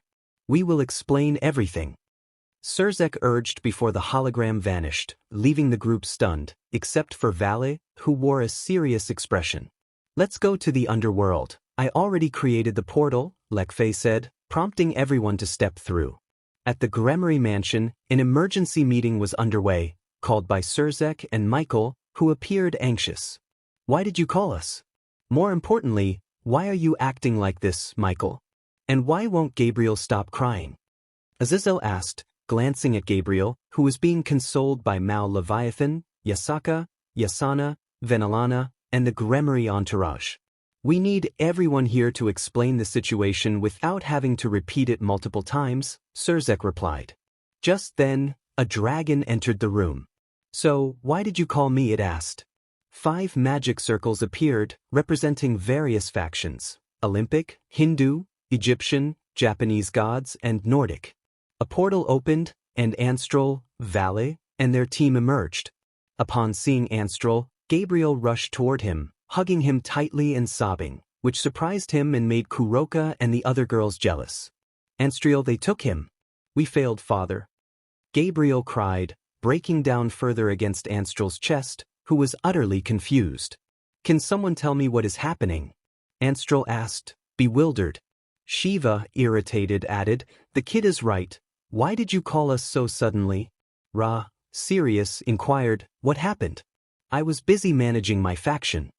Amaterasu, intrigued, asked, I was investigating a phenomenon in the heavens when you called. Sirs, what happened, and why is Gabriel like this? Azazel, looking around, said, I was with my experiments when we were all summoned. Everyone turned to Sirzek and Michael, awaiting an explanation. Sirzek sighed. Michael notified me of something very alarming. Just moments ago, I received news that the system of heaven and the 7 trumpets were stolen. A deathly silence fell over the room. Everyone, including Vale, who was usually stoic, widened their eyes in shock. The implications of such news were staggering. Azazel rushed toward Sirzek and Michael, grabbing them by their collars. This has to be a joke. It's impossible that the system and the trumpets were stolen. He shouted, his voice laced with hysteria. Michael freed himself from Azazel's grip and replied seriously, it's no joke, Azazel. Uriel called from Father's palace, saying the system and the trumpets were missing. We searched for hours but found no clues about who took them. But that's impossible. You could only see the system by entering through the floor where it was heavily secured, Shiva argued. Michael's next words left everyone incredulous. He didn't go to the top floor, he entered through the main entrance and destroyed every locking system. The only beings who can enter are angels, archangels, cherubs, reincarnated souls, and seraphim. Any other race would be burned in seconds. Zeus interjected, then one of your angels must have taken them. It's the most logical explanation. Amaterasu added, at least they couldn't search for him because of his energy. Sirzek freed himself from Azazel's grip and adjusted his collar. We tried, but it's as if they were taken from this world. We couldn't sense them anywhere on the planet, Michael said, frustration evident in his voice. Meanwhile, in a large beauty salon that had once been the Dark Council's throne room, Emiko was pulling me to see the place. I was overwhelmed by the glamour and the scent of perfumes, feeling a pang of nostalgia for the Dark Council. Emiko sat on the throne, now adorned with flowers. I felt a mix of calmness and sadness as I realized how much had changed. What do you think of me sitting on your throne? It makes me the queen of the salon, she teased, looking at me with a playful superiority that made me feel like a commoner. Tell me, do you want me to kneel before you? I asked, playing along, and everyone smiled at our banter. Emiko declared that from now on, I would come when she called, setting aside anything unimportant. Just then, an archangel appeared from a magic circle, looking shocked at the transformed throne room. And Darius, as he introduced himself, was curious about our plans. I explained that we were visiting Great Red and Ophis to join our cause, not to fight but to help restore the planet's skies. Emiko kissed me and hugged Andarius, wishing us good luck. I thanked her, promising to keep an eye on Rias as well. Andarius created a magic circle beneath us, and with the power of infinity, we vanished. In a dimensional rift, a large red dragon conversed with a dragoness of infinity. They sensed a familiar aura, along with another strong presence that felt unusual for an angel. Upon our arrival, I spotted Great Red and landed with Andarius. Both dragons tensed at our presence. Ophis recognized me nervously, and I joked about how much I had changed, but she noted that my power felt different. I explained that I had a great teacher, and Andarius introduced himself as my Great Red expressed happiness at seeing me, mentioning that I had made a friend after my ordeal. We wanted to inquire about a hooded figure who had renewed, freed, and possessed an angelic aura. Ophis's eyes widened as she realized who we were referring to. She revealed that Selin was Elohim's eldest daughter, the first angel created by him, and possibly on par with the current angels. She was also the teacher of Jesus Christ. And Darius and I were taken aback by this revelation, a secret known only to a few. Ophis explained that Selin was the product of Elohim and the most powerful human woman of the past, who had faced the Trihexa at its peak. I realized that when the Trihexa was released, it was the third release, and Great Red confirmed that the human woman had been the bravest he had ever seen. Ophis added that Selin had been inspired by her mother and aspired to be as strong. I wanted to ask more, but Great Red interrupted, apologizing for everything I had endured. Ophis looked tense, and I assured them it was okay since no one had known about the betrayal. Great Red insisted they needed to apologize because they had foreseen what would happen to me. A heavy silence enveloped the room, and both dragons appeared worried. I was shocked, and Darius was furious, blaming them for my suffering in Tartarus. Great Red told him to show respect, but I was angry that they had remained silent while I endured. My power surged, and Darius, having trained hard, was now at full strength. He transformed, and I donned my helmet of domination, ready to confront them. Great Red claimed he hadn't rescued me because he saw no need. Ophis attempted to calm me, but I was furious, declaring that I would never ally with someone like her. Ophis prepared to fight, and I instructed Darius to handle her while I faced Great Red. The battle was about to begin. Darius faced Ophis, and I confronted Great Red. Only one side would emerge victorious. "You piece of SHT," Ophis shouted, releasing her power to 90%. "How dare you rise against me?" I barely managed to dodge a deadly blow from the dragon, but her swift kick sent me crashing into some rubble, inflicting critical damage on my body. The pain was immense. That kick had enough force to kill a faction leader at the peak of his power. I felt several bones fracture, the sharp agony reminiscent of a rat being run over by a truck. Spitting BLD, I struggled to my feet. I muttered, cold sweat trickling down my back. Now it would be a battle of attrition. I had to be very careful or it would be my end. In an instant, my instincts screamed at me to duck. I threw myself to the ground, watching in shock as the dragon goddess prepared to deliver a deadly swipe with her energy claws. Her gaze was filled with pure hatred directed at me. Quickly, I soared into the sky to gain distance, but Ophis launched dark energy lines that chased me at terrifying speed. "What are those dark lines?" "I don't feel their power," I said, concern etched on my face. I would have to track them with my sight and hearing. But then the dragon did something that left me incredulous.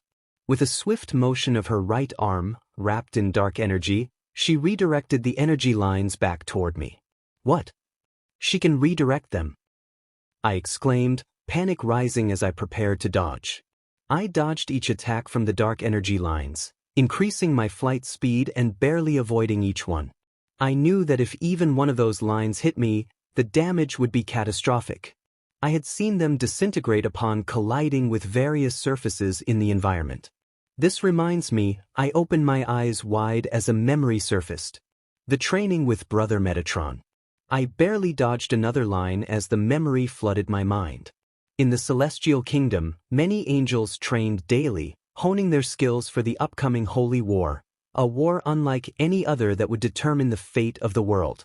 But in a training field far from the others, shrouded in clouds and trails of pure energy, two archangels were present. One archangel, with black hair, was gravely injured, kneeling and gasping for breath. Drops of BLD fell to the ground, and his gaze was filled with anger and frustration as BLD trickled from his forehead down to his chin. He groaned audibly in pain, staring at the other archangel floating before him, whose wings glowed with bright white light. "That is a nostalgic look I see on your face, little brother," the other archangel said, turning his back. "Nothing binds you to continue training with me. If you prefer, you are free to return to Father and Miguel's teachings." He gestured toward the many angels training under Father's guidance. With great effort, I stood up, defiantly meeting the gaze of the mysterious angel before me.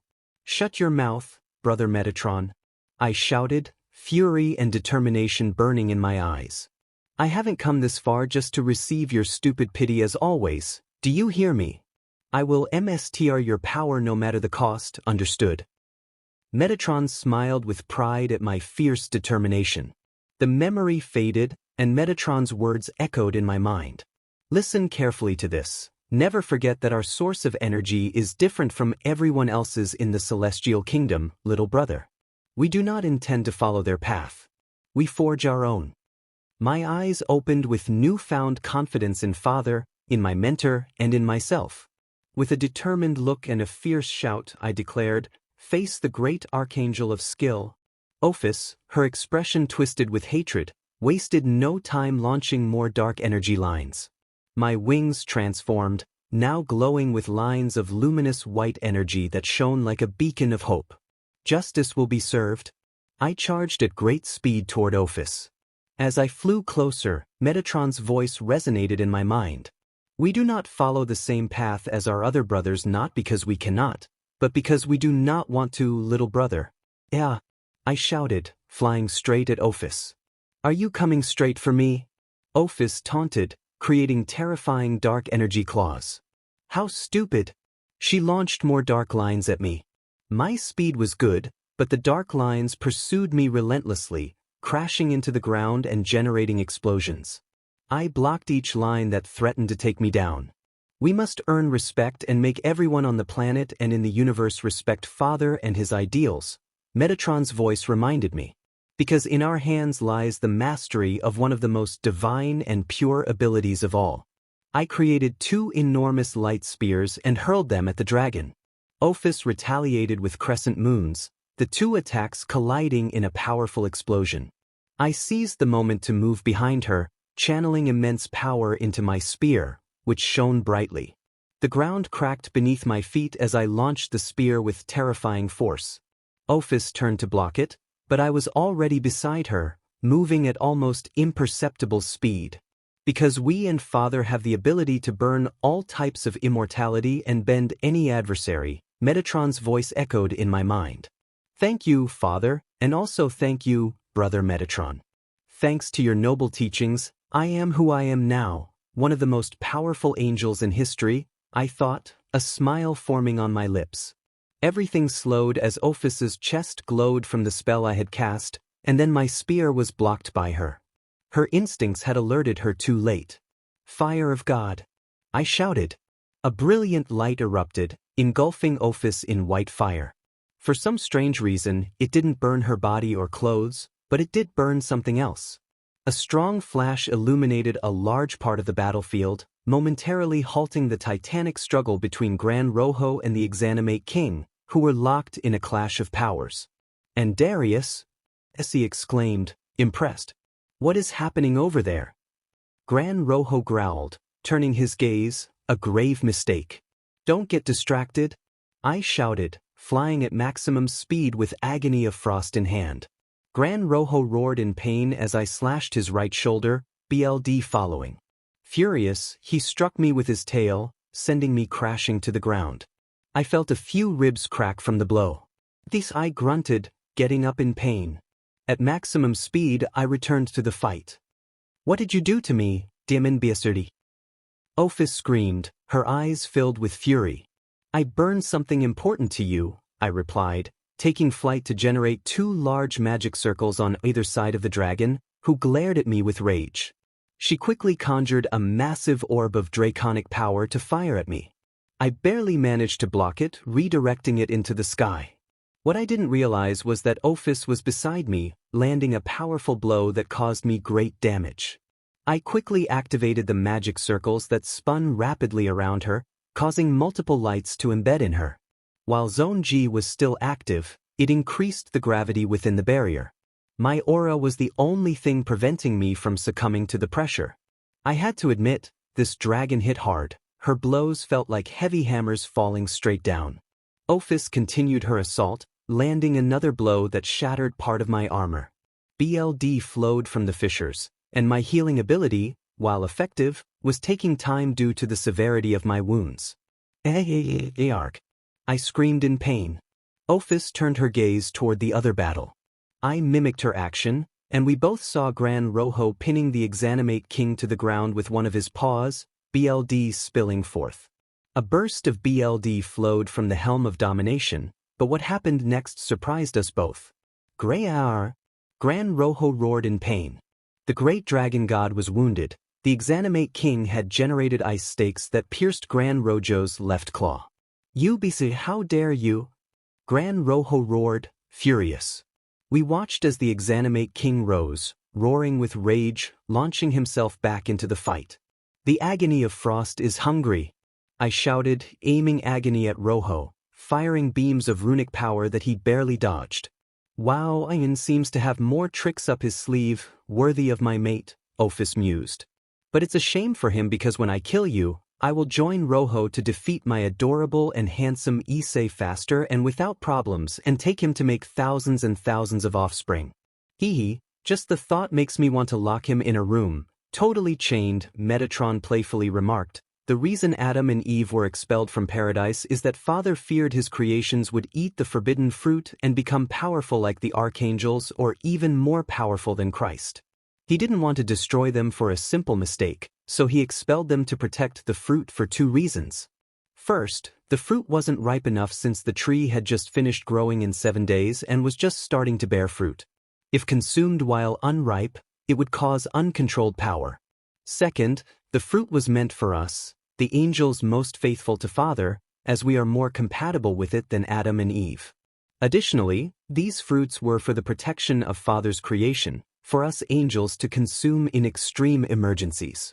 That's why if they had obeyed Father and waited long enough, they could have stayed in paradise forever. He said this with sadness, recalling that disastrous day. "But that serpent was also to blame, brother," I replied angrily, recalling a certain brother who had fallen. Metatron placed his hand on my shoulder. "Even though it was also the serpent's fault, Father used this opportunity to see if Adam and Eve would resist temptation. And they fell for it. This same test was given to Jesus, but he did not fall. His faithfulness and love for Father kept him strong until the end. Job also faced the same test. He lost everything but remained firm and did not speak ill against Father. There were many brave souls who, despite being surrounded by darkness and sin, never gave up or disobeyed Father and received nothing less than eternal life." He smiled, gazing at the skies. "Why are you telling me this?" I asked, doubt clouding my mind. Metatron looked at me calmly but seriously. "I tell you this because what is left of that fruit is still in your hands. I will ask you a question that Father and I have for you, and I will say it only once, little brother." The memory faded, and Metatron's question echoed in my mind. Choose to eat the fruit and create chaos in the world for a wrong cause, or choose to eat the fruit and give everything of yourself to eradicate all evil that dares to create chaos in the world of innocent people and in Father's creation. My gaze darkened as blood flowed from my forehead to my nose and cheek. I choose to eat the fruit to give everything of myself, to eradicate the evil in this world, but above all, to cleanse this world of the decay of pagan and sinful civilizations. From a small protected pocket dimension, I took out the fruit of Eden. Ophis looked at me, but it was too late for her. "Let's settle this, you demon dragon," I said, holding the fruit in my hands and locking eyes with the dragon goddess. I took a bite. A great and powerful flash of light erupted from me as the fruit dissolved into green particles. "We are Father's elite force," Metatron's voice echoed in my mind. "Remember that we, Miguel, Gabriel, Raphael, Uriel, you and I, are the backbone of the legions of angels ready to sacrifice even our lives to preserve peace, even if we have to face our own brothers to protect it."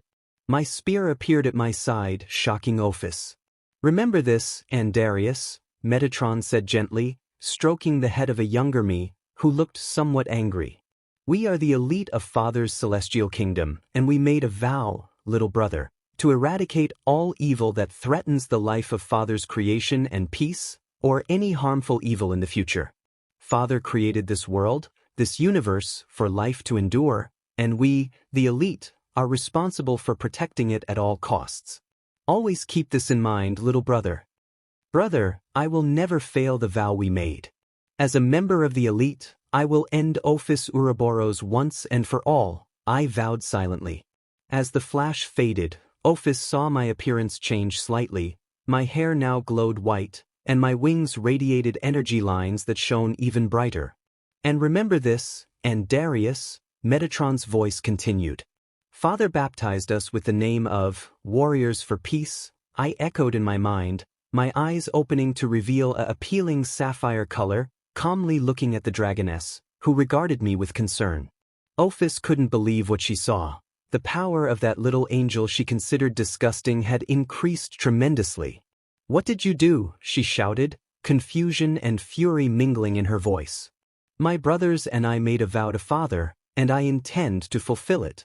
I am a defender of peace and life, but if I have to go to war to protect Father's creation, then I will, I declared, gripping my spear firmly. We will not allow anyone, even our brothers who fell as demons, to threaten the life that Father created with great effort. We are the elite, and we will not allow anyone to destroy or corrupt Father's creation. Metatron's voice resonated within me. Ophis glared at me, but I met her gaze with calm seriousness. Shut up. You're as good as dead for rising against me, for destroying my seals and burning something of mine that I am starting to figure out what it was. She screamed, emanating an aura of death. Let's raise the stakes, I proposed, throwing my spear into the sky, drawing Ophis's gaze. Ophis Ouroboros, let's dance, I said, getting into a fighting stance. The spear joined with the other, increasing the gravity in the area. I've had enough. I will finish you once and for all. She roared, exploding with fury. The dragon charged at great speed, and I matched her pace, our fists colliding with a deafening noise as we both disappeared. Die! Ophis yelled, striking me with fury. I quickly returned the blow, causing great damage to the dragoness. A fierce hand-to-hand combat ensued, punches flying back and forth as I blocked and dodged what I could, responding with blows of equal magnitude that only fueled her rage. Our speed was so great that only energy trails were visible. We struck each other at high speeds, but I noticed something advantageous. Ophis's speed was decreasing. Gravity had reached 300 G and was increasing, confirming my deduction. This dragon had never trained or polished her skills.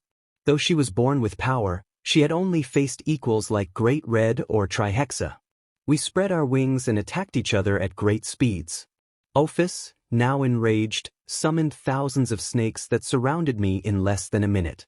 Summoning magic circles, she fired thousands of light spears at close range, which collided with the snakes charging at me. I narrowly dodged a claw aimed at my head, feeling BLD trickle from my cheek and the upper part of my neck. The claw had cut part of my face and neck. It wasn't serious, but the dragoness didn't relent. Ophis, filled with fury, soared into the air, generating a large magic circle containing a massive amount of draconic power. You've annoyed me enough, Demon Angel. Once this is over, I will go for Rias and Issei's allies to kill them and take him away without anyone interfering in our business. She screamed, charging a deadly attack powerful enough to destroy an entire continent. I knew that if that attack hit the ground, it would practically be my end. Ark! I shouted, combining both spears into one, which began to emit lightning and shone with such intensity that it resembled a bright rising sun. With this, everything ends. I will kill you. Issei belongs to me and only me. He is mine. Die once and for all, Demon Angel. Ophis declared, her attack ready to fire. Metatron's voice echoed in my mind. We, the warriors for peace, never give up and will never yield to any adversary against Father. It felt like a vision of Metatron as he placed his hand on my spear, surrounding it with blue particles that increased its attack power. We will serve Father until our last breath. He gave us life, and we will give everything to keep Father's creation safe. I will not lose, I shouted, dressed in golden armor as my wings shone with more power. We believe you will do great things, little brother. Don't doubt that, Metatron said, smiling at me. Both energies reached their CLMX, and then Ophis screamed, launching what could be described as an orb the size of a small football stadium, powerful enough to eradicate the life of a continent in an instant. I remembered something Father and Metatron had said. Remember, Darius, this world and the universe must be protected at all costs. Opening my eyes with strong determination, I recalled their words. Even from ourselves. In that moment, Several voices resonated in my head. And Darius-san. Angel-kun. My son. Little brother. My friend. Let's go. War. I shouted, launching the spear, which became a beacon of hope as it sped toward Ophis. Felt like slow motion as both attacks were inches from colliding. Crush. Both attacks collided, illuminating the entire area and generating black lightning in all directions. Sound waves erupted in less than a second. We were both giving our all. This attack would determine the outcome of the battle. Ophis grunted in fury and hatred, pushing with all her might to kill me with her attack. I focused all my precision and power beyond limits, knowing that this would come at a high cost, but if I could win this clash of powers, I could endure it. Then I felt a gentle touch on my shoulder. Turning, I saw Elohim from Dixd, who simply smiled and said, "Don't give up, young Archangel. Even if you are not one of the children of this world, I want you to know that I support you to achieve justice today." A blue light emanated from his hand and entered me. I felt something that made me smile. I knew what to do. It was time to end the game of strategies. It was time to defeat Ophis Ouroboros. A halo of pure energy, resembling a crown, appeared on my head, accompanied by the memories of my brothers and father encouraging me in my ascension as an elite. To protect, I shouted, my strength surging as my muscles bulged from the effort. My wings, golden armor, and halo shone with more power. Father's creation. The spear multiplied 3 times its size. Ophis's attack began to crumble little by little. The dragoness looked at this with disbelief and terror. She couldn't believe it. This angel had surpassed her. I shouted, increasing the power of the spear. Ophis's attack fragmented, and then a great explosion of energy caused her attack to be destroyed by the pressure exerted by my spear, allowing me to achieve something never seen before in the history of the DXD world. We will never yield. Our backs will never touch the ground, and above all, we will never abandon Father. We are children of God Father, and we will fight to protect His creation until the end. Metatron's voice echoed in my mind. I can't be. Ophis screamed, incredulous and scared. Everything happened so fast, and then Ophis screamed as the spear pierced her. I fell to my knees, completely exhausted, watching as Ophis fell to the ground with the spear still embedded in her abdomen. The dragon goddess barely managed to remove the spear. She couldn't believe it. She had lost, not to another dragon, but to an angel. Someone she considered inferior had defeated her in a one-on-one battle at her maximum capacity. She could no longer rise and began dragging herself toward the battle between the undead king and Gran Rojo, a legendary fight unfolding in the distance, necrotic power clashing with draconic power. My Issei, please help me. Ophis cried desperately, dragging herself with what little strength she had left, tears of impotence streaming down her face. I watched wearily, BLD flowing from my forehead and covering much of my face. I couldn't get up, but I could only take one action that would drain what little energy I had left. Brother Metatron, may you rest in peace. This victory is for you and for Father, I said, raising my arm with an open hand before quickly bringing it down with a closed fist wrapped in magic, collapsing unconscious on the ground, face up. I recalled one of my most painful moments from the past when Father, Miguel, Uriel, Raphael, Oriel, and some higher-ranking angels waited to deliver the disastrous news that would mark me for life. Metatron had fallen in battle against Beelzebub and Leviathan, but not before taking both of them down. He had died defending his brothers during a rescue mission that had turned nearly suicidal for everyone involved. And Darius vividly recalled the last time he had seen Metatron, leading a band of 24 high-ranking angels on that ill-fated mission. The news of his brother's death struck in Darius's heart like a hammer, for Metatron had perished while fighting to protect his kin. He remembered teasing Metatron one last time before he left for that mission from which he would never return. Since then, Darius had trained relentlessly, participating more actively in the Holy War.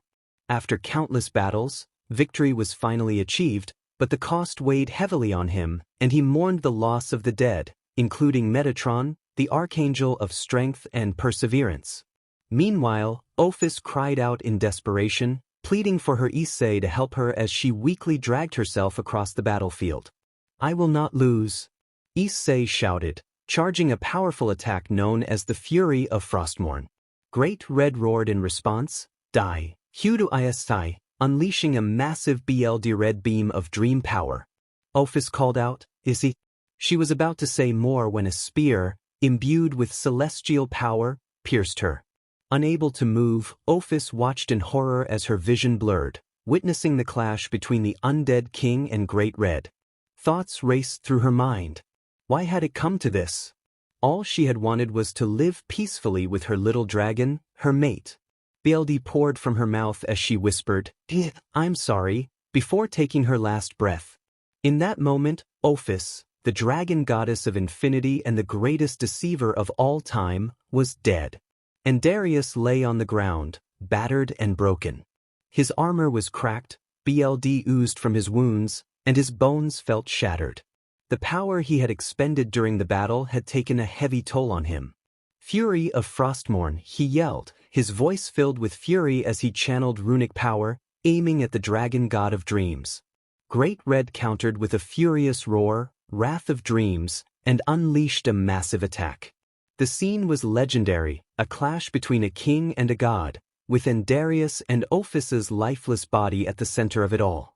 This unprecedented battle was being observed by a certain guardian of the earth.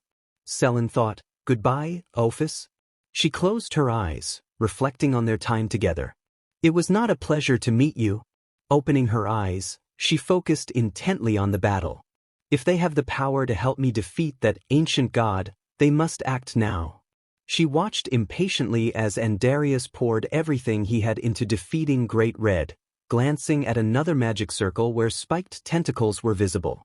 In Darius's mind, he heard applause. "Very good, let's leave it for today, little brother," Metatron said as they arrived at a training field in the heavens. "You have progressed a lot in your training," he added with a broad smile. In that training field, a young Darius, panting heavily after using several magic circles, beamed at his brother. "I did it," he exclaimed, exhausted yet thrilled. "I did it, brother Metatron." "Yes, you did," Metatron replied, ruffling the young archangel's hair, which made Darius pout. "Oriel, prepare some good snacks. The others are waiting for us." "Did Sister Oriel make red fruit pastries again?" Darius asked, drooling at the thought of the delicacies. "Yes, let's go. We don't want to keep her waiting." "You know how she gets," Metatron said nervously as Darius looked on, slightly scared. The two brothers took flight together. Darius, the archangel of skill, demonstrated that faith in God and his ideals could draw strength from anywhere. He showed that the will of the Father transcended even into different worlds.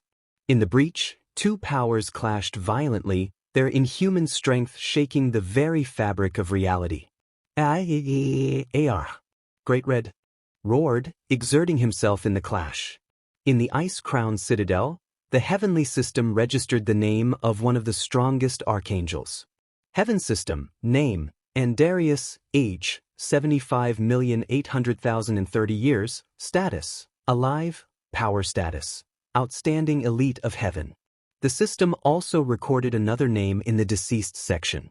Heaven System, name, Ophis Ouroboros, age, indeterminate, status, deceased, power status, unknown. Thanks to Darius's tireless efforts, the Heaven System slowly began to restore itself, recovering its original administration after Michael's unprecedented disconfiguration. Heaven System, starting global soul redirection, 1%. From the pillar connecting the frozen throne and the needle, a faint ray of light began to emerge, surrounded by white particles. To be continued. I looked up, feeling a strong killer instinct that made Great Red serious. "You two betrayed me first," I shouted, my voice filled with rage. I decided to stay silent while I rotted in Tartarus, and Rias was violated by more than 100 men because of that cheap ware, Venelana. I trusted you both, and everything I endured, everything Rias suffered, happened because of your cowardice.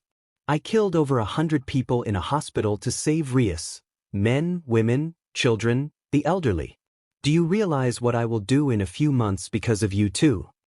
I couldn't believe it. Issei's fate, Rias's fate, and countless others could have been avoided if these two dragons hadn't spoken such nonsense. Great Red frowned at my words. Repeat that, he growled. Repeat that I'm a coward, and you'll see what I'm capable of, demon larva. I was going to teach you a lesson for that insult, but now I will make you rethink your actions with blows. You'll wish you had never challenged me. I finally understood something crucial. Never trust a dragon. How interesting, I said, pulling out what looked like a gold coin. Heads, if I win the fight, I'll give you a quick death. Tails, if I win, I'll torture you and give you a slow, painful death. Are you serious, DMN larva? Apparently, being in Tartarus affected your brain, Great Red retorted. Yes, and it would have been different if you hadn't stayed silent. Let's see. I flipped the coin. When it landed in my palm, I saw the result. It's luck, it landed on tails. I tossed the coin to the ground, locking eyes with Great Red. I suppose you know what that means? Huh? You think you can kill me, demon larva? Great Red scoffed. Yes, I realized something. You dragons are necessary in the new world I will create. So tell me something, Red. Did you see your death in that premonition too? I said, preparing for what would become one of my greatest battles. You know what? I'd rather defeat you here and now and erase your memory, leaving you at Ophus's mercy, he threatened, taking a menacing stance. After this, I will destroy that damned kingdom you are building down to its foundations. His words ignited a fire within me, a longing to kill, to destroy everything, but above all, a longing for revenge surged stronger than ever. And I will rip off your wings and teeth when I have you at my mercy, you demon dragon. I won't let you destroy my ark or ruin my plans. But above all, I declared as Frostmourne began to shine brightly, I won't let you get near ours, demon-beasted dragon. I pointed Frostmourne at Great Red, who glared back at me with fury. It's time for there to be only one king and dragon god of death, and that will be me. Then I will start the flood, the deluge, the final judgment, and on the way, I will kill that damn trihexa. I will kill it just like I will kill you bastards. Red looked at me, shocked by my words. We all have sins to pay for, including me and Rias, but we have already paid for them. I lowered my head, reflecting on the weight of my past. I didn't ask God to be born, but I will finally do what he didn't do in the past. What thing? Great Red asked, his anger palpable. To have killed you when he had the damned opportunity. In a burst of speed, I charged at Great Red, who moved quickly, causing me to pass by him but not before shooting multiple frost coils at one of his wings. Seeing this, he unleashed a great flame that collided with the frost coils, creating a massive explosion of steam. Let's see if you have the guts to face me now, Great Red, I taunted. So be it, you will regret challenging me, larva, he replied, positioning himself behind me, ready to deliver a critical blow with a fiery claw. I activated Ice Fortitude and Frost Presence to block the attack. The force of the blow sent me crashing through the air. Quickly regaining my composure, I flew straight at Great Red, aiming for his chest. I barely dodged a tail swipe as he turned to strike me. Just when I thought I was safe, a flame erupted, forcing me to use an anti-magic shell at the last second. I still suffered burns that felt like acid on my skin. Damn it? I cursed, using BLD transfusion with a flash of light to heal myself. Now I knew firsthand that this dragon's flames surpassed even Amaterasu's. I had to be careful. My turn, I shouted, launching multiple death spirals at Great Red. He began, but I used the Hammer of Justice to prevent him from repelling or dodging the spirals. The death spirals collided with various parts of his body, and Red growled in pain, glaring at me with fury. I quickly flew toward him, slashing at one of his legs, specifically his right claw. Great Red attempted to evade, revealing several magic circles that unleashed powerful attacks. I dodged these with great difficulty until I reached his right arm in a burst of speed. Just as I was about to land a significant blow, Great Red struck me with a furious attack, causing me to stagger. Despite the pain, I teleported behind him, launching another burst of speed to reach his back. He noticed and tried to hit me with his tail again. I barely dodged and found myself on his right shoulder, attacking with Frostmourne, inflicting several light cuts that made him growl in pain. In a surge of power, the great dragon unleashed part of his immense strength, sending me crashing into rocky structures. The impact felt as if a massive rock had fallen on top of me. "Imoen, my back?"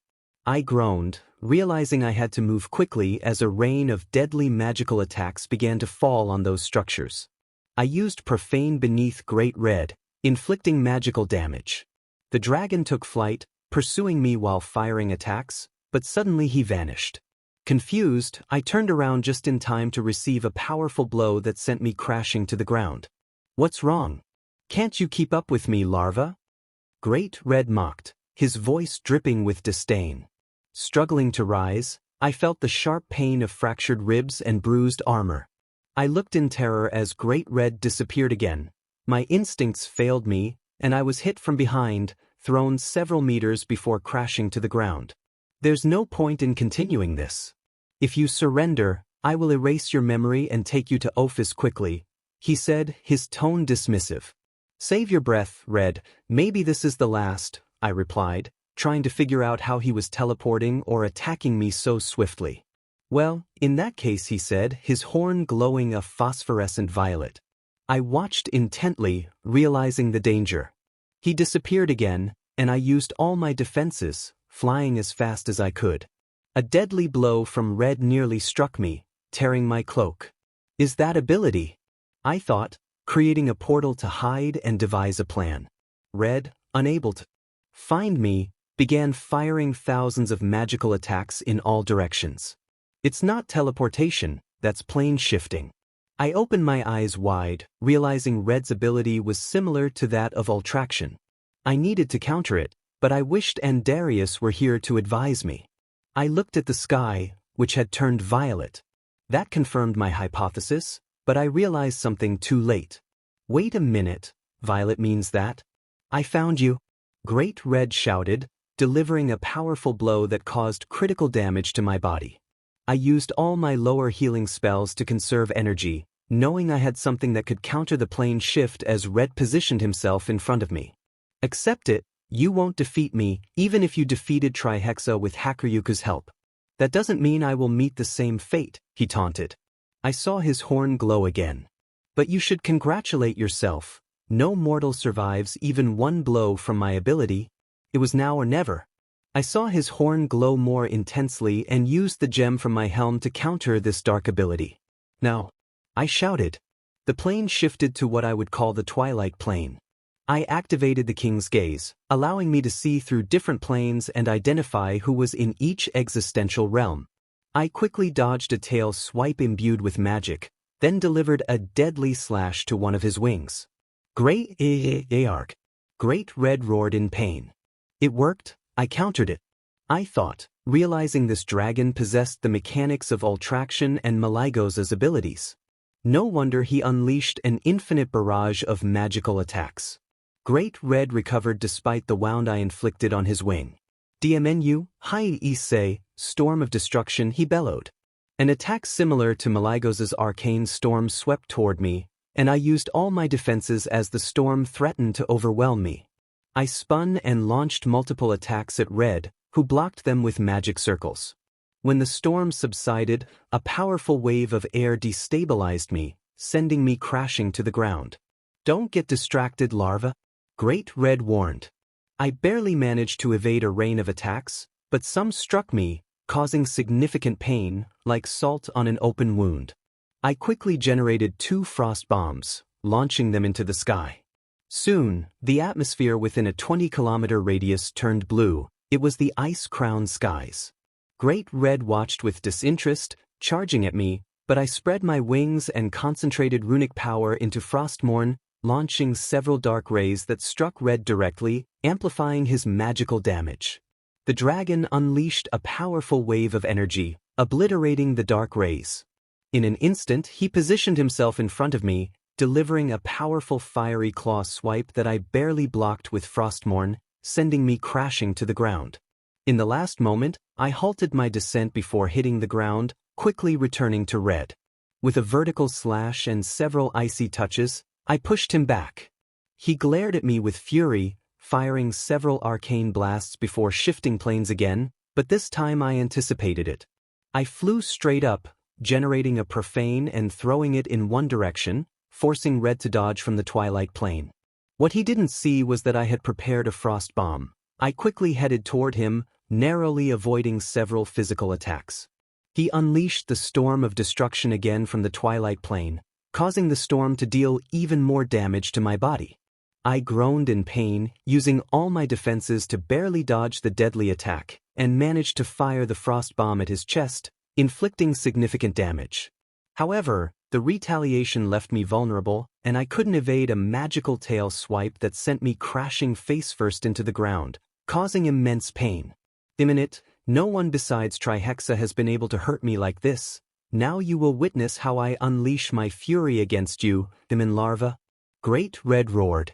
I struggled to rise, BLD pouring from my domination helm, gripping the hilt of Frostmourne tightly. Then, I know he hasn't unleashed all his power. This damned lizard, I have to exhaust him as quickly as possible, I thought, pointing Frostmourne at the sky before aiming it at Red. Multiple exanimate eyes appeared, firing runic lightning at close range. He unleashed great flames, destroying the exanimate eyes, but he didn't realize I was already in front of him, quickly raising Frostmourne, from which a great amount of power surged, delivering a powerful slash. Greyawar. Great Red howled in pain. I activated the ice shell and took flight, distancing myself from the waves of draconic power he unleashed. Dementia? I cursed, feeling the pressure of the battle. Red chased me, but I felt strong tremors. He noticed and looked toward the battle between Andarius and Ophis. I followed his gaze, and what happened next left us both stunned. In the dimensional rift, 6 powerful explosions erupted. 5 were at distant points from the battle, and 1 was in the clash between Andarius and Ophis. We realized those explosions had enough power to obliterate cities in an instant. What is happening over there? Great Red exclaimed, shocked. What the hell? I echoed, looking around in disbelief. We watched as multiple large explosions occurred in different directions, unable to comprehend the chaos. Then I noticed something, a white barrier in the distance. My eyes widened in shock. I knew what it was. Could that be the G-Zone? I thought in disbelief. Apparently, Ophis forced Andarius to use the G-Zone. Andarius, I believe in you. You can do it, I have faith in you.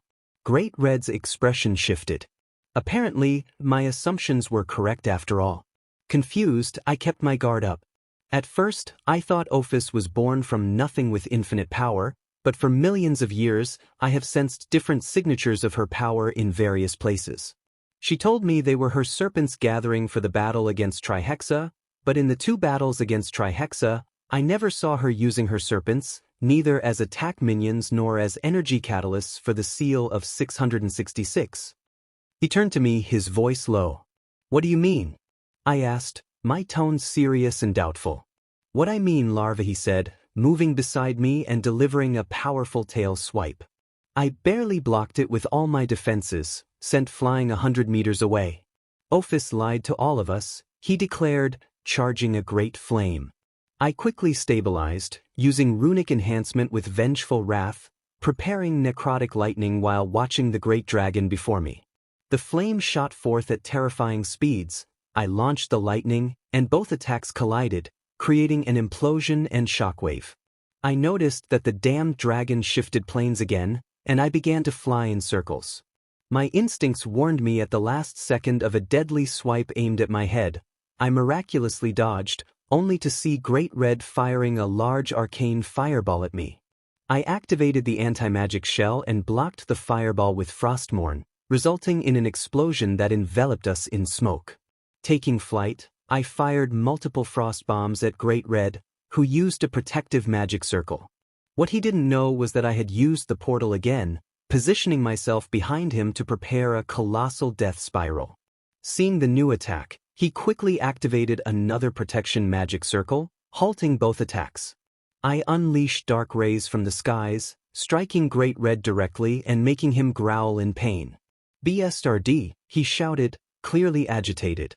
That strike had caused him significant damage, But my thoughts were interrupted when I saw thousands of magic circles firing arcane magic attacks. Red also unleashed a great flame. I barely managed to dodge the combined attacks, feeling the pressure of the battle mounting.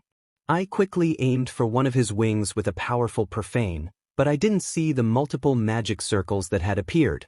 He swiftly turned and struck me, sending me crashing toward the magic circles, which unleashed a barrage of arcane attacks. Dementia. At the last moment, I conjured an anti-magic shell and a sacred shield, absorbing all the arcane attacks aimed at me. What I didn't realize was that Great Red loomed above, ready to strike. "It's time for your punishment, demon larva," he roared. I barely managed to block a powerful claw swipe that sent me crashing to the ground, kicking up a massive cloud of dust. From within that cloud, multiple death spirals shot out. I teleported behind Red, creating a powerful attack just as my great hammer was inches from striking him. "Pathetic," he sneered, unleashing a wave of arcane energy that propelled me away from him. I quickly dodged another swipe and retaliated with a fierce slash from Frostmourne, cutting into Red's left shoulder. He growled in pain, and I took to the skies, preparing another attack. But Red swiftly positioned himself in front of me, and we collided, my spell clashing against his claw, resulting in a massive explosion of energy that sent us both reeling. We quickly regained our footing, readying ourselves for the next exchange. Red unleashed a powerful beam of draconic and arcane energy, while I gathered necrotic power in Frostmourne, preparing to unleash a barrage of death spirals. After all this, I will rid myself of 3 problems. You oafus taking you who knows where, and that city, he said coldly, his gaze fixed on me. And after this fight, I will dismember you and drain your soul, I replied, my voice steady. Frostmourne is hungry.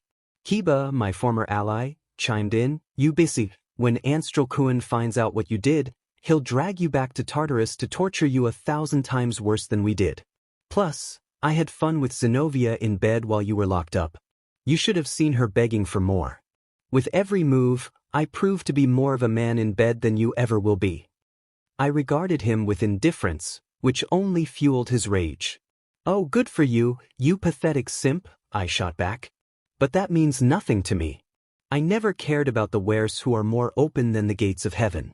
You just took the leftovers from that worthless Anstralkuin. You're just a stupid, treacherous lapdog who barks but doesn't bite. If that cheap ware Zenobia slept with you, it was probably out of pity because you're likely only 4 centimeters long. And about those please. Not even you believe that. You son of a beach, I'll kill you when I get out of here. I'll cut you into pieces and feed you to the servers of the underworld, and I'll RP Rias and that Emiko. Kiba screamed, his fury palpable. I approached him, my expression lifeless. You can insult me, threaten me with death, and even mock my pain, but what I won't accept is you messing with them. I pointed at him, my voice low and dangerous. Ah, the little baby is going to cry. Go ahead, cry, he taunted, but he couldn't finish as I seized his throat with a spell, causing him to writhe in agony. I lifted him with black chains tightening around his neck, his eyes wide with desperation and horror. I'll say this once, and I want it clear. You belong to me now, and you'll be nothing but a tool for the great event of biblical proportions in a few months. So don't try to outsmart me, because even without a body, I can inflict pain on your disgusting soul. If you mention or think about Rias and Emiko again, I assure you that what they did to me in Tartarus will be nothing compared to what I will do to you here inside Frostmourne. So do me a small favor, stay quiet and emotionless. Understood, oxygenated BSRD. I glared at Kiba, my fury barely contained. I released the spell, and he fell to his knees, coughing violently. When he looked at me, his face was etched with absolute terror, and he crawled a few meters away. You're a demon monster, he said, fear lacing his voice. Yes, I am a demon monster straight from hell, a nightmare created by you and the entire planet full of sinners with your disgusting greed and sinful ambitions. So enjoy what's left of your stay here and your pathetic existence, because in the event I will hold with the others, you will be nothing more than a tool, one that will soon lose its usefulness and be discarded. So do me that small favor, stay quiet and emotionless. Understood, oxygenated BSRD. Don't make me repeat this while I tear off your limbs with dark magic, slowly and painfully. Kiba, terrified, had no choice but to comply. I returned my focus to the runes of Frostmourne and noticed something in one of them, a frost rune. Its content surprised me, confirming what I had told God. Arthas couldn't unlock the great potential of Frostmourne. He had only scratched the surface of a massive iceberg of improvements in all the skills of the Death Knight and the Lich King. Interesting, I murmured with a small smile. Let's see if this works, I thought seriously, turning my attention back to Gran Rojo. We were still locked in a battle of powers when a bright light from the distance, where Andarius and Ophis were fighting, caught us off guard. It was so intense that it temporarily blinded both of us. The warmth radiating from that light felt like a father's embrace, a warmth of protection and love. Gran Rojo was at a loss for words, sensing something impossible. "What is this?" he muttered, bewildered. He recognized the divine power instantly. How could it be that one of that god's abilities was still active, wielded by someone other than him? "And Darius?" I exclaimed, astonished. "What's happening over there?" Gran Rojo shouted, turning his gaze, "A grave mistake. Don't get distracted," I warned, flying at high speed with Frostmourne in hand. "Grere," he growled in pain as I made a deep cut on his right shoulder, blood flowing freely. Enraged, he struck me with his tail, sending me crashing to the ground and breaking a couple of my ribs. I grunted, struggling to get back up. I returned to the fray at maximum speed, narrowly dodging a deadly claw aimed at my torso. Gran Rojo unleashed multiple chains of lightning, moving with terrifying speed to get behind me. I turned too late and felt a massive blow, as if I had been struck by a bat covered in spikes. Crashing to the ground, I felt blood seeping from cracks in my armor. I rolled away and used minor healing spells to alleviate the immense pain. Rojo pursued me, launching another attack that I barely evaded. I countered with a hard strike, staggering him, but he retaliated with a tail swipe that I blocked with a shield of ice, earth, and holy magic. I dodged another claw swipe but couldn't escape a massive stomp. Time slowed as I watched Rojo's left foot descend toward me. When it crashed down, it felt like tons of debris had fallen on top of me, my bones breaking under the immense weight. I screamed in agony, feeling as if my limbs were being ripped off in the most grotesque way. "Are you giving up, stupid larva?" Rojo taunted, applying more pressure. "Just say it, say you give up, and I'll erase your memory quickly to avoid more problems." "Ja!" I roared, barely holding on against the excruciating pain. I had to do something, or this dragon would crush me. I focused on one of the skills I could improve, Ice Touch. Though it was already maximized, I hoped it would create an opening for my escape. Gathering my strength, I channeled runic power, forming a sphere with spinning rings and spikes. "Bisi, never will I give up," I shouted, unleashing the attack. Enormous icicles and spikes of runic ice erupted, piercing Gran Rojo's left foot. He roared in pain, granting me the opportunity to escape his grip and take flight again. My immortality was waning, and my minor healing spells were losing effectiveness, so I began using my superior healing spells. "Bisi, how dare you?" Rojo bellowed in fury. I glared at him, my longing to kill evident in my eyes. I pointed Frostmourne at him and charged forward. "The agony of frost is hungry," I shouted, firing beams of runic energy. Rojo dodged most of them, but a few struck him directly, causing him to grunt in pain. I had to move instinctively as he destroyed what remained of my tattered cloak with a fiery claw swipe. He conjured a powerful flame, but it was unlike anything I had seen. Pure draconic power swirled around me. "You let your guard down, stupid larva," he taunted, his superiority evident as he clutched his damaged foot. I cursed. Before I could react, I was lifted, and multiple fireballs struck me, inflicting severe burns. Rojo launched another fireball, hitting me squarely. I fell to the ground, struggling to rise through the pain. I watched as he created a strange magic orb that seemed to absorb the surrounding magic. Then he spoke, leaving me stunned. Once I recover, I will kill that angel, erase your memory, and destroy your precious kingdom. Until then, sweet dreams, demon larva. I quickly summoned an anti-magic shell, but it was futile. A blinding light enveloped me, and then I felt nothing. Darkness consumed me.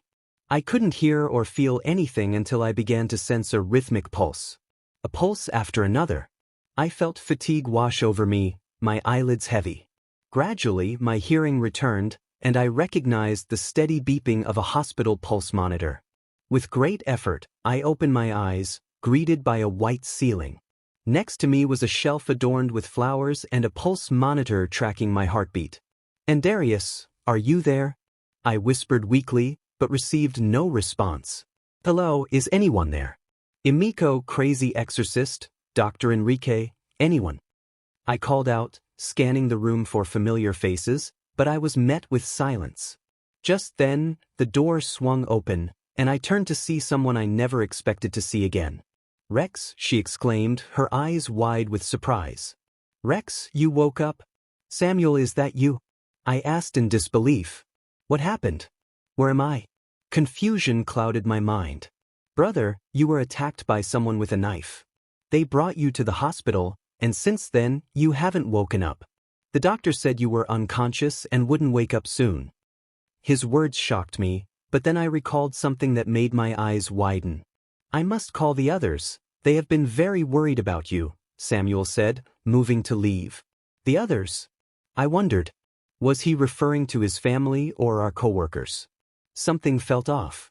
"Samu, wait," I started, but he was already gone, leaving me alone with my thoughts. A few minutes later, he returned, a smile on his face that only heightened my unease. "They are coming, especially the girls, bro," he said, placing a reassuring hand on my shoulder. "The girls? Who?" I asked, confused. "Were they coworkers?" Moments later, the door burst open, and I was taken aback. My boss, Jennifer, rushed in, but it was the voluptuous woman beside her that put me on high alert. I recognized her instantly, the woman who had made my life miserable. To my shock, she was crying tears of joy. Crying tears of joy. What was happening? Why was she here? She should be behind bars for what she did to me. "My love, you woke up?" Jennifer exclaimed, rushing toward me. "My baby, you finally woke up," my ex-mother cried, tears streaming down her face, which only fueled my anger. "Get away from me, you crazy psychopath," I shouted, pointing at her. Everyone froze, and then Jennifer spoke, concern etched on her face. "Rex, my love, what's wrong? Why are you yelling at your mother? She has been so worried about you since she found out you were attacked at that mini supermarket." "Rex, dear, what's wrong? I've been so worried about you since you left home," my ex-mother began, but I cut her off. What's wrong with me? What the hell is going on? The real question is," I pointed at her, "what's wrong with you? You made a huge part of my life miserable, and now you act like nothing happened and treat me with affection. Don't mess with me." My words left everyone, especially my ex-mother, incredulous. Then, without warning, Jennifer slapped me, her anger palpable. "What's wrong with you? Why are you yelling at her? She suffered every day for how you were, and now that you wake up, you treat her like scum." Jennifer shouted, her eyes blazing. "Boss, look, I don't know what you and Samu have been told, but she is not who she says she is. She made a huge part of my life miserable, and the worst part is that it's unnecessary to look for the person responsible for me being in this stupid bed because the responsible one is right here." I glared coldly at my ex-mother. "I made it clear in that letter that I wanted nothing to do with you, so go waste more money on bets you always lose." Before I could continue, Samuel had had enough. He punched me, his expression serious as he looked at me. "Stop saying stupid things, Rex. As far as I know, she has always been a good mother to you. You and I grew up together, and I know your mother well, damn it," he yelled. But we all heard sobs. It was my ex-mother, crying with her head down. Jennifer slapped me again and immediately turned to my ex-mother, hugging her tightly. "How can you do this to her?" Jennifer shouted at me. "Now calm down." She turned back to my ex-mother, gently stroking her back. "I've had enough.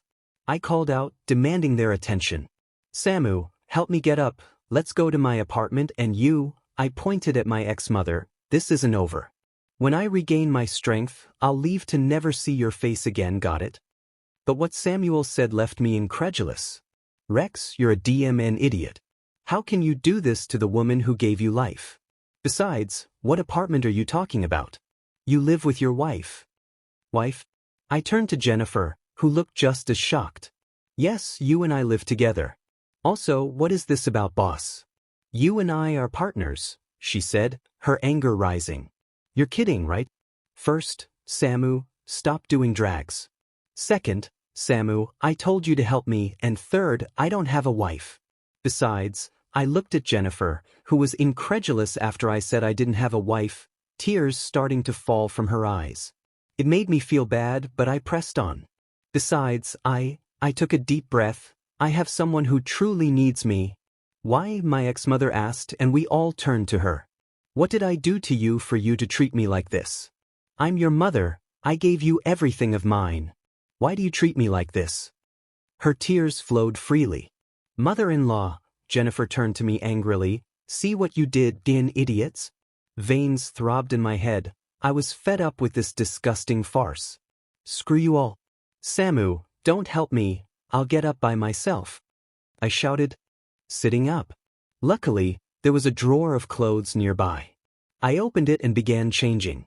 I can't believe it, Rex. You're not like this, Samuel said, looking at me angrily, but what I said surprised him, as well as Jennifer and my ex-mother. Then whose side are you on? You're my best friend, and you're on the side of my attacker. You're a DMN traitor, you know. I glared at Samu, disappointment flooding my voice. I barely managed to get up when the doctor, who had been ignored all this time, spoke. Young Rex, you can't get up yet, he began, but I cut him off. I don't care. I'm leaving for my apartment, and that's final, I declared furiously. With that, I stormed out of the room, leaving a deathly silence in my wake. What the hell happened to that idiot? Samuel asked the doctor, concern etched on his face. The doctor shook his head. It's probably a temporary state of dementia, but to be sure, we'll run some tests. What the hell is going on?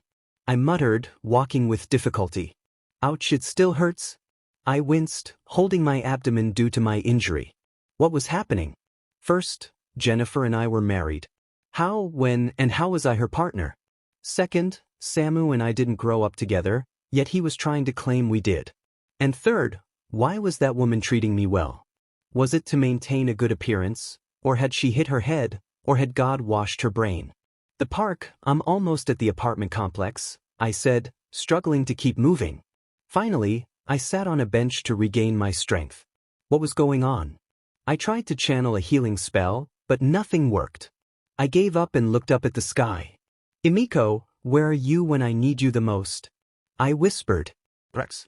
I turned quickly, startled to see someone I didn't want to encounter. Camillo. Hello, Camillo, what do you want? I asked indifferently. He sat down next to me.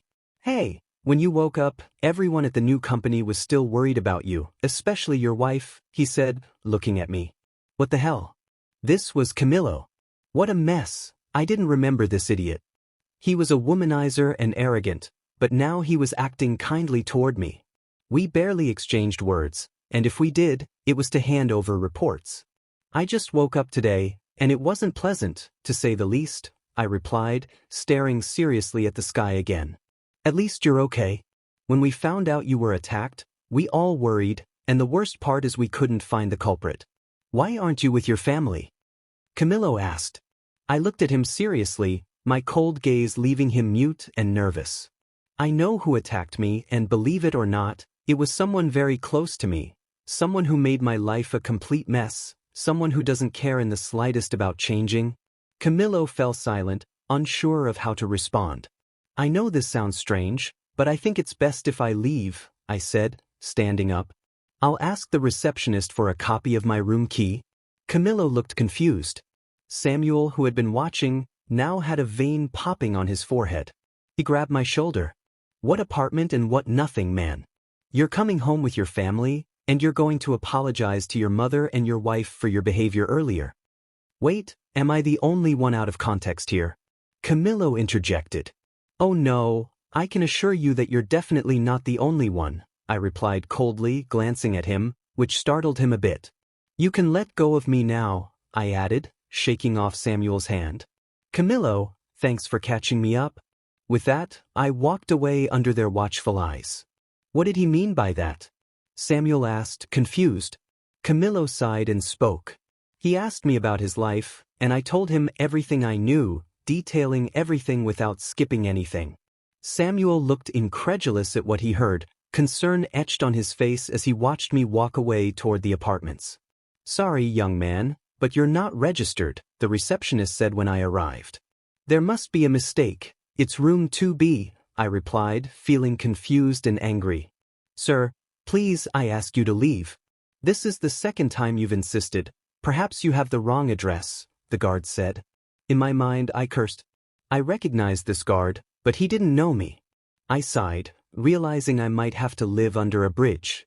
In that case, I apologize for the inconvenience, I said, turning to leave.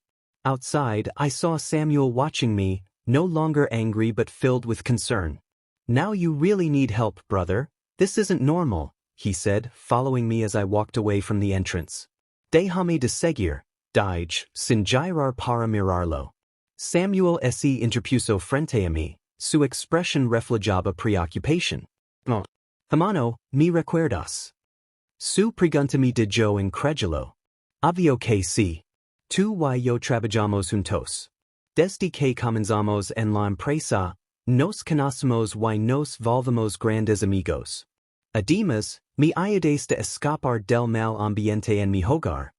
Mis palabras palidecieron a Samu, quien me miró con más preocupación.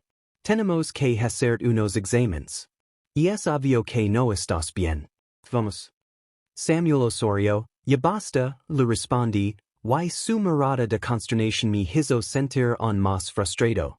Para empezar, no estoy loco, entendido. No estoy diciendo tonterías. Tú más que nadie sabes que estoy diciendo la verdad, así que deja de tratarme como si hubiera salido de un manicomio. El silencio se hizo pesado entre nosotros. De repente, esquive un golpe de Samu, sorprendiéndome. ¿Qué demonios te pasa? Le grite, enfadado. ¿Qué me pasa? ¿Qué te pasa a ti? Replicó, visiblemente enojado. No sé qué pasó en tu mente mientras estabas inconsciente, pero esta reacción es del mundo real. Te golpes la cabeza o te dragaron. Dilo de una vez. Mira, Samuel, no me golpeé la cabeza y no estoy drogado, entendido. Le devolví un golpe que lo hizo caer al suelo. En ese momento, Camillo legó y nos separó. Oigan, ¿qué creen que están haciendo? Preguntó, preocupado. Ya estoy harto. Vendrás a tu casa, te gusta o no, dijo Samuel, furioso mientras se sababa la mejilla. No sabía qué hacer o a dónde ir, pero no tenía otra opción. Está bien, vayamos a mi supuesto hogar, respondí, irritado. Una hora después, Samuel me llevó de regreso. Aquí lo traje, dijo el entrar en una casa algo lujosa. Al llegar, me sorprendí al ver que era una casa de clase alta, pero no le di importancia. Dentro, sixa una mujer que solía ser mi madre, mirándome con preocupación, lo que me extrañó. Jennifer, por otro lado, miraba hacia otro lado, enojado y dolida por lo de esa mañana. Jennifer, lo siento. No sé qué pasó, yo solo comencé a decar, pero no pude terminar. De repente, Jennifer se levantó y me dio una fuerte bofetada. ¿Qué haces? Exclamó mi madre, preocupada, mientras se acercaba a revisar mi mejilla. Me sentía incómodo con mi madre tan cerca, pero al ver a Jennifer con lágrimas en los ojos y mirándome con enojo, me sentí aún peor. ¿Qué demonios te pasa, Rex? ¿Qué fue ese comportamiento de esta mañana? Jenny, cariño, tranquila. Tal vez algo debió haber pasado a mi hijo, dijo mi madre, preocupada. Lo mejor será que me vaya a descansar, murmur, dirigiéndome hacia las escaleras, pero Jennifer me detuvo. que habitation y que nada. Dormirás en el Selin desde hoy, y necesito cura subir, oíste. Mi dijo, empujandome con enojo. Está bien, respondí, sentandome en el Selin. En ese momento, mi madre intentó sentarse a mi lado. Perdón, dije, sorprendiendo a todos, especialmente mi madre. Cuando estuve en ese coma, tú eras un monstruo en mis sueños, pero ahora que volví. Ya no sé que es real y que no. Así que, aunque suene cruel, podrías mantener el jade de mí. Cada vez que te acercas, recuerdo al monstruo que fuiste, añadí, viendo como mi madre bajaba la cabeza, triste. En ese caso, mañana te levaremos a que te hagan unos estudios. Lo que pasó en tu cabeza no es normal, dijo Samuel, y yo solo asentí. ¿Quieres que te prepare algo de comer? Preguntó mi madre, preocupada. La mire y negó con la cabeza, dirigiendo mi mirada hacia Samu, quien mostraba una mueca de fastidio. Samu y yo comemos algo afuera antes de venir. Esa declaración solo entristeció a mi madre. Dijo Jennifer, arrojandome una sabana y una almohada. Eso te lo mereces por comportar como un imbécil. En eso me retiro.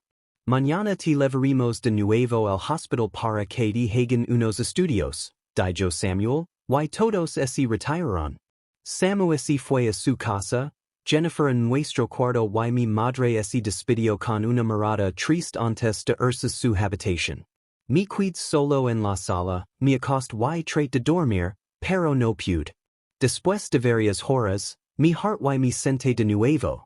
Darius, por favor respond, pense, pero no escuch nada. Durante 3 horas intent contactar al arcángel en la oscuridad, frustrado, me levanté del Selin y fui a la cocina.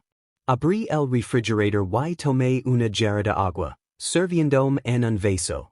¿No puedes dormir, cariño? Preguntó mi madre, viéndome. Me volteé rápidamente, reprendiendo mentalmente por no haber sentido su presencia. Solo tenía sed, respondí, cerrando los ojos y bebiendo un poco de agua. De repente, sentí que alguien me abrazaba por la espalda. Era mi madre, y eso complicaba las cosas por 3 razones. Primero, no confiaba en ella. Segundo, sentía su figura, ya que tenía la apariencia de una hermosa mujer. Y tercero, noté que su espalda estaba húmeda, estaba llorando. Escuch pequeños sollozos. Cuando me enteré de que fuiste atacado, casi me da un ataque al corazón, dijo, aumentando la fuerza del abrazo. Cuando di 6 en aquella cama de hospital, mi corazón se rompía cada vez que te veía. Me volteé y la miré, sintiendo un nudo en la garganta. ¿Cómo era posible? Ella era una hipócrita malagradecida y amargada, y ahora, en este extraño déspota, parecía una madre preocupada. Al verla así, devastada, sentí pena. Suspiro y la abrace, acción que la sorprendió. Escucha, lo que viví en ese estado de coma fue tan real que cuando di 6 en el hospital creí que un eras esa persona que casi me hace la vida miserable. Pero ahora que estoy más despejado, quiero pedir perdón. Perdón por tratar mal esta mañana y por lastimarte. Ella correspondió al abrazo, y ambos estábamos en un momento armónico de madre-hijo. Un momento en el que su amor maternal me dejó estático. Las lágrimas comenzaron a brotar de mis ojos, era algo que nunca había esperado, el amor de una madre. Cerré los ojos mientras aumentaba la fuerza del abrazo, y ella hizo lo mismo. Todo en ese momento era paz y calma, pero, despierta, resonó un grito oscuro en el lugar. Abrí los ojos y miré a mi alrededor, creyendo que mi madre lo había escuchado, pero maldita sea, despierta. No podré contenerlos por más tiempo, decía una voz mientras sonaban golpes metálicos de fondo. Vi en un espejo frente a nosotros lo imposible, el rey exanime abrazando una sombra. Decidí soltar el abrazo bruscamente, alarmando a mi madre. Hijo, ¿qué sucede? Preguntó, preocupada. Saldahi, eso no es real, dijo el rey exanime, mientras los golpes continuaban. La mayor y record una habilidad que no consumía magia ni poder, solo se activaba con voluntad. Mayor fijamente a mi madre y dije, mirada del rey, respondió ella. Al activarse la habilidad, me ater por lo que six. Una sombra donde debería estar mi madre, vindome fijamente con una sonrisa macabra. Salí corriendo hacia la entrada. Rex, hijo, ¿qué haces? Gritó mi madre. No eres real, ninguno de ustedes lo es, respondí, escuchando al rey exanime en mi cabeza. Despiert, maldita sea, resonó su voz. Abrí la puerta y una gran luz me envolvió, escuchando a la sombra que supuestamente era mi madre gritar, hijo, no lo hagas. Todo se volvió oscuro. Vi mis manos manchadas de sangre y varios charcos de agua. Al acercarme, reconocí a Issei. Finalmente despiertas, dijo el rey exanime, su voz resonando en todo el lugar. Estuviste dentro de una ilusión, un poderoso hechizo de sueño. Fue difícil contactarte con todas esas sombras atacandome, pero finalmente lo conseguí. Espera, eso quiere decir que gran rojo murmur, preocupado. Para tu respuesta, no. En ese sueño paran horas, pero a la afuera, en la batalla, solo paran unos pocos segundos. Gran rojo solo trata de detener las heridas que le provocaste mientras estabas inmovilizado. Arthas, yo no puedo vencerlo.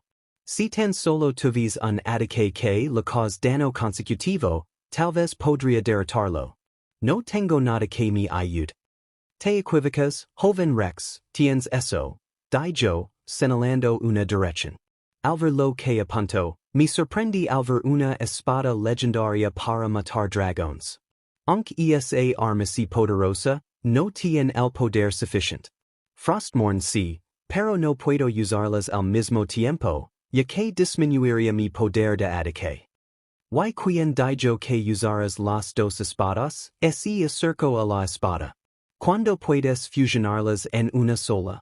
No sabía que decir. Fusionar un arma legendaria con otra. Es imposible fusionarlas, respondí incrédulo. ¿Y acaso no hiciste lo imposible? No superaste los poderes de esos dragones celestiales. No creaste una utopía para los fieles a Issei. Dijo, poniendo su mano en mi hombro. Eres capaz de eso y mucho más. Ese dragón no merece vivir más por lo que oculto, así que ider. Sir quien te aconseja partir de ahora. Quid sorprendido. Pero y tú. No querías que tu alma viviera en paz después del tormento que sufriste. Arthas bajo la cabeza y habló. Quiero pagar mis pecados a como de lugar, y que mejor forma que ayudar. Lo mayor y lusonre. En ese caso, encontrar la forma de sacar tu alma de mi cuerpo o lo que queda de ella y lupidair andarias que me ayude a construir un cuerpo nuevo. ¿Te parece? Arthas se sorprendió, pero sonrió bajo el yelmo de dominación. Nunca creí tener un sucesor digno. Te ayudaré déspota por completo. Cuando lo hagas, invoca esa espada en tu mano izquierda y juntala con Frostmourne en tu mano derecha. Yo te ayudaré con el resto. El rey exanime se convirtió en energía, adentrándose en mí, y todo se volvió blanco al instante. Grr, maldición, exclamó Gran Rojo, sosteniendo su parte amputada. El gran dragón había perdido la guerra izquierda por mi toque helado y no tuvo más remedio que arrancársela, ya que era inservible. Solo necesito unos segundos más y no pudo terminar, ya que un resplandor gris se hizo presente donde yo estaba inerte en el suelo. Un gran instinto asesino se apoderó de la zona. Lentamente me levanté, empuñando con fuerza Frostmourne, liberando mis alas de un azul rúnico. Miserable dragon, dije, sintiendo como mi instinto asesino emergía. ¿Cómo te atreves a ponerme en ese sueño tan embustero? Gran Rojo tenía varias venas en su cabeza, su furia era evidente. Maldito seas, hayudu Issei. Por que no te cuidaste en ese sueño y me hubieras ahorrado problemas. Gruno. Extendí mi brazo izquierdo y un círculo mágico dorado apareció frente a mí. Lego la ardets dige junto a Arthas. Fusionar Frostmourne con Ascalon. De ese círculo salió la espada, tomándola con mi mano izquierda y juntándola con Frostmourne en mi mano derecha. Un poderoso brillo ese hizo present mientras ambas espadas ese union poco a poco. Cuando el brillo e disipó, six con asombro como Frostmourne había cambiado. Ahora tenía retoques dorados y azules en la empuñadura, un fondo azul en la mitad de la hoja que hacía juego con las runas, y una nueva runa, un símbolo de un dragón con una espada incrustada en su pecho. Además, la hoja había crecido unos centímetros más. Frostmourne ya no solo era la espada de la condenación, dominación y la hoja maldita. Ahora también era Frostmourne, la hoja runa mata dragons. Terminemos con esto, dige, mirando a gran rojo con deseo de muerte.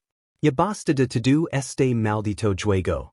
Te matar de una maldita buena vez. Grito gran rojo, cargado de odio mientras expulsaba todo su poder. Arthas, ¿estás listo? Pregunt, preparandome para el combate. Frostmourne brilló intensamente. Sí, hagámoslo. Demostremos la fuerza del gran rey de los muertos, Dios de la muerte y futuro Dios dragón de la muerte. Cargue a velocidad sónica contra rojo, con Frostmourne brillando como un sol. Gran rojo embuló su garra derecha en una gran cantidad de poder arcano, preparándose para atacar. Un verdadero rey no cede, dijo Arthas. Esquive el mortífero zarpazo de rojo, que destruyó montañas a la lejanía. Un verdadero rey no ese armadillo, continuó Arthas. Als Frostmourne sobre el yelmo de dominación, frente a gran rojo. Mi mano izquierda bajo y six a gran rojo esforzándose por detener mi ataque. Puse mis dedos en mi frente a la joya del yelmo de dominación. Gran rojo me miraba incrédulo, incapaz de creer que lo había superado en fuerza y poder. Su orgullo estaba herido. Sonreí bajo el yelmo de dominación. Te maldigo, Hudu Issei. Hasta nunca, Dios dragón de los sueños. Grite mientras Frostmourne brillaba entre dorado, morado, azul rúnico, blanco y gris. Ahora. Imbuí más poder en el ataque para terminar con esto de una vez. Mi gran lamarada cubrió completamente a gran rojo en un radio de casi 15 kilómetros. Como el estilo de Gohan contra Cell. Rugió el gran Dios dragón de los sueños, dando su último grito antes de ser consumido por el ataque. La lamarada azul rúnica iluminó toda la brecha dimensional como un sol naciente. Paran unos segundos y la lamarada finalmente desapareció. Un silencio abrumador llenó la brecha. En los cielos, había una estrella azul rúnica, serio. Mi poder necrótico ese había disipado, dejando solo el aura de Dragon Slayer. Esto finalmente se terminó, exclamé mientras descendía lentamente al suelo gracias a mis alas. En Darius, ¿dónde te metiste? Pregunt, respirando entrecortadamente mientras intentaba sentir la presencia de mi amigo. Te encontré, amigo. Ahí voy. Camin cojeando y lentamente, con gran esfuerzo. Solo tenía poder suficiente para un portal y una lamarada más. Paran los minutos, incluso hasta 2 horas. El dolor en mi cuerpo era insoportable. Mi inmortalidad ya no tenía tanto poder para ayudarme a sanar mis heridas, ya que me había asistido durante el enfrentamiento contra Gran Rojo. Además, ya no podía usar mis sanaciones por un tiempo. Vi algo a la distancia y mis ojos se abrieron por sorpresa. Era office, empalada en el suelo. Me acerqué y su estado. Reconocí la lanza, era la lanza de guerra santa de Darius. La retire, sabiendo que no podía dejar el cuerpo de office aquí. Así que, sin más remedio, Use una última lamarada de la furia de Frostmourne. No tenía el poder melancólico de la interior, pero si lo suficient para no dejar en las cenizas de office. La lamarada la consumió hasta que finalmente no quedó nada de la diosa dragón del infinito. Solo mir el lugar donde antes estaba aquella dragona que había hecho sufrir una persona que no merecía nada de lo que le hicieron en el Tartaro. Si hubieras dicho la verdad antes de la traición, Issei hubiera seguido con vida y ese hubiera casado contigo. Espero que jamás renazcas, maldita perra. Sencha el hora muy debilitada de Andarias. Sencha que me iba a desplomar en cualquier momento, así que seguí mi camino con Frostmourne en mi mano derecha y la lanza de Andarias en mi mano izquierda. El dolor era insoportable. Sangre salía de mi boca y de mi frente, manchando tanto mi cara como el interior del yelmo de dominación. Sencha que varios de mis huesos estaban rotos o fracturados, un dolor tan agónico que ya no podía sanar. Daba quejidos por cada paso que daba y la sangre así derramaba en el suelo. A lo lejos six al arcángel tirado en el suelo, rodeado de pequeñas estelas de luz. Momentos después, lograr llegar donde él.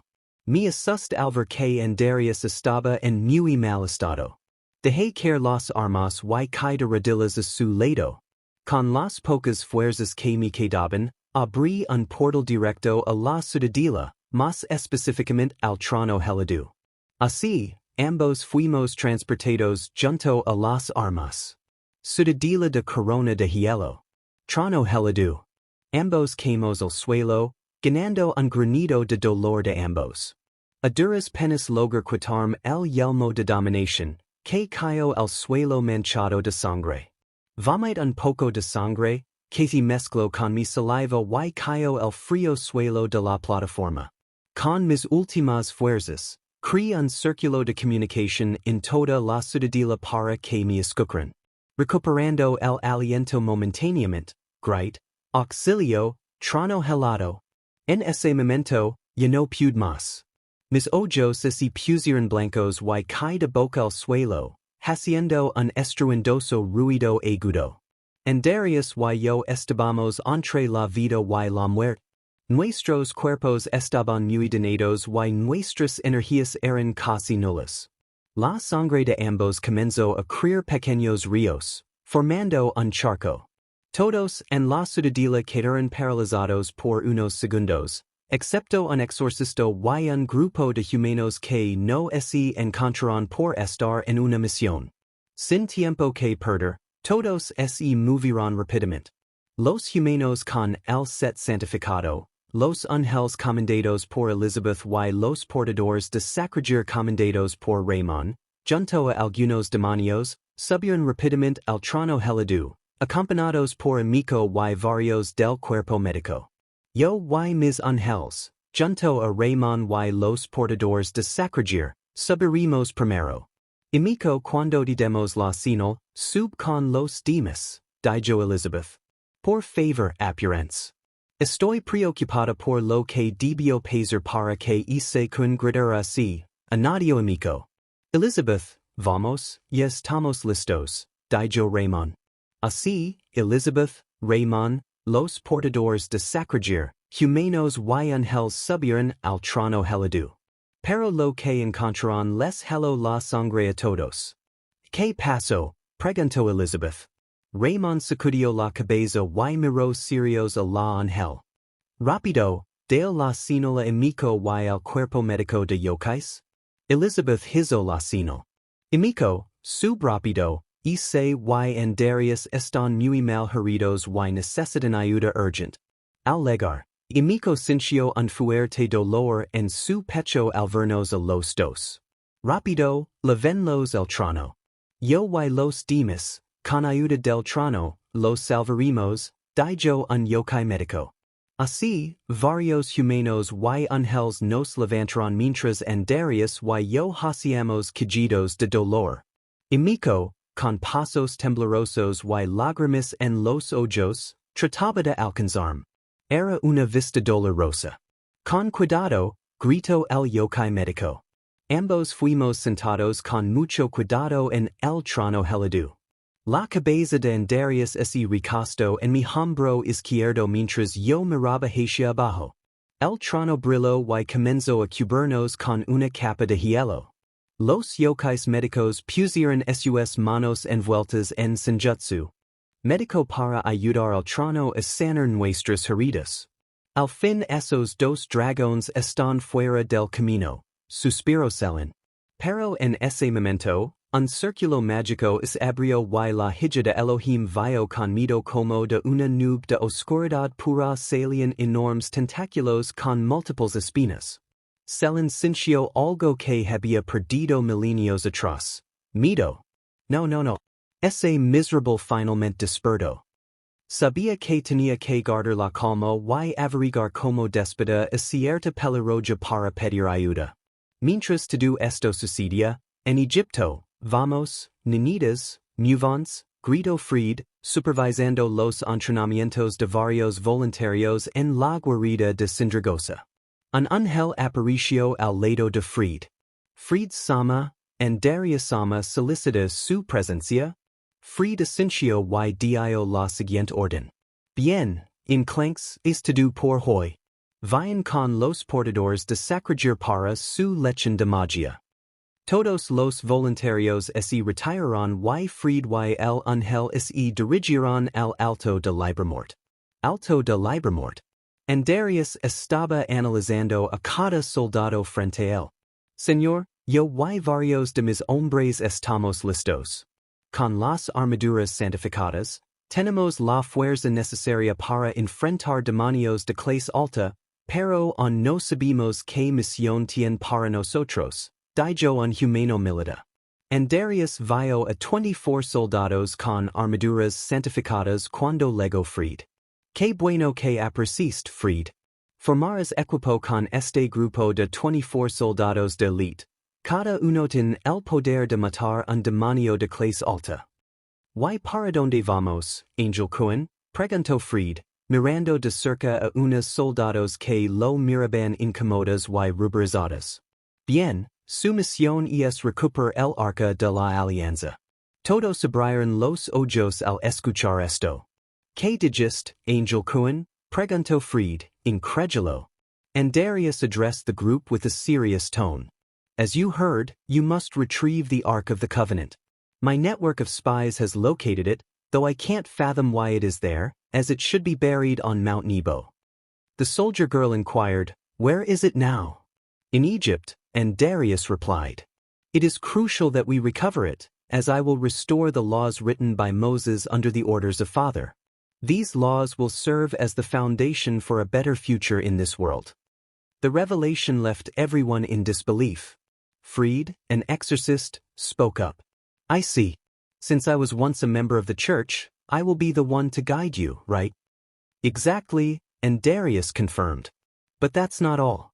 Anstral Asmodeus has already begun mobilizing his forces. My spies report that a large army of mid-level demons, along with some high-ranking ones, commanded by an ultimate-class demon in Anstral's name, has established itself in Egypt, likely searching for the Ark as well. You have 1 hour to prepare and depart. Fried, go to the time room. There is a gift for you that could be of great help. Everyone obeyed the order and went to prepare. Fried hurried to the time room. I walked hand in hand with Emiko toward the needle, as she had requested, her face lit up with a sweet smile. Demon Cohen, Fried called out as he approached us. Emiko and I turned to look at him. I smiled, though a twitch in my eye betrayed my amusement, while she struggled to contain her laughter. Hello, crazy exorcist. What's up? I greeted. Hey, Fried-san. Why so excited? Emiko asked. Fried stepped closer. Well, Angel Kuan has given me another mission, but first, I need to gather my things.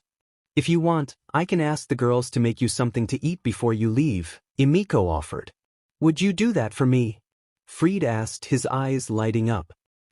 Yes, she replied shyly. Then I want extra-large hamburgers with bacon and lots of cheese to go, he declared. Emiko and I burst into laughter at his request. You're asking for a lot, and you'll end up gaining weight, I teased. And who said I would eat them all myself? Fried shot back. Okay, I'll ask the girls to make them, Emiko said before heading off to the Crimson Halls, leaving us alone. Now, where are you headed this time? I asked Fried. His cheerful expression shifted to seriousness. To Egypt? And what's the mission about? I pressed. To recover nothing less than the Ark of the Covenant, he stated. I was taken aback. But as far as I know, it hasn't been lost. The Ark was lost millennia ago, and the last thing known is that it was buried, but no one knows where. The ones displayed in museums are just replicas. The Angel Kuan managed to decipher its current location, Fried explained. I looked at him, impressed, and smiled. That Andarius always finds a way to know where everything is. I activated a magic circle to contact Emiko. Honey, meet us outside the time room. Okay, darling, she replied.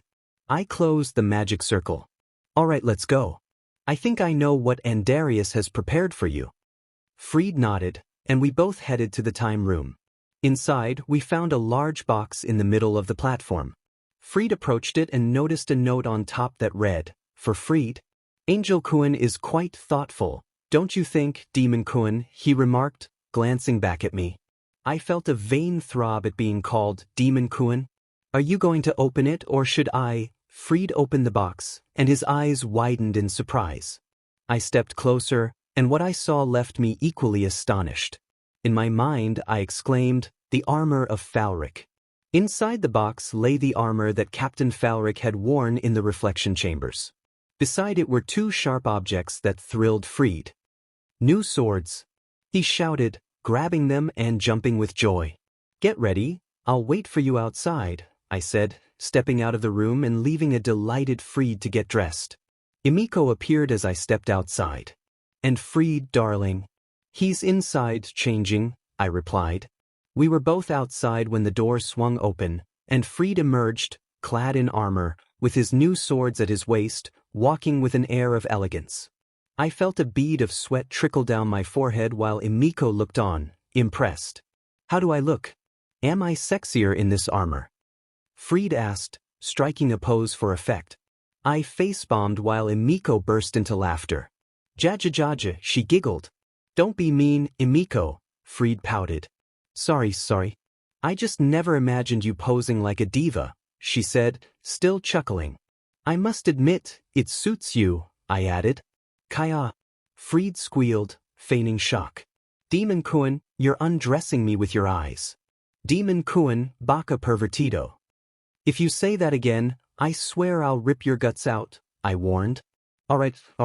So, what about my hamburgers, Emiko?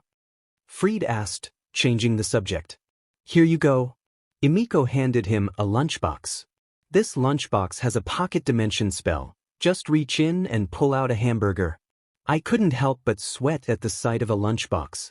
Thanks, Emiko. Demon Kuan, don't be unfaithful to me, Fried teased, striking a shy pose. With a deadly aura, I drew Frostmourne, causing Emiko to step between us, looking nervous yet amused. Fried-san, don't you have a mission? She interjected. Yes, Angel Kuan must be waiting for me, so goodbye, Fried said, dashing off. But his parting words ignited my fury. Demon King, Emiko-chan looks very CCI in that skirt. She'll get jealous if you spend more time with me. I was ready to chase after that annoying exorcist when Emiko hugged me tightly, her aura shifting ominously. Honey, she said with a sweet smile, though a dark aura surrounded her, I think it would be better if you calmed down. I nodded, sweating profusely. Okay, then let's go to the frozen throne, she said, dragging me along. In my mind, I vowed to make that exorcist pay. Meanwhile, Andarius observed with approval. The armor suits you well. Here, take this, it will help you locate the Arkansas. He smiled before his expression turned serious. No more time wasted. He opened a portal directly to Egypt. Proceed with the mission, soldiers. Sir? Yes, sir. Fried and the soldiers responded in unison, saluting as they marched through the portal. Once everyone had passed, the Archangel closed the portal. Good luck, companions, he said solemnly, gazing at the sky. In Egypt, The group arrived in a mountainous area east of Cairo. Freed and the ICC soldiers scanned their surroundings to ensure they were unseen. Freed climbed a large rock to survey the city, retrieving the artifact Andarius had given him. The compass, crafted from fine metals and featuring a shining sapphire at its center, pointed southwest. He smiled and gestured in that direction with one of his swords. "All right, my loves," he announced, glancing at the female soldiers, who appeared a bit uncomfortable and blushing. "There is our target." The male soldiers exchanged glances, sweat trickling down their brows, thinking, what is up with this guy? One girl soldier approached shyly. Where is the Arkansas?" she asked, looking at Freed. Freed grinned wider, leaning closer to her and placing an arm around her shoulder, making her even more nervous as he pointed his sword again at the target. Suddenly, two girls rushed into the scene, panting. "We're going to be late for the meeting," one exclaimed. "Wait for me, Imoen. I dropped the candles," the other said, hurriedly kneeling to pick up the fallen items. A girl with short dark brown hair, white skin, and green eyes helped a short albino boy with red eyes gather candles for a communion. They both heard a bell ringing in the distance. "In it, we're going to be late," the boy said, frustration evident in his voice. "You can't curse in the Lord's house. Behave, Fred," the girl scolded, lightly smacking him on the head. A nun approached, her expression stern and unfriendly. "You two again," she said, frowning. "Pick this up immediately and go to the meeting now." She brandished a DSPLN rod. Just as she was about to strike the girl, the albino stepped in front of her, taking the hits meant for her. The girl gasped in surprise at his protective gesture. Seeing this, the nun's anger intensified, and she attempted to hit the albino instead, but someone quickly grabbed her wrist. "What were you trying to do, Sister Angelica?" a stern voice inquired. It was Padre Jaden, looking at the nun with disapproval. "And you too, pick this up and go straight to the convent," he instructed, his tone calm yet firm. The nun paled at the sight of him. "Pee-pee, Padre Jaden," she stammered. "I was just disciplining these two irresponsible ones for the mess they made here."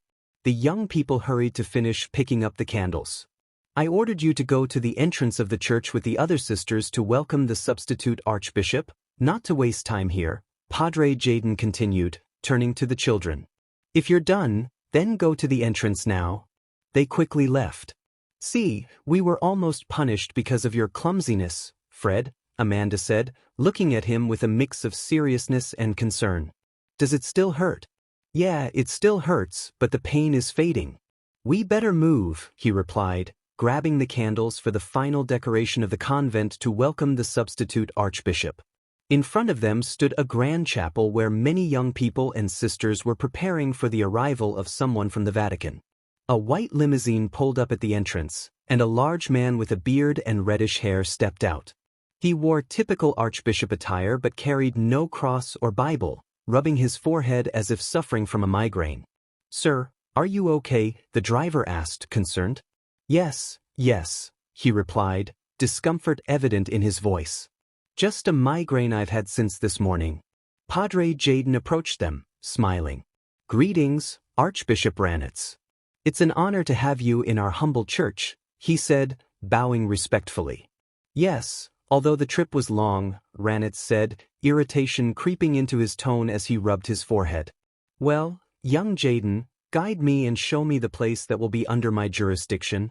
They walked directly to the chapel, where the new archbishop observed the sisters and young people bustling about. With a broad smile, Padre Jaden addressed the crowd. "Brothers and sisters, the church has blessed us with the collaboration of an important member coming directly from the church, Archbishop Ranitz, who will now take charge of our great chapel." Everyone, except for two certain young people, looked at the new archbishop with curiosity. In that moment, two gazes locked, one suspicious and the other analytical and amused. Fred and Ranitz exchanged glances, and Fred's eyes narrowed. When he opened them again, they were filled with a controlled madness and hatred. "Do you want to know why, you disgusting demon? The one who will take revenge here is me. You know why?" he said, licking his sword with a disturbing smile. "Because I am the one who punishes bad demons and plays with them when they can't take it anymore. Now I serve a new Umsu, and he will cleanse this world of scum like you, he said, giggling. Little Fred, did you replace the Lord with your new Ranitz replied, his tone serious, a wicked smile creeping onto his face. In that case, in an instant, the ex-archbishop lunged at the ex-exorcist, preparing to deliver a powerful slash wrapped in shadows. But in a burst of speed, Fred dodged, surprising the demon. The deadly attack was swiftly countered by the albino, who retaliated with a flurry of strikes. The demon, wielding his large sword, spun to evade the onslaught. Ready to slice the albino's arms, he moved with terrifying speed, closing in just a meter away, his sword inches from Fred's right arm. Hee. In a glorious burst of speed, Fred positioned himself behind the demon, poised to stab his swords into the demon's sides. The demon unleashed a powerful burst of energy, pushing the albino away, who quickly regained his footing and charged again, ready to deliver another series of slashes. You neglect your sides, just like in the past, Ranitz remarked darkly, fluidly dodging and delivering a powerful kick to the albino, sending him stumbling back. The pain was sharp. Fred knew one of his ribs was not in good shape. You filthy demon, you'll see that I'm not that little kid anymore. Arg! He yelled, charging forward. The scene shifted, showing another perspective. So this is Fred. I must say he promises a lot for the future, Jaden, Ranitz commented, observing the albino. The viewpoint shifted to a column in the main office of the chapel. Yes, sir. He and young Amanda are very quick in both messaging and training. But they are like opposites, Padre Jaden explained, shaking his head with a tired expression. The young albino stood before the archbishop and the father, being scrutinized. Explain, Brother Jaden, Ranitz commanded. Although he is fast, young Fred differs from young Amanda. Young Amanda is always very analytical and cautious, while Fred tends to be impulsive and disobedient when he doesn't follow the given instructions, Jaden elaborated. Fred interjected, Come on, it was just. The kitchen got dirty because you sent me to deal with a miserable rat. It's not a big deal, he said irritably, pointing a finger at the father. Besides, that wasn't my job. It was the sisters' job, who were with that witch Sister Angelica, who turned out to be more of a demon witch than a sister. How did you expect me to catch that miserable rat without a sack or gloves to avoid being bitten? He complained. Both the archbishop and the father frowned at the albino's rude excuse. Padre Jaden was about to reprimand him severely, but Ranitz raised his hand. When he lowered it again, he looked at Fred with severity. Come here and extend your hands, he ordered sternly. Anxious about the harsh command, the albino approached and complied. In a swift motion, the archbishop surprised Padre Jaden. Arg! Fred yelped. Do you dare to speak such words in the Lord's house? Ranitz scolded, rubbing his forehead in irritation. So slap. Fred lowered his head, bending his back and clenching his fists. This church lacked DSPLN, young Jaden, but that will change from now on. The Almighty Lord, he grimaced in pain while rubbing his forehead, sent me to this church with the sole purpose of managing it well. So, either you change that vocabulary from now on, or your punishment will be worse. Don't you think you're being too harsh on him? Padre Jaden questioned. I know these troublemakers of his kind. I recognize them instantly by their way of speaking, Ranitz replied. That hurt? Fred glared at the red-haired man. Believe me when I say that if you do something like that again, your punishment will be worse, Ranitz warned, his gaze piercing. Rot in hell. Fred shouted defiantly. He cried out. Get out, Ranitz commanded. Fred left, holding the back of his hands, which were red from the strikes. As he passed by a column, the scene shifted. Metal clash. Metal clash. Metal clash. Metal clash. Metal clash. Metal clash. Metal clash. Metal clash. At high speeds, the ex-exorcist and the ex-archbishop engaged in a duel that seemed evenly matched. But then Fred, you're still the naive young man from before, Ranitz taunted. In a surge of dark power, he sent Fred crashing into a column, causing the structure to tremble from the impact. Growling that hurt, you filthy demon, Fred yelled in anger. He launched himself forward, narrowly dodging a powerful slash, finally delivering an upward cut to the demon's right side. The demon's eyes widened in shock, but that expression quickly morphed into one of fury. "Udmn human," Ranitz shouted. "Respect your elders and superiors, little rotten demon," Fred retorted, getting into a fighting stance. "I'll return what you did to us years ago, you filthy demon." Both charged at each other, their weapons clashing and creating a powerful shockwave. The force was so strong that it cracked the ground beneath them. The demon deflected Fred's swords, raising his left fist wrapped in shadows, aiming to inflict severe damage. Fred quickly ducked and swept, but Ranitz jumped just in time to avoid the albino's attack. Gripping his enormous sword with both hands, he delivered a powerful slash that Fred barely dodged in a burst of speed. Positioning himself to the right of the demon, Fred unleashed 2 slashes that the demon blocked with his weapon. In another burst of speed, Fred circled around the demon, who then unleashed a powerful vertical slash, sending a colossal crescent of purple energy flying. Fred narrowly dodged, but the demon was already above him, ready to inflict significant damage. But then bam. What the hell? Ranitz growled in pain, having been struck. The red-haired demon fell to the ground, hurt by the shots.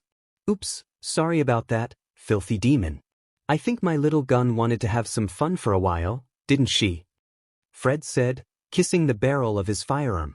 He quickly fired 3 shots at the demon's right shoulder and left leg. "Udmn human," Ranitz shouted angrily. "I'll tear you apart." In a terrifying burst of speed, the demon launched a powerful blow wrapped in shadows at Fred, sending him crashing into a wall, causing him to grunt in pain. The force of the blow made him spit bl. Ranitz exclaimed, attempting to remove one of the bullets lodged in him.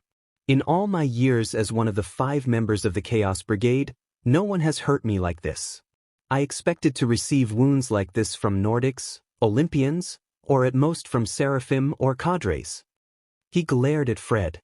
"But I never thought a demon human would injure me like this." Fred was catching his breath when he saw the demon, bloodlust evident in his eyes, realizing that one of his 2 guns had been destroyed by the blow. "You filthy demon, you killed my little gun. Now I only have 1 left, you filthy demon," he shouted in rage. Both, consumed by fury, drew their swords again and leaped, clashing their weapons, creating a brilliant flash. The bright flash faded, revealing the flickering flame of a candle on a small metal plate on a shelf. Amanda, tending to a small wound, remarked, "Again, it was the truth. It's not normal for you to get hit like that, Fred." Yeah, it was again, just because you didn't take some stupid documentation on time," he replied, annoyed. "Besides, that guy didn't just stood there watching, and that old witch Angelica was quietly mocking me while I was being hit with that ruler by that JRK of an archbishop." Amanda, with tweezers in hand, treated a wound on Fred's forehead. They were in a small room filled with cleaning supplies. Fred winced as she applied disinfectant-soaked cotton to his injury. A year had passed since Archbishop Ranitz had taken over the church, and conditions had worsened dramatically. Training was nearly non-existent, food was scarce, and education had dwindled. They were no longer taught much, only to follow Ranitz's orders in every class and theoretical exercise. "I'll have to use the ointment again. But I think this time it will run out. If you get me the herbs I asked for last time, I can make more," Amanda said, looking at Fred with seriousness and understanding. "Fine, but make it quick. And about the herbs, I'll have to figure out how to sneak out of the church again since they found that hole in the wall where I used to sneak out to the forest and covered it with concrete," he said, frustrated. "And what about the twins and Santiago? We haven't seen them for days," he added, concern creeping into his voice. "I don't know," Amanda sighed, exhaustion evident in her tone. "No matter how much I asked the other young people or a few sisters if they had seen them or if they were sent to the Vatican for special training, none of our companions know, and neither do the sisters, or so I think." Her stomach growled from hunger, causing her to blush. Fred noticed and pulled something from his small backpack, illuminating Amanda's worried expression. "Here, you need to eat." It wasn't easy to get this without being seen, he said, extending a large piece of bread toward her. Fred, what did you do? Did you steal this from the kitchen? You know that's wrong. Do you want to get beaten again, but worse this time for stealing in the Lord's house? She asked, concern etched on her face. I know, but I don't want to see you starving. You know the food has been terrible since that JRK Ranitz came to the church, so you have to eat well.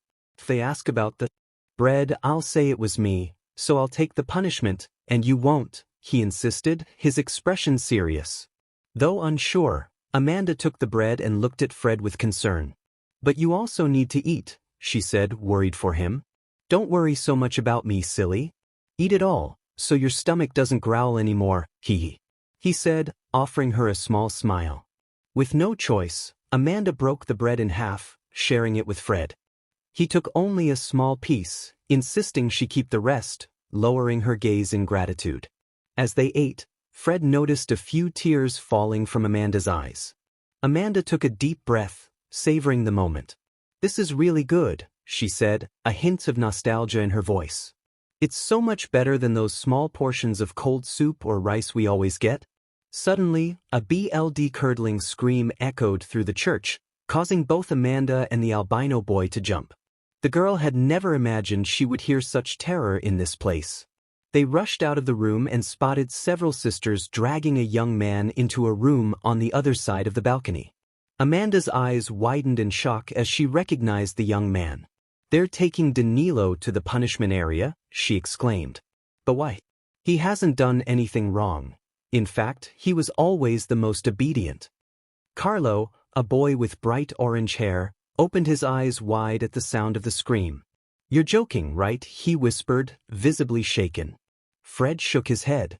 No, this time it's real. Amanda and I saw them take him from the balcony. I'm coming with you, Carlo said, determined to follow the albino. Fred nodded, and the two boys slipped through the hallways. Come on, I know a place where we won't be seen, Fred said, leading Carlo into a bathroom. He moved a shelf aside and removed a vent cover, gesturing for Carlo to crouch down and enter. How did you find this ventilation? Carlo asked, curious. Whenever I needed to sneak out of the church to find healing herbs, I would go to the office 2 rooms away from the punishment area to grab some keys. Even though I could escape the walls, there was still that stupid barbed wire fence, so I used the keys to open and close the gate. As they crawled through the narrow passage, they could see what was happening in the punishment area.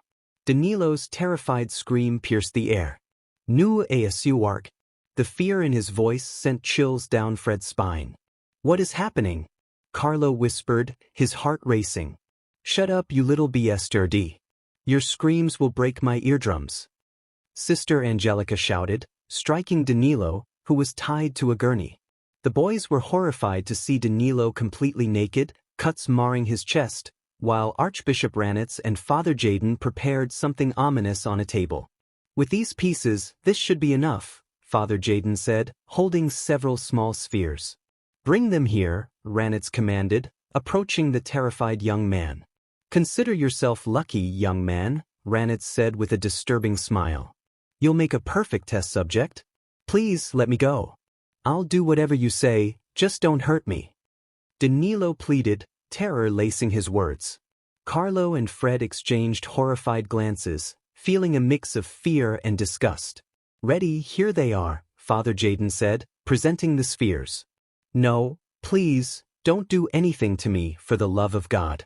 Danilo screamed, his voice filled with desperation. The Archbishop grimaced at the mention of God. Sisters, proceed. Angelica and another sister approached Danilo, and what happened next was beyond anything the boys could have imagined. Danilo's scream echoed as BLD streamed from his cheeks and ears. The sisters had swiftly removed his eyes, but it didn't stop there.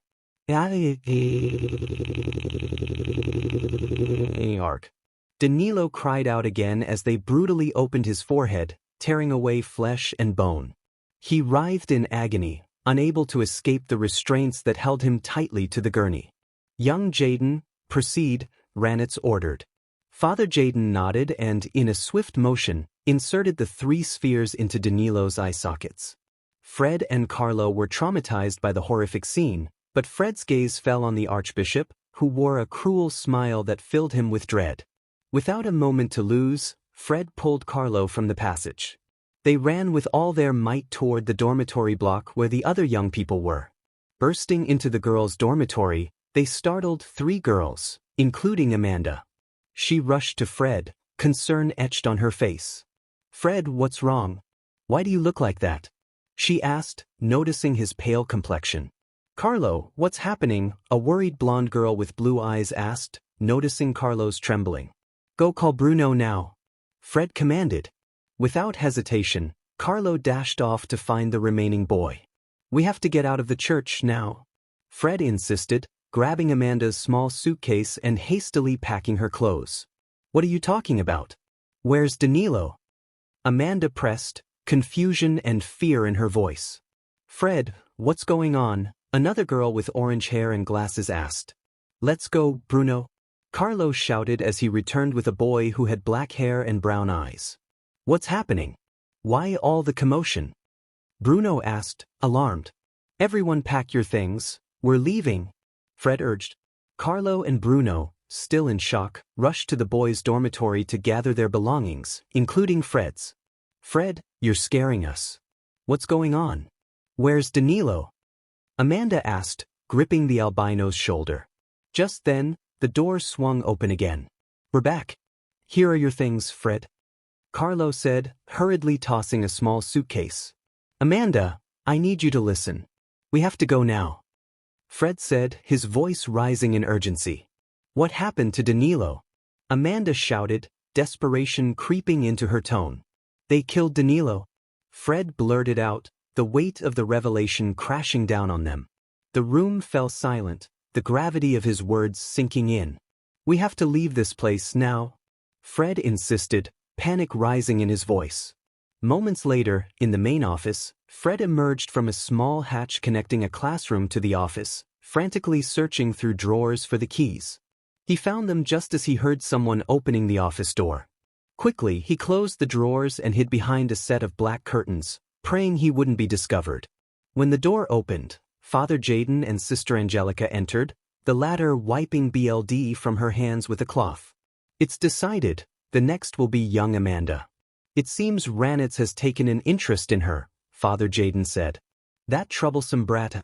I can't wait for tomorrow to hear her screams," Angelica replied with a sinister smile. "But what about that DMN Fred? He's too close to her."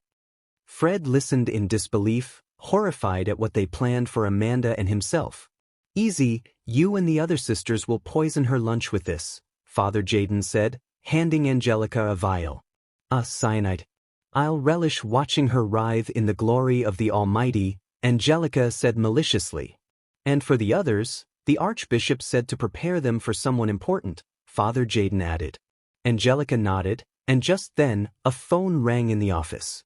Father Jaden answered it, his expression shifting to alarm. "Yes," he said, his voice tense. Fred's heart raced as he listened. The Vatican was unaware of this place, and the realization sent chills down his spine. If this church wasn't affiliated with any known religion, what was it? What? How is this possible? Not even the Vatican knows about this place. How do those crows know? Father Jaden shouted into the phone. Fred's eyes widened. If the Vatican was oblivious to this place, it was darker than he had imagined. DMNIT. "Fine, I'll let them know." Father Jaden barked, hanging up. "What's going on?" Angelica asked, her brow furrowed. "Tell the other sisters to pack everything. We're leaving," Father Jaden ordered, urgency in his tone. They rushed out of the office, and Fred seized the opportunity to slip back into the ventilation ducts he had entered through. "How long do we have to wait?" Bruno asked, anxious. "We're not leaving without Fred," Amanda insisted, her determination unwavering. The vent cover was thrown aside, and Fred emerged. "Now we have to go. This damned church isn't affiliated with any religious organization," he said, urgency in his voice. Everyone's eyes widened in shock. "What do you mean?" Carlo asked, confused. "This place isn't connected to Christianity, Catholicism, Protestantism, or Judaism," Fred explained, his voice trembling. Terror gripped the group as they processed his words. Then Santiago and the twins, never, one girl gasped, covering her mouth in horror. Oh God, are they? If what I heard is true, then yes, they're dead. We need to leave now. Everyone to the duct. I'll block the door. Fred commanded, rushing to push a cabinet in front of the entrance. I'll help you, Bruno said, pushing a bed. Everyone else, to the duct now. Fred shouted, tossing him the keys. Carlo was the first to enter, followed by the girls, and Amanda hesitated, worry etched on her face. Follow me, I'll get you out of here, Carlo called from the duct. Fred nodded. Go, we'll follow you. As they crawled through the duct, Fred and Bruno moved a bookshelf to block the door, but suddenly bang. They froze, hearing someone pounding on the door. Open the door, you little brats, one of the sisters yelled. Go, I'll catch up, Fred urged. Bruno nodded and slipped into the duct. Fred quickly replaced the vent cover and crouched by the entrance, gripping a pair of scissors he had taken from a desk. Sisters, on the count of 3. 1, 2, 3. A voice called from the other side. The door burst open, and the cabinet fell as 3 sisters stormed in, 2 furious and 1 carrying a tray of syringes. One sister screamed in pain as Fred stabbed her leg. The other sisters turned in shock, witnessing Fred's swift attack as he repeatedly plunged the scissors into the side of the injured sister. One of the remaining sisters lunged at him, but Fred rolled aside just in time. The sister grabbed a broken syringe, attempting to stab him, but he narrowly dodged the strike. The last sister rushed to check on her fallen comrade. You little brat, die in the name of the Almighty, she screamed, enraged. Fred seized the scissors again, dodging another attack before plunging them into the sister's throat. BLD sprayed as she clutched her neck, gasping for breath. The albino felt a surge of fear as he realized he had taken a life for the first time. The last sister, kneeling and holding her cello, glared at him with pure hatred. I hope you die soon, may God curse you, she spat, before collapsing lifelessly to the ground. Fred trembled, horrified by what he had done. BLD stained his hands, and he felt sickened by the violence. Just then, he heard footsteps in the hallway. More members of the church were coming. Did the kids fall asleep? Father Jaden's voice echoed. Fred quickly closed and barricaded the door with the bookshelf, then crawled into the duct, moving as fast as he could. He reached a room with another open duct and continued until he arrived in the kitchen. Grabbing several knives, he dashed toward the exit where the others were waiting. Where's the damned key? Carlo shouted, frantic. Guys, Fred called, relief flooding him when they saw him, though their expressions turned to fear at the sight of his bloodied hands. Fred, what happened to you? Amanda asked, alarmed. Don't worry, it's not mine. Carlo, give me those keys. He demanded, snatching the correct one and unlocking the gate just as an alarm blared throughout the church. Run to the woods. I'll follow you. Fred shouted. The 5 of them sprinted toward the forest as Fred quickly locked the gate behind them. Just then, Jaden and Angelica raced toward him, desperate to stop him from closing the gate. Angelica lunged at Fred with a knife, but he dodged her furious attack. Get back inside the church now, you damned sinner, and maybe God will forgive you, Father Jaden ordered. Get lost, you deranged killer. Fred shouted back, sprinting into the woods where his friends waited, ignoring the furious shouts behind him. Fred, are you okay? Amanda asked, worry etched on her face. Yeah, I'm fine, he replied, though his heart raced. Where do we go now? We've spent our whole lives within those walls, a blonde girl said, fear creeping into her voice. Issei is right. Where do we go, Fred? Carlo asked. Fred thought for a moment before recalling something. Follow me, if I remember correctly, there's a small village in that direction, he said, pointing to the right. They hurried toward the village Fred indicated, with Amanda clinging to the albino, her first taste of freedom from the false church. Suddenly, gunfire erupted around them. Demon it? Fred cursed, narrowly avoiding a deadly strike from a demon wielding a sword of light. Stay still, Ranitz shouted, his voice filled with rage. The two were locked in a fierce battle, each trying to land a critical blow. Fred dodged and weaved, his heart racing as he realized the demon was on his level. He had reached the power of a celestial dragon at 90%, thanks to his strength, speed, and combat techniques. Fred quickly pulled out his explosive marbles, throwing them at the demon to create a smokescreen.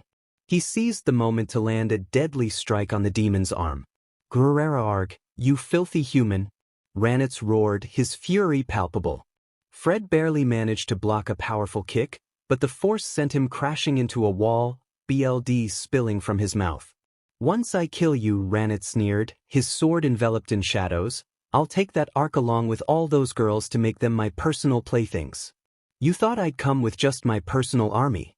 As Anstrel-sama's left hand, I ordered another massive army to come here.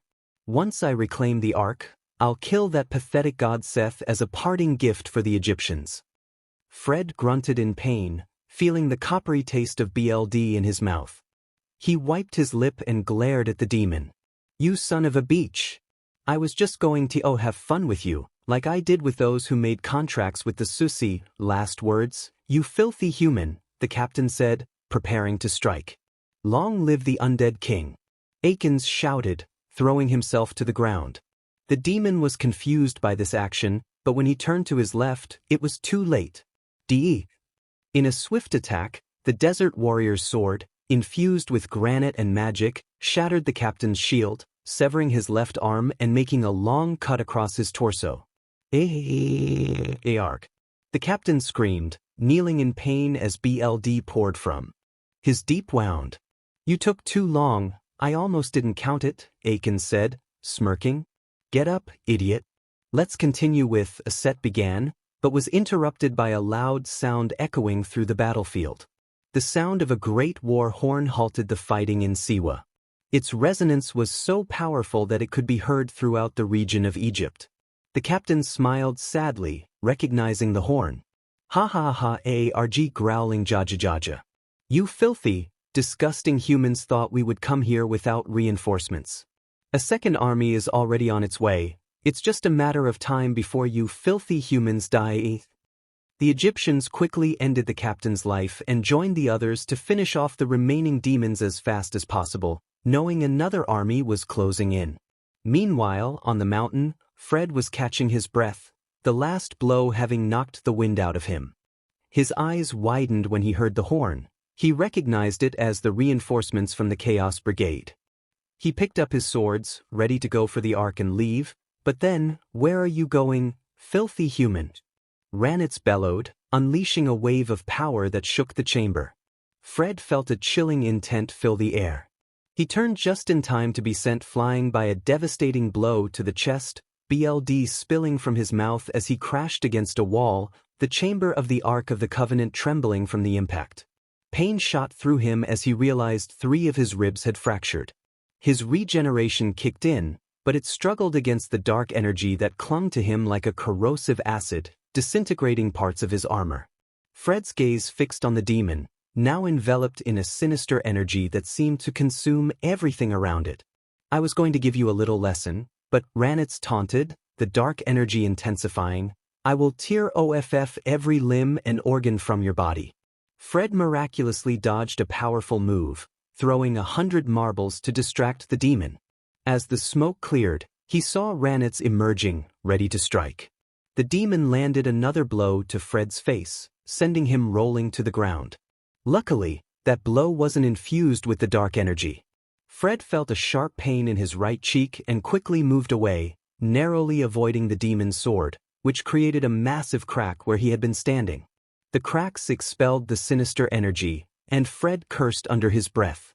"Minute Angel Kuan, where are you when I need you?" he muttered, getting into a fighting stance. "Don't think you'll kill me that easily." "Say what you want, filthy human," Ranitz replied, his muscles bulging as he prepared for another attack. Now, in a terrifying burst of speed, the demon appeared behind Fred. He saw it too late and raised his swords to defend against the blow. The demon's sword, infused with dark energy, crashed down with immense force, shattering Fred's blades into pieces. Fred stared at the remnants of his swords in disbelief and terror. The demon, amused, unleashed a powerful crescent of dark energy toward him. Fred raised his arms in an X to protect himself, but the force sent him crashing into the wall, leaving him gasping for breath as he fell to the ground. I must say, this reunion was entertaining, little Fred, Ranitz said playfully. And I must congratulate you, no human who hasn't been transformed into a demon, angel, or another race has come this far. The horns sounded again, echoing across the territory. In the distance, a colossal army bearing the flags of the Chaos Brigade approached Siwa. In Siwa, the members of ICC and the Desert Warriors fought against the remaining hordes from the First Army of the Chaos Brigade. Hearing the horn again filled them with anxiety as they realized the Second Army was nearly upon them. Exhausted from the relentless waves of soldiers, they fought with all their might. In an IT, everyone move, they're on top of us? Akins shouted, stabbing his sword into a demon's neck. All members of the ICC and the Desert Warriors had no choice but to leave Siwa while battling the demons that charged at them. Akins glanced at Issei as they ran. Can you create another storm? He shouted. Issei, who was fighting alongside him, shook his head. No, that ability uses too much energy. He split a demon in two with a swift motion. Dementia. Everyone to the base of the mountain. We'll meet up with the others. Akins ordered. Ranitz, watching from a distance, chuckled darkly. Hee hee, your friends will be destroyed in about an hour if my calculations are correct. My reinforcements are obliterating every small village in their path. As for you, do you remember what I did to that young man? What was his name? Yes, Danilo. It doesn't matter what his name was. What matters is what I did to him, turning him into a sentinel of my family. I will do the same to you. His smile was pure malice. I still remember how you and that orange-haired friend of yours were traumatized by what I did to your friend. Those sisters tortured him and his little sister while that blonde girl couldn't withstand the blow at all, and that dark-haired boy twisted as the air left his body. And you remember how she died, don't you? How your dear Imoen died, her BLD staining her clothes from her chest. Hee hee, you remember, little Fred, how you failed your 5 little friends, how they died in vain for you to perish here in such a miserable way, all to not fulfill that stupid dream of that little girl. Who would have thought I would finish what I started more than 15 years ago? His laughter echoed with cynicism. Fred stared at the orange sky, the pain in his body unbearable. His arms bled from blocking a blow, and his regeneration barely functioned under the weight of the sinister energy surrounding him. His gaze was lost, not from the physical damage but from the cruel truth of what the demon had said. He had failed them. He couldn't save them, and the burden of that failure weighed heavily on him. If they hadn't stopped at that abandoned chapel to rest, perhaps they would still be alive. The orange sky reminded him of that tragic afternoon, a day that marked him for life. The sky transitioned slowly from blue to orange, a sight Fred observed from a window of the abandoned structure. Fred, what are you thinking? Amanda asked, glancing at him. The albino and the brunette sat on a bench near the window. The 6 kids had taken refuge in the old chapel, their journey to the village taking longer than expected. 2 days had passed since they escaped from the false church, and they had followed Fred, knowing that without him, their fate would have been far worse. I was just thinking about what will become of us when we reach the village, Fred replied, still gazing at the sky. Maybe we will stay together, right? Amanda said, inching closer to him. Fred felt a bit uncomfortable with her proximity. Lovebirds, come eat. The fruits we gathered on the way are all we have for now, teased a voice from nearby. Both Fred and Amanda blushed at the remark, earning giggles from the orange-haired girl. Bruno, Anis, filter the water. Everyone come, we are going to serve, Bruno called out. What a relief, I was dying of hunger, Issei sighed. Everyone gathered at a table, and Fred and Bruno pushed 2 large benches together so the girls could sit. Come, I'll help you, Amanda offered, serving the cut fruit. Luckily, there were old plates on those shelves in that room, Anais added. Just then, the doors swung open, revealing Carlo, who held something in his hands. Guys, look what I found in the back, he exclaimed, excitement evident in his voice. Are those what I think they are? Issei's eyes widened. Candle lanterns and all such, Fred said, grabbing a canister. Fuel? The fuel was probably for the generator in the back that is destroyed, Carlo explained. The lanterns will help us avoid spending the night in darkness, Anais added. Lighting 2 lanterns brought joy to the girls.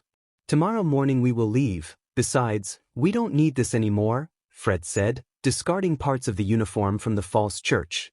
Everyone followed suit, eager to shed their connection to that place. As the 6 kids stood on the podium, looking at their companions, Amanda smiled and said, "You will always be with me." Fred turned to her, a sarcastic smile on his face. "Of course, you know it would be impossible to separate us, right?" "Fred," Amanda said, taking his hand. A pink tint crept onto Fred's cheeks from her touch. "You saved me, you saved us all from that church, Fred," she said, looking at him with a smile. "You are not a monster. If I could fight like you, I would be willing to fight by your side." Fred smiled back, genuine kindness in his expression. "We would have to go to the Vatican for more advanced training so we can go on missions together." Amanda sighed heavily. "Fred, it's time. We can't follow a church that lost its way. But we can be better than this. I promise I will lead you and the others forward, but above all, I promise I will fight to keep you safe," Fred vowed. "Hee, don't exaggerate," Amanda replied, smiling shyly. As the sky turned orange, a series of knocks echoed from the double doors of the chapel. "Isn't this place abandoned?" Anais asked, puzzled. "How strange. I'm going to check who it is," Issei said, moving toward the door. Fred felt a sense of foreboding and decided to follow his instincts. "Issei, wait," he called, but his warning came too late. Issei opened one of the doors to peek outside. "Who is?" she began, but was cut off by a powerful blow from a certain father. The 5 kids gasped as their friend collapsed to the ground, unresponsive and bleeding from her forehead. Panic set in for 2 reasons. First, the blonde was unconscious, and second, the sight of, "Here you are, Lord Ranitz, we found them," Padre Jaden declared. In an instant, the witch Angelica and 2 sisters stormed in, neutralizing Anais and Carlo. Bruno attempted to strike the witch, but Father Jaden delivered a brutal blow to his back and wrapped a rope around his neck. Fred and Amanda paled at the sight. Fred charged at Father Jaden, desperate to save his friend. Just as he was about to stab him with one of his knives, a certain archbishop intercepted him, looking at Fred with a wicked smile. The albino was struck hard in the abdomen, causing him to vomit blood. Seeing this, Amanda's fear escalated, and she tried to help Fred or one of her companions, but a witch grabbed her with fury. "Where do you think you're going, little sinner?" Angelica hissed. With a sharp slap, Amanda fell to the ground, her cheek reddened. Ranitz stood in the center of the room, observing the young people, especially Fred. "I must say, this pleasant reunion was entertaining, little Fred. When we learned of an imminent attack from those filthy crows, our mission was postponed." "Stay still, filthy sinner," Padre Jaden growled, tightening his grip on Bruno. "I can't breathe." Bruno gasped, writhing in pain. Ranitz watched disinterestedly before turning his gaze back to Fred. "Well, we will only need the little Amanda for what she has inside her." Trembling, Amanda crawled toward Fred, who stood protectively in front of her. "Why are you doing this? What did we do to you?" she asked, her voice filled with anguish. Angelica prepared to strike, but Fred intervened, deflecting the blow and quickly drawing one of his remaining knives, holding it to the witch's neck. "Let them go, and I swear I won't kill her," Fred shouted, fury igniting his words. "Demon, filthy heretic, take your disgusting hands off me or I swear I will," Angelica began, but she was cut off as the knife grazed her neck, drawing blood. Screams erupted from Carlo and Anais. "Let my sister go, you witches!" Carlo cried, desperation in his voice. "Shut your filthy mouth, demon heretic," one of the sisters snapped, striking Carlo on the head with a stick. Both siblings were being beaten mercilessly, not just with Diespilin sticks but also with fists from Father Jaden. "Don't resist, demon heretic," he barked at Bruno, who struggled against the rope. "Guys," Amanda shouted, panic rising. "I told you to let them go, demon bastards. Leave them alone." Fred yelled, his grip on the knife and Angelica tightening as he witnessed his friends being tortured. "Ranitz, growing impatient, moved swiftly behind Fred.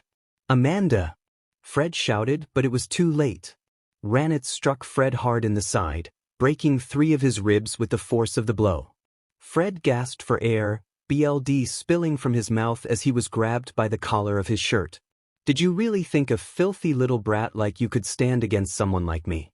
"How pathetic," Ranit sneered. "Let her go," Fred shouted, struggling to break free.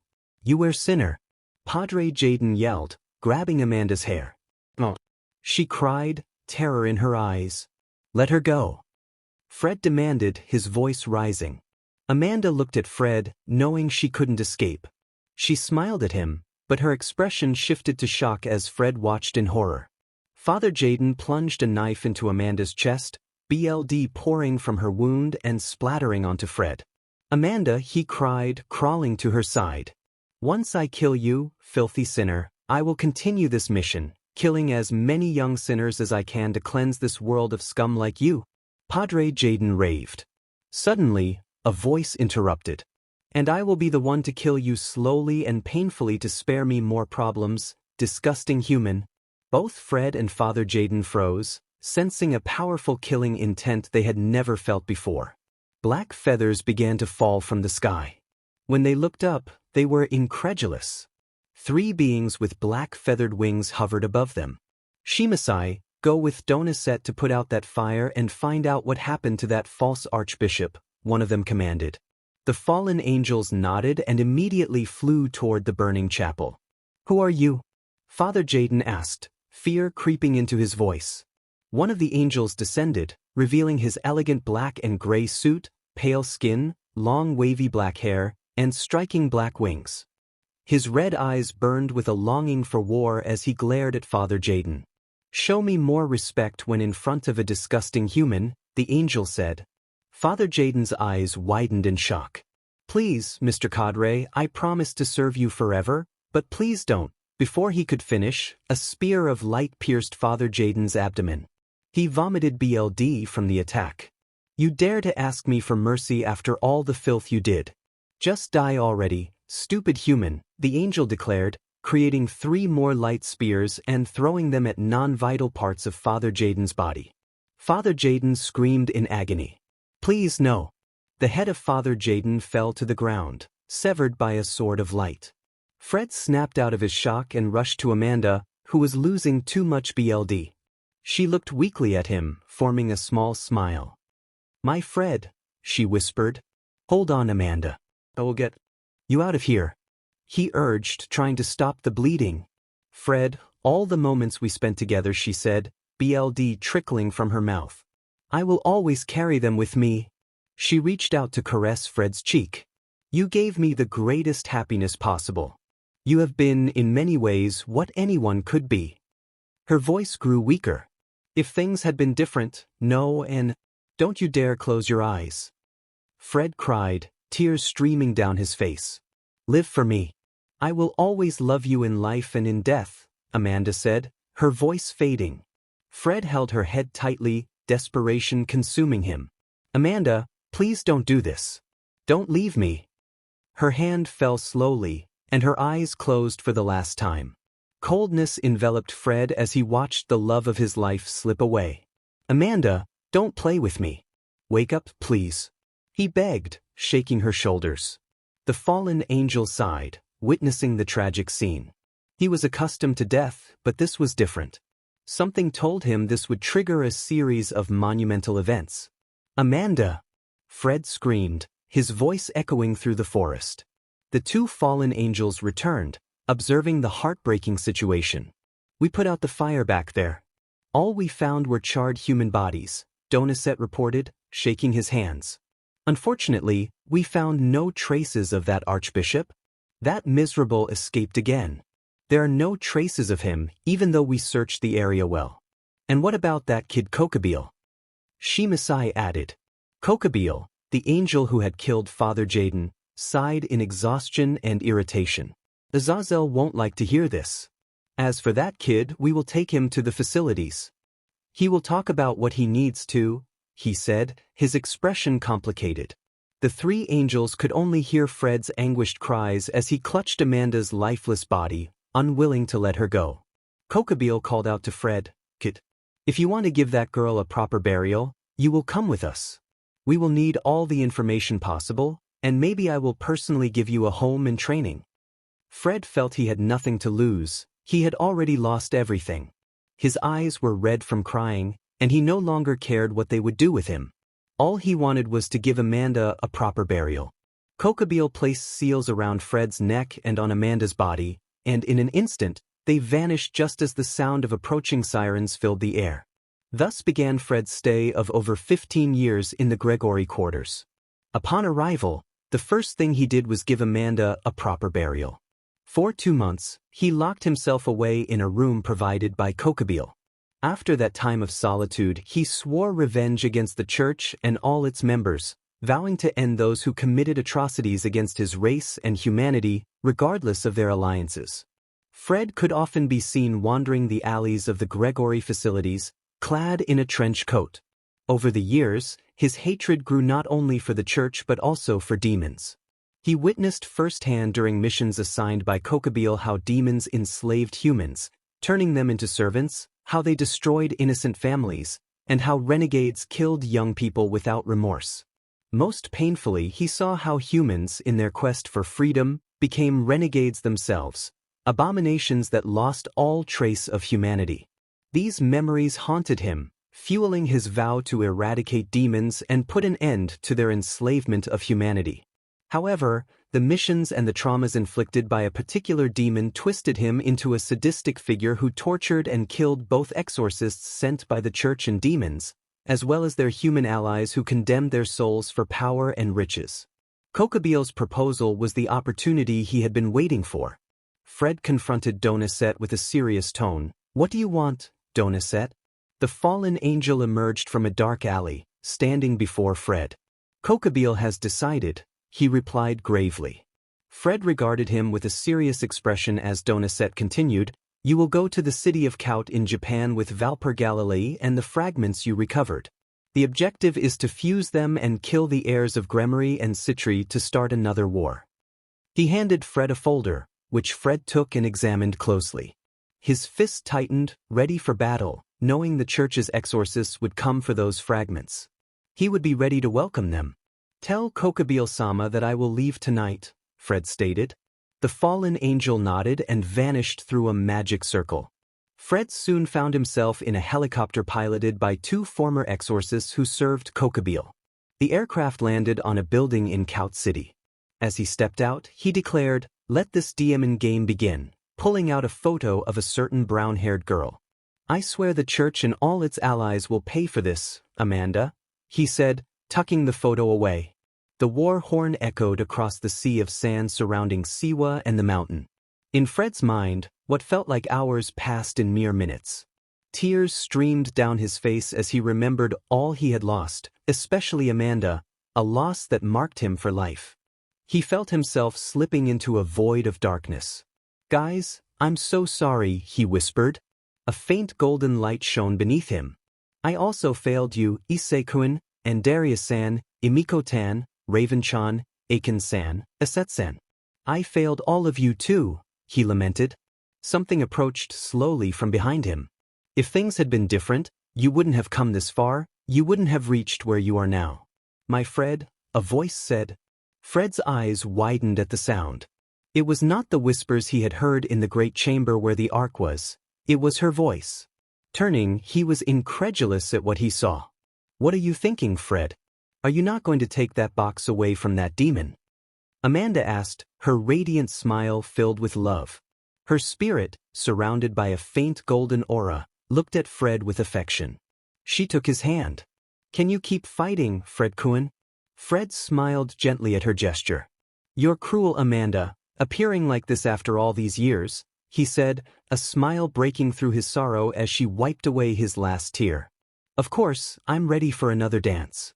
Will you dance with me, Amanda?" Amanda smiled even more, nodding, her ethereal body shining brightly.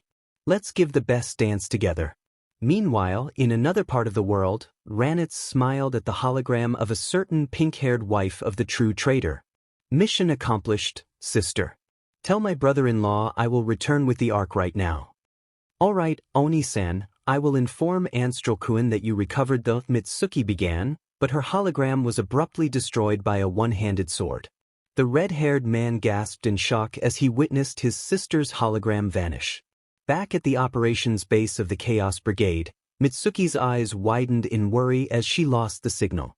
Oni-san. Wenai-san. Can you hear me? Respond. She shouted, agitated. Ranitz turned to see who was responsible for the destruction, but he screamed in pain as a second sword cut his right cheek. His eyes widened even more as he recognized his attacker. Fred stood there with a somber expression. I think I went too far, he said. You should have stayed down, disgusting human. Ranitz shouted angrily. Fred remained calm, knowing he was no longer alone against the demon. Beams of light emerged from the Ark, illuminating the large room. He held his arms out in front of him as if wielding a weapon, looking up with a confident smile. The demon, confused by Fred's demeanor, widened his eyes in disbelief as spirits began to manifest beside him. Amanda, guys. Let's show this demon that we are young and free, Fred declared. From Fred's arms, Amanda's spirit appeared, flanked by his 4 deceased friends, Carlo and Anis on the right, Bruno and Arce on the left. They all stared at the demon, and what happened next left him speechless. A great light shone where Fred and the spirit stood, and what he heard was unbelievable. Balance Berkir. Fred and Amanda shouted in unison. As the great light dissipated, the demon could hardly believe his eyes. He was astonished to see what Fred was holding. A blizzard caused by the Ark cleared much of the smoke, revealing Fred wielding a large 2-handed sword with a double edge and a sapphire in the center of the blade. The sword glimmered with a silver aura. Era, I think I will name this sword, Fred exclaimed, pointing to the sky. I will call you Blade of Amanda. Who would have thought this was my little Amanda's sacred gear? He said, getting into a fighting stance. Well, you demon, ready for round 3, he taunted, a sick smile returning to his face. Disgusting human, do you think you can illuminate me? Ranitz snarled, activating a sinister energy. Not just me, but them too, Fred replied, extending the sword to the right. Above the blade, the spirits of his friends appeared, looking at him seriously and angrily. The hope of everyone, of Amanda, of Issei, of Andarius, and all the others, is on my shoulders, Fred declared as the sword shone brightly. Now I will show you what true punishment is, demon. The demon's eyes widened at the name of the sword, and then he smiled sadistically. Who would have thought you were allied with that miserable Hayudu Issei? Change of plans. I will take you with me by force so you can tell me where that betrayal is. Both charged at great speed, clashing their weapons. To the demon's astonishment, the sinister energy was repelled by the sword, and he was further shocked to find a golden aura surrounding Fred, making him immune to the dark energy. Fred swiftly moved to the left, bringing the sword's blade close to the demon's side, creating a deep cut that left the demon reeling in pain. Ah, Wayawark! Ranitz screamed. Fred laughed. Hee, what's wrong, Ian demon? Did it hurt? The entire Zeth army had arrived. The second army of the Chaos Brigade attacked the Egyptian forces, who responded in kind. Behind the Egyptian army, several portals opened, releasing troops from other Egyptian gods. Farther back, some members of DXD, including a blue-haired and an orange-haired individual, were leading the forces sent by the faction leaders who had received Ra's message, sending troops to aid the Egyptians. Meanwhile, at the mountain base, everyone up! Akins shouted, dodging a swing from an axe. The demon attacking the Egyptian soldier was quickly cut in half by his older sister. Dementia, it's Zeth and his black Praetorians? Issei exclaimed in fear, looking at the ICC soldier. We have to get out of here. We're not leaving without Lord Fred. We have to hold our ground.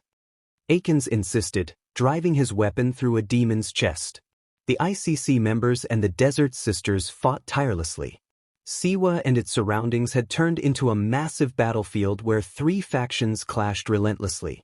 Over here, guys, a soldier shouted, firing at an approaching Fallen. The 29 members regrouped and took cover at the entrance while 2 ICC soldiers cleared debris to reach Fred. Alliance soldiers, charge. Zenobia commanded, drawing Durandal and charging alongside the Alliance soldiers. Irina, go find out what's happening at the mountain. Irina, already unfurling her wings and wielding her Excalibur Mimir fragment, nodded. Soldiers, with me, she called, heading toward the mountain with several soldiers. None shall leave my territory alive, miserable dogs. My honor guard, charge. Zeth bellowed. The rest of Zeth's jackals emerged from clouds of black smoke, charging at the enemy army. The god mercilessly slaughtered multiple soldiers from the Chaos Brigade who dared to attack. Zeth would spare no one who challenged the Egyptians while he was alive. Fury of the flames, he shouted, channeling a massive orb of Egyptian energy above him. From that orb, several fire bursts erupted, exterminating numerous soldiers. Chaos reigned around Siwa, in the oasis, on the mountain, and within it. No one knew that this war in Egypt and a titanic battle in the dimensional rift were occurring simultaneously. Meanwhile, in the rift, Darius and I fought with everything we had to finally defeat Great Red and Ophis, driven by the dark truth revealed to us. The clashes of power in the dimensional rift were legendary. Back in Egypt, what? Ranitz exclaimed, sensing the aura of a certain god. Diamenit? Fred knew they were racing against time. If he didn't hurry, the Alliance would catch up to him and his companions. He decided to push his strength and speed to the limit. In an instant, the albino attacked the demon with incredible speed. The demon barely managed to block the sword that aimed for a powerful strike. In less than a second, they were locked in a battle of speeds that would put the Underworld Knights to shame. They attacked and blocked at terrifying velocities, both aware of the ticking clock. In a swift motion, the demon unleashed several crescent slashes at the albino, who narrowly dodged them, but he couldn't see a powerful blow aimed directly at his back. The demon struck him, but Fred countered with a double kick, spinning with Amon Chan's blade. The demon was incredulous, realizing that this human had copied his sword movements to create even more powerful attacks. The albino quickly moved behind the demon, generating a golden crescent. Without hesitation, he hurled it at the demon, who couldn't dodge in time and was sent crashing. Furious, the demon charged back, replicating the same movement and throwing it with great force and fury at the albino. Fred tried to evade, but the attack was so swift that he used Amon Chan's blade to block it. The albino was slowly being pushed back, unable to use all his strength and will to resist the onslaught. With a great shout, he deflected the attack upwards, shattering a significant portion of the mountain's peak. What? Irina exclaimed incredulously. The reincarnated angel watched in shock as a massive wave of sinister energy erupted from the mountain, revealing a chaotic battlefield. Advance! Zeth commanded, cleaving a demon in half with his axe. The Egyptian forces fought tirelessly against the colossal army of the Chaos Brigade. Farther back, Zenobia battled the remaining forces of the First Army that had emerged from Siwa to aid their comrades. The Alliance forces also fought relentlessly on the outskirts of Siwa. Fred charged at the demon again, initiating another combat sequence at speeds that far surpassed their previous encounters. Both were eager to end this once and for all. Just a little more, an ICC soldier urged, as he and another soldier quickly cleared debris while enemy forces closed in. Die! Asset shouted, piercing the chest of a fallen who was about to impale an ICC soldier struggling with a demon. Retreat to the entrance, now! Akins ordered, deflecting a lance of light. Irina and the Alliance soldiers reached the entrance, but several demons and fallen surged toward them. In the name of our Lord, you will die, Irina declared, charging alongside the reincarnated angel and the Alliance soldiers against the Chaos Brigade. Quickly, clear that debris, Akins urged, glancing worriedly at the Alliance soldiers just a few meters away. Ready, in we go, an ICC soldier shouted as they rushed inside. The orange-haired girl noticed this and tried to follow, but more forces from the Chaos Brigade arrived. Get inside, Akins yelled as the Desert Sisters sealed the entrance with their blades, barricading it with debris. Disappear. Ranitz shouted furiously. No way! Fred retorted. The battle between the ex-exorcist and the former archbishop was reaching its CLMX. Both were exhausted, their breaths coming in ragged gasps. In a swift motion, the demon delivered a powerful slash imbued with sinister energy, striking what he believed was Fred, but it was merely an afterimage. Haha, I did it? Ranitz laughed, incredulous at what had just transpired.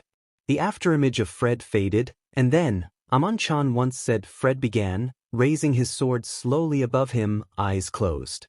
If you find a friend who can accompany you, he continued, opening his eyes slowly. They will help you overcome dangers and find happiness. The blade of Amon-chan glowed with sacred energy. That is our path, my dear Amanda-chan, the demon realized too late as he turned to see what would be his end. Suddenly, Fred heard several voices in his head. Fred. Carlo called. Fred. Ark echoed. Fred. Anais added. Freddy. Bruno shouted. Fred-san. Emiko chimed in. Young Fred. And Darius exclaimed. Crazy exorcist? I called. My dear Fred. Amanda's voice rang out. Let's go, they all urged. Fred's face broke into a wide smile, buoyed by the encouragement of those he cherished. In his mind, Fred resolved, Issei-kun, Amanda-chan, I will fervently contribute to making our dreams come true. I will end this once and for all because I am the knight of Issei-kun. Die, filthy demon. Innocence cut. With a speed never before seen, the albino swung his sword down, generating a crescent of unprecedented proportions that struck the demon directly. But it didn't stop there. The crescent continued its path, cleaving a significant portion of the mountain's rear, drawing the attention of everyone fighting in the area. What the hell? Zeth exclaimed. What? Zenobia echoed. What is happening? Irina asked, bewildered. No. Ranitz stammered, his eyes wide. A deathly silence fell over what remained of the chamber. Fred stared intently into the demon's eyes, his seriousness and fury palpable. Ranitz shouted as he fell, cleaved in half. You piece of trash.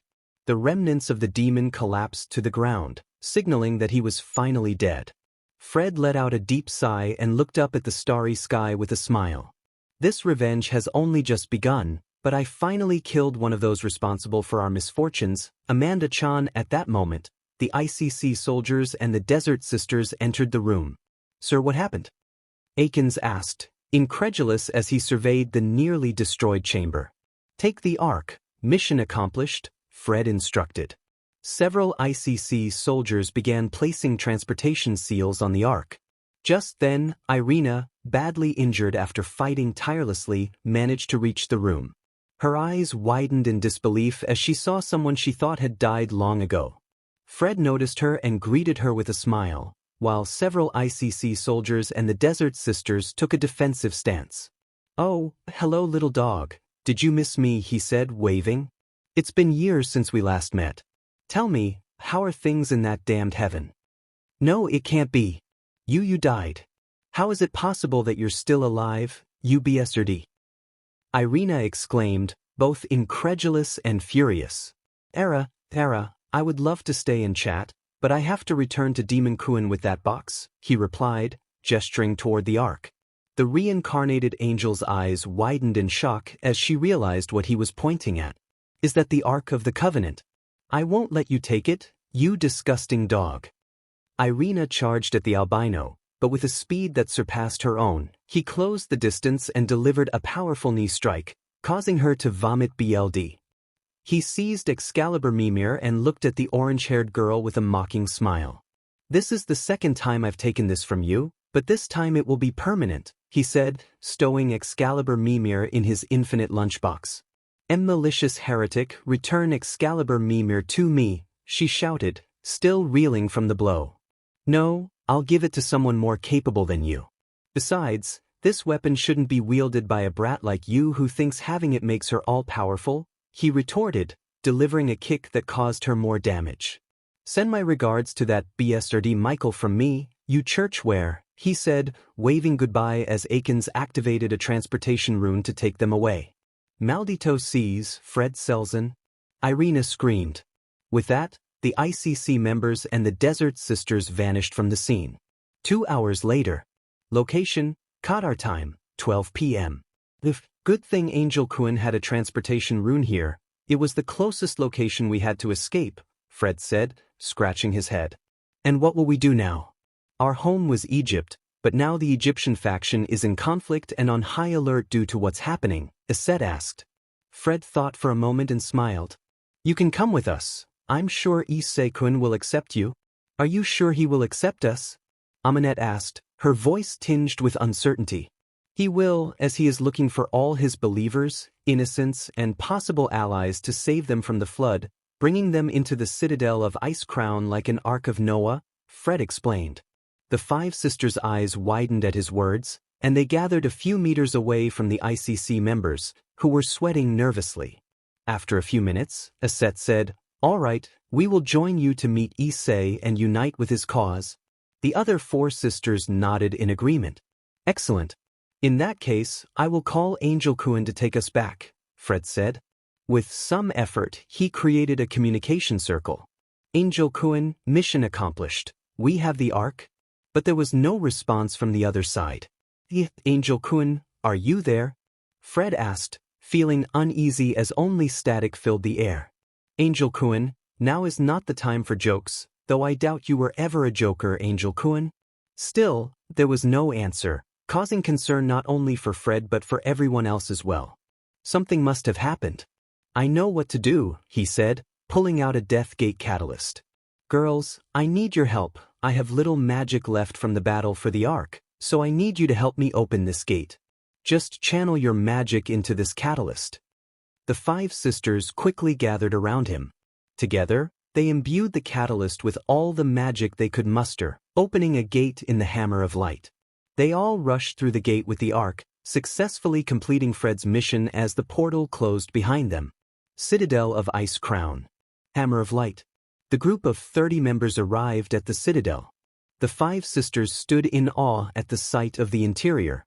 An Asgardian guard, worried about a scream I had let out an hour before Fred's arrival, hurried over to the albino.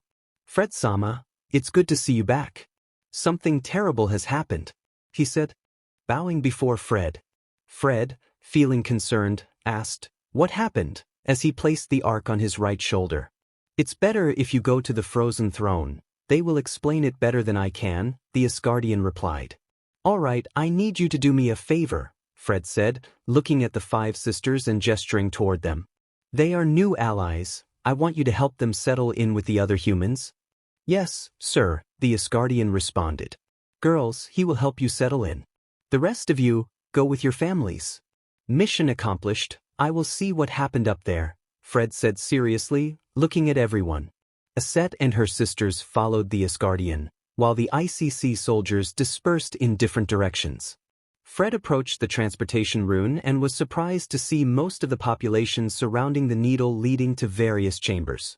Activating the rune, the albino transported himself directly to the needle. In the Citadel of the Ice Crown, within the needle, concern filled the air for both me and Andarius after my scream echoed an hour earlier. The ICC soldiers guarded all 4 entrances to the needle, preventing anyone from passing through. Suddenly, they witnessed the transportation rune activate, bringing someone into the scene. Upon recognizing the newcomer, everyone rushed to inform him. Fred-sama, it's a miracle you've returned, exclaimed a fallen girl. Something terrible has happened with Issei and Andarius-sama, a human woman added, her voice laced with urgency. Wait, everyone, Fred replied seriously as he approached the needle.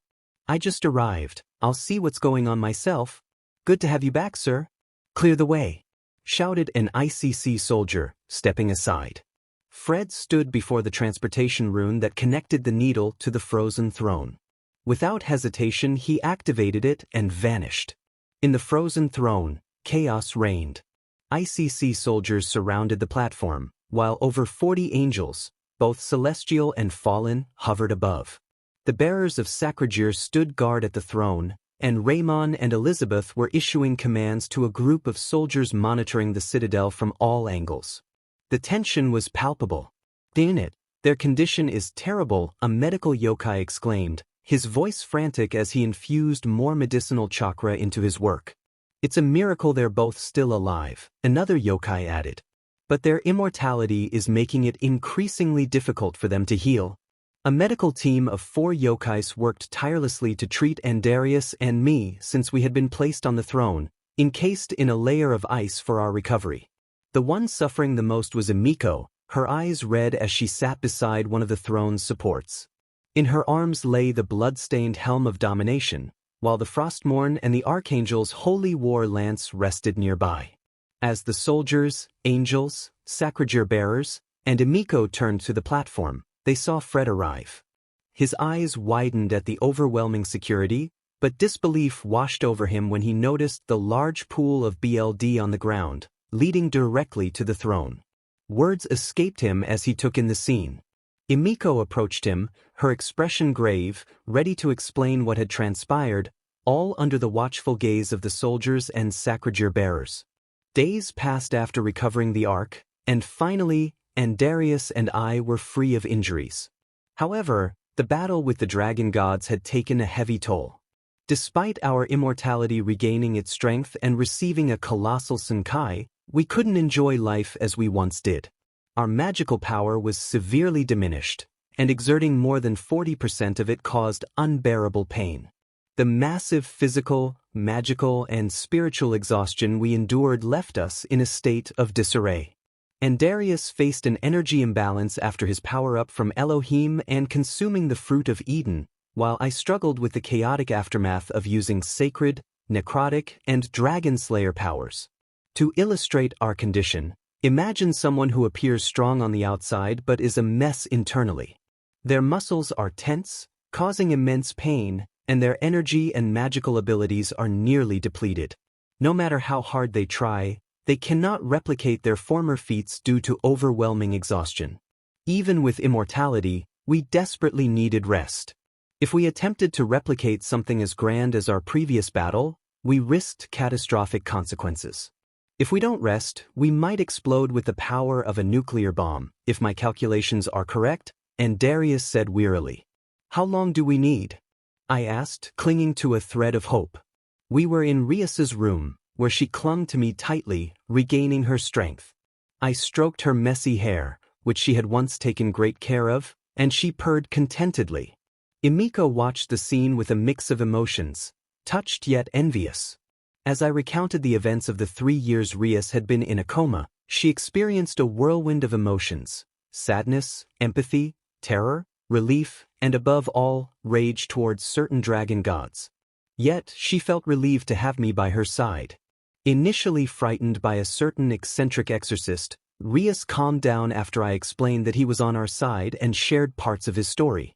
I told her about my forced LBR in the mines after waking up, and we both winced in pain at the memory of our awakening in the throne, our bodies screaming in agony despite our wounds being healed. As I detailed my training and missions, her eyes sparkled with admiration, almost hypnotized by my muscles. After revealing the painful truth about Venelana's betrayal, she needed emotional support, and I was more than willing to provide it. We were all eager to hear what the Archangel would say, but when he spoke, shock washed over us. Given our deplorable condition, neither of us is fit for a large-scale battle like the one against the dragon gods. If I calculate correctly, we are currently at only 30% of Amao's power. Therefore, our recovery time ranges from 6 months to a full year, depending on what happens during this PRD, and Darius explained, his expression complicated. A year felt like an eternity to me. A year without fighting, without unleashing my minions, was a daunting prospect. I sighed heavily, realizing the implications. I guess the big plan, the flood, is postponed, right? I said, looking at the Archangel with a heavy heart. Yes, it is postponed until we are both in optimal condition again. Unless you plan to explode and take everyone in the Citadel with you, he replied seriously. Exhausted, I lay down on the hospital bed beside Rias, who hugged me tightly with the little strength she had left. Diamine? I muttered in frustration, covering my face with my hands. Issei, calm down. We will all recover. For now, you need to rest. Rias said, stroking my cheek. You did your best, and I'm very proud of you. Let's just rest. Once you and Darius recover, you can continue with the plan. I'm just happy to have you back. Looks like I have no choice, I sighed, staring at the ceiling. Rias continued to comfort me about the Archangel's news, her smile warm and full of longing. I leaned back on the surprisingly spacious bed meant for two. When will we start training to regain our strength, partner? I asked, closing my eyes. And Darius rubbed his temple, clearly displeased with the long wait ahead. Our recovery training will start in 3 days. We need this time to rest from our missions and clear our minds before we begin training, he said seriously. Unfortunately, the Helm of Domination is out of charge. You can use it for protection and voice modulation, but its abilities won't be available for a while. Can't we use the time room? I asked hopefully. He shook his head. We can't. The room has us registered, meaning it will automatically adjust the gravity to over 400 G the moment we step into the training area. If we were exposed to that gravity in our current state, the chance of us exploding is 80%. We need to control our energies again before we can safely re-enter the room. I sighed again, feeling the weight of our situation. The helm being nearly useless and the prospect of being a nuclear bomb waiting to explode only added to my anxiety. The thought of not being able to use the time room for 6 months to a year frustrated me further. Yet, Rias's comforting presence helped to ease my worries. 3 days, huh? I sighed. What can we do? You are the expert, so 3 days it is. I'll figure out how to make the helm functional again, I said, closing my eyes.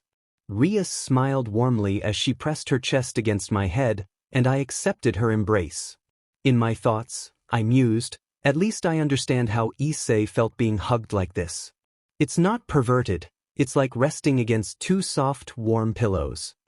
So, we will spend these 3 days together to recover some lost time, Rias said, stroking my head.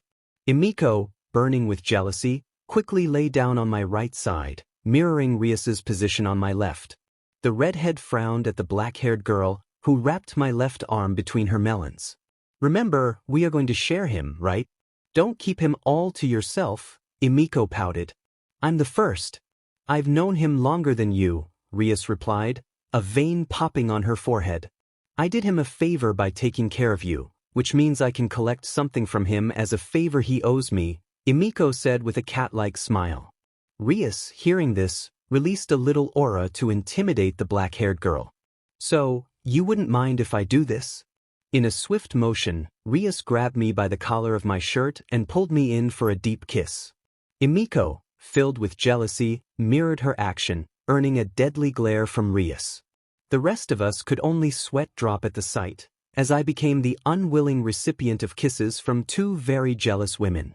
I glanced at the Archangel for help, but what he whispered made me vow to take revenge on that meddling dove. Remember, if we make any significant effort, we will explode. Enjoy your time with your women, you idiot king, he said with a cat-like smile. Fred struggled to contain his laughter as he watched us with a knowing grin. The few doctors present covered their mouths to stifle their giggles, though some laughter escaped. In my thoughts, I vowed, Arthas, remind me that when I recover fully, I'm going to destroy that son of a bitch and Darius, that demon exorcist who still owes me for what he did months ago, and send those stupid doctors on missions. Arthas observed my predicament with amusement. I'll remind you of that. Until then, rest. Your time will come to fight again. Say. Rias called, pulling me from my thoughts. What is it? I asked, turning to both women. They looked at me seriously, and Rias's question made me sweat cold. Who is prettier, her or me? She asked, pointing at Emiko. Yes, Issei, who is prettier of the two? Emiko echoed, tightening her grip on my arm. Arthas chuckled. I think I spoke too soon. I was at a loss until an idea struck me. They're both appealing, which is why I love both of you, I said with a genuine smile. But seriously, who is prettier? Rias pressed, her gaze icy. Emiko mirrored her serious expression, leaving me scrambling for an escape. My salvation came from a certain black-haired bearer of Sacrajur. Issei-sama, we need you, and Darius-sama, and Fred Sama for the distribution of missions to the new recruits waiting. Raymond called, looking at us awkwardly due to my situation. "We're on our way," we all replied in unison. I quickly got up, dragging the Archangel along, while Fred followed behind, unable to contain his laughter any longer. And Darius, Fred, and Arthas all shared a laugh in my mind. Raymond's simply sweat dropped at the sight of us, while I shot them a cold glare. "Thinking about it, I'm going to detonate like a nuclear bomb right now, you idiots," I muttered, glaring at the Archangel. In my mind, I added, "That goes for you too, Arthas." Okay, sorry, Idiot King. I just never imagined you in that situation," and Darius said with a smile. Fred chimed in, "Angel Kuan is right. Demon Kuan is a great womanizer, but a classy one." Arthas, still amused, remarked, "At least you have people who care about you, especially those two girls." I shot them all a cold look, then turned to leave. "Let's go," I said, striding toward the High Libramort. Rias sighed. He left. "Anyway, I just need to walk again so I can train and be useful." "Don't worry about that. The doctors and I have a long series of mobility sessions that will help you," Emiko assured her with a smile. "I just hope to recover soon. I don't want to be a burden here, lying in a hospital bed while everyone else works hard and fights to keep me safe," Rias said, her expression troubled. "And you will. Just have faith in yourself," Emiko encouraged, placing a hand on Rias's shoulder. Rias smiled at Emiko's gesture, setting her goal to be useful in the future and vowing never to hide behind me in battle again. She was determined to fight alongside me and not be a coward. In her thoughts, Rias resolved, "Just wait, Issei. I'll strengthen myself so I can finally fight by your side and not hide behind you again. I will take revenge on the Gremory family for what they did to me, especially on that beach Venelana for taking my purity." In an unknown region of the dark world, everything was black and white. The ruins of a medieval city were intertwined with lines of sinister energy, and beside one of these lines fluttered a nearly burned flag bearing a distinctive lion symbol. More lines of dark energy emerged from the ruins, spreading across a barren wasteland that was once a great ocean, revealing another rustic city in ruins. A flag with a clan symbol could be seen on one side of the line. Far to the north, a massive fortress, reminiscent of a certain citadel, lay brutally destroyed, claw marks visible, huge craters beneath it, and charred traces on its back. A throne of ice stood fractured, with parts of the fortress collapsed, and lines of sinister energy emerged, accompanied by a banner of a runic sword. In the center of the barren wasteland, where the Black Sea once thrived, all the lines of sinister energy converged into a massive BLD red orb. A low growl echoed throughout the planet. 5 months later, Darius and I had limited our activities to morning tasks to avoid overexerting ourselves. Gradually, we recovered through our training, which was encouraging. What brought me the most joy was witnessing Rias's remarkable recovery. After several sessions, she regained mobility in her legs by the 4th month. I headed to Syndragos's lair to train my swordsmanship and regain agility in my joints. What I saw filled me with happiness. Rias was running and jumping with joy, fully recovered. Upon seeing me, she dashed toward me and leaped into my arms for a big hug, which I welcomed wholeheartedly. We spent hours together until Rias remembered her 2 French friends who had always helped her. I communicated this to Darius to locate them, and a week later, we found them hiding in a small town in the United States. Rias, Darius, and I immediately set off to reunite her with them. In Telluride, Colorado, both Adrain and Bastion had hidden for years to avoid being located by Mal Lucifer, who had placed a bounty on their heads. They had settled in a cabin far from the population, living peacefully. Suddenly, a portal of death opened before them. They went on high alert, but upon seeing who emerged, Adrain dropped his bow, and Bastion's serious expression softened. They rushed to embrace the redhead, who welcomed them with open arms, while Darius and I watched the scene with smiles. The 5 of us spent the afternoon catching up. Both friends were impressed by my growth, the grand plan, Rias's rescue, and our battle against the dragon gods. As we chatted for hours, both friends made a decision that brought joy to Rias. Guys, you know that sooner or later, Mal Lucifer will find you, and you know what will happen if he does, Rias warned, anger flashing in her eyes. Both Frenchmen exchanged serious looks and nodded. We will join you to contribute to the cause, Bastion declared, adjusting his glasses in an anime-style manner. I agree with 4 eyes. We will join you. Adrain added enthusiastically. Thank you so much for everything you do. You are more like my brothers than Sir or Mal Lucifer, Rias said, hugging both of them tightly. I just wanted to thank you for what you did for her, even if it wasn't much. I'll always remember it, I said with a smile. So, we packed Rias's friends' belongings and prepared to return to the Citadel together. We had our reasons for not using the time room. The first and most important was that the time room had records of Darius and me. This meant that upon entering the training area, the gravity would automatically increase to over 400 G. Darius had tried to adjust the gravity but was unable to do so. Training under such conditions would pose a significant problem. The second reason was that the room was occupied by others. We needed everyone to be strong enough to face the impending flood, both to attack various locations around the world and to defend others. After 5 months of training, morning tasks, and daily missions, Darius and I were nearly at the same level as Fred, each at 60% of our power. However, he still held a slight edge. This was evident during a training session we had together. His endurance and speed remained intact, while we struggled with fatigue. I was surprised to learn more about the albino's history and how he obtained his sacrageur. I promised him that when the time came, I would leave the entire church to him to do as he pleased. Our recovery was progressing. We no longer struggled to breathe, which was a relief, and we had stopped losing magic at an alarming rate. In a dark world, a massive black cloud unleashed a crimson sphere, followed by red crystals. As the lines of sinister energy dissolved into the air, tentacles submerged into the black ocean. A dark voice resonated in the world, proclaiming that the king of the dead still lived. Meanwhile, in the Citadel, life continued as usual.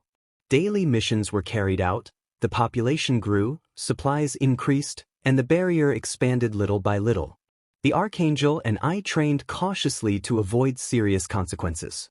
Rias focused on basic exercises to maintain her fitness, while Emiko sought to learn senjutsu from the yokai. Initially, she struggled, but eventually she managed to create a small sphere of that energy. Fred, being the strongest among us, undertook more advanced missions. Elizabeth and other angels trained diligently to assist with the flooding, alongside the bearers of sacrageurs. In the ice-crowned Citadel, I felt a sense of calm as I sat on the frozen throne. I recalled Arthas, who had once occupied a similar seat. He had shared with me that the first time he sat on that throne was when he became the Lich King. Aware of the weight of his past, I decided to ask him about it. With a sigh, Arthas removed his domination helmet, revealing his true form. He spoke of his doubts, pondering what might have been had his world taken a different path. As we both sat on the icy throne, gazing at the horizon, Darius mentioned that we could regain at least 55% of our power in 3 weeks, enough to return to the time chamber. We agreed that we deserved a brief respite. Suddenly, a grayish barrier enveloped the throne platform. Red fragments crashed into the bone courtyard, drawing everyone's attention. Fred, startled by the sight, ordered the doors to be sealed. For the first time, alarms blared, alerting everyone. Civilians were ushered into the Crimson Halls while soldiers readied themselves for battle. The ICC forces assembled, and Fred, leading the charge, commanded an attack. Grotesque creatures emerged from the fragments, initiating a fierce battle in the bone courtyard. Meanwhile, a guardian of the earth prepared for combat. Selin flew swiftly toward the Citadel, anxious about the unfolding events. Inside the dark gray barrier, Darius and I stood vigilant, uncertain of what lay ahead.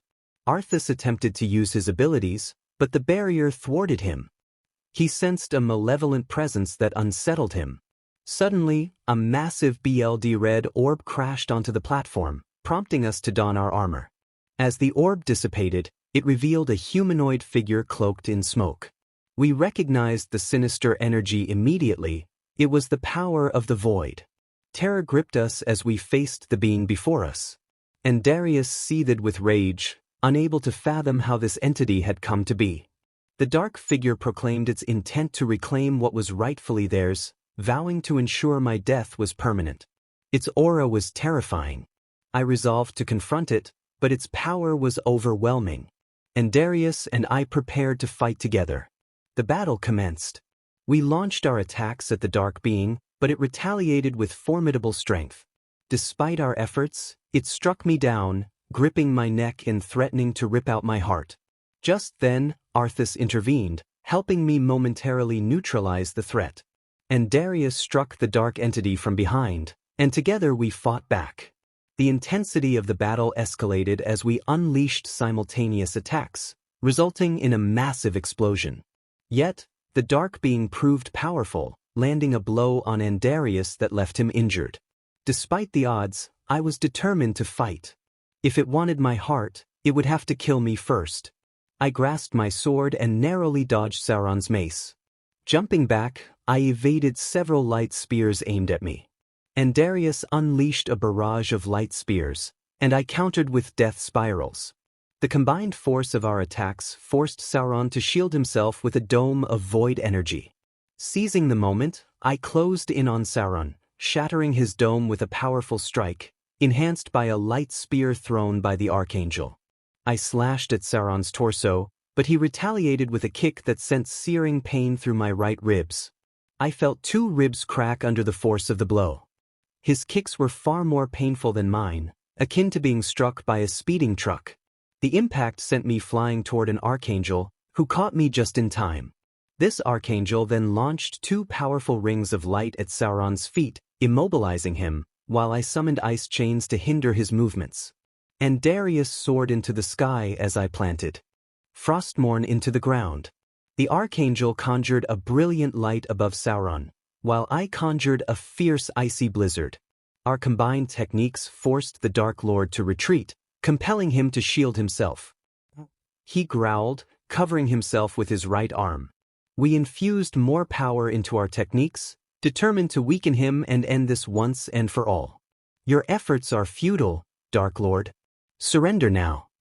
I shouted, the flames of the helmet of domination blazing brighter. It is impossible for you to win. Surrender now.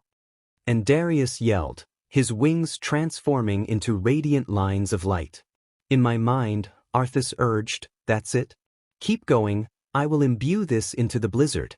As he lifted his ancient paladin book, the ancient prince of Lordaeron infused my blizzard with a seal of vengeance, dealing holy damage to our foe while also utilizing certain runes to prevent excessive wear. We were ready to weaken him swiftly before he could summon a volcano to erupt, but we were unprepared for what he would do next. Growling, he roared, clenching his left fist in the air. A massive wave of dark energy from the void surged throughout the throne. The force was so immense that it knocked us to the ground. We stared in disbelief at the spot where Sauron had been, but he was no longer there. Instinctively, we looked up to find Sauron floating above us. When did that son of a b start flying? I thought, barely catching the movement as he attacked us both with his mace, wrapped in void energy. I quickly grabbed the Archangel's armor and leaped high, witnessing the mace leave a web of cracks on the platform, with tendrils of void energy seeping out. And Darius, realizing what had happened, activated the gravity zone in the throne. We all felt the gravity increase rapidly, but what occurred next left us speechless. That's all, Sauron said, looking at us with bloodlust. How pathetic. He was enveloped in void power. Just as pathetic as in your last battle.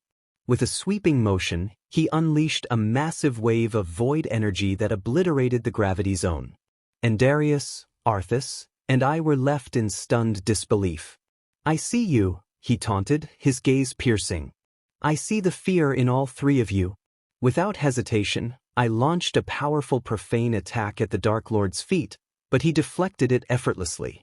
The backlash sent Darius and me reeling from the expanding wave generated by the violent clash of energies. The unstable contact resulted in an explosion that created a shockwave, forcing us to shield ourselves. The Archangel invoked 3 of his 10 magic circles, the maximum his body could activate at that moment. From these circles, Thousands of light spears erupted like a machine gun, while I aimed Frostmourne and unleashed dark rays in every direction. But you only amuse me with your weak attacks, Sauron remarked, waving his left hand dismissively. He conjured that dome again and, without a word, launched thousands of spheres of void power, igniting a clash of abilities. The combined energies created another shockwave, forcing all three of us to shield ourselves. The dome dissolved under the pressure of the shockwave. Quickly, Andarius and I readied our weapons, while Sauron prepared his mace, his bloodlust palpable. Frostmourne glowed with necrotic power, and the holy war spear shimmered with celestial energy. "You are weak against me," he sneered, black smoke billowing from his helmet's eyes. "If the Titans couldn't defeat me, neither could that fallen Titan or the Titans beyond the veil. What makes you think the three of you can prevail?" His mace, wrapped in void power, resembled a colossal flame that shook violently. "You only delay the inevitable," he added, turning his gaze to me. "Especially you." He pointed his mace at me. "What you did in your world is your last stand, along with all your allies. Do you remember their screams? How I ended each of them in the most sinister way possible." Did this Sauron confront the Titans of the Greek pantheon or another faction? Which Titans was he referring to? Which Archmage? Could it be Selin's mother? And what last stand was he talking about? There was no time to ponder these questions. We steeled ourselves, releasing more of our available power. But it was entertaining to destroy all your allies and soldiers on that day when darkness finally began to reign. Despicable being of darkness, in the name of my father, you will die today. And Darius shouted angrily at Sauron. "I will freeze your insides until you turn into an ice shell," I roared, pointing Frostmourne at Sauron.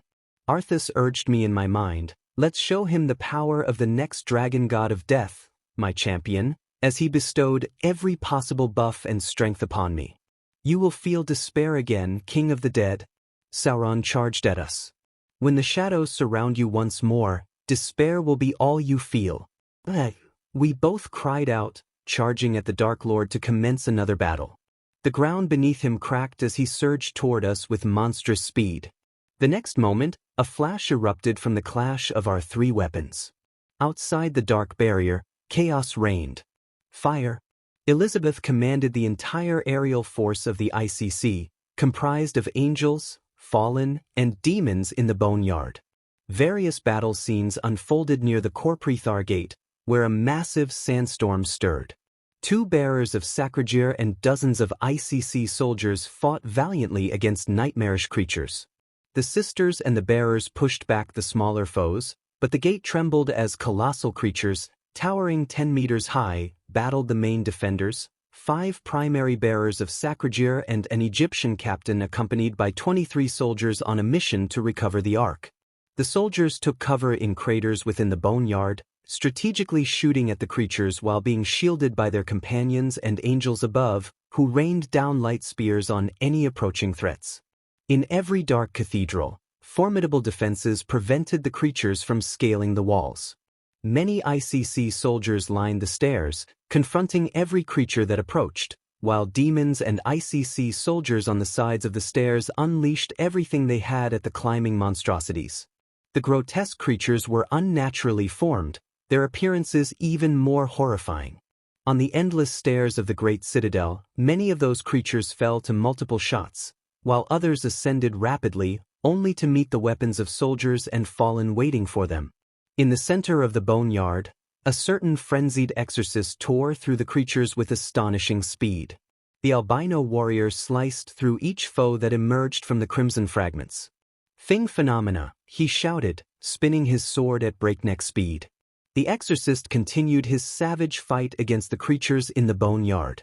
"There are too many, they don't stop coming," a soldier yelled, blocking a claw swipe.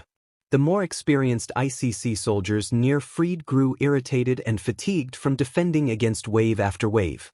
Then boom.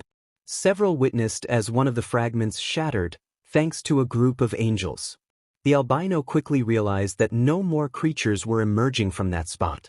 "Elizabeth, well done. Destroy the rest of those fragments," he shouted, looking skyward at a certain angel. The ICC aerial force swiftly dodged several shadow attacks from robed creatures firing at close range. In the ice-crowned Citadel, 20 volunteers prepared to support their comrades outside. They spotted a redhead emerging from the crimson halls, followed by a black-haired girl scolding her. The redhead, with the little magic she possessed, attempted to activate the teleportation rune, but it was unfortunately disabled. 2 ICC soldiers approached. "Miss Rias, what are you doing here? Please return to the crimson halls," one said, concern etched on his face. "Rias, please, let's go back to the crimson halls. We can't help Issei-kun," Emiko urged, her worry evident. "Enough. I won't sit idly by while Issei fights to protect me again, as if I can't defend myself," Rias shouted, frustration boiling over. The redhead continued to struggle with the rune, but it remained unresponsive. "Rias, I'm worried too. But we can't do anything in these conditions," Emiko insisted, placing a hand on Rias's shoulder.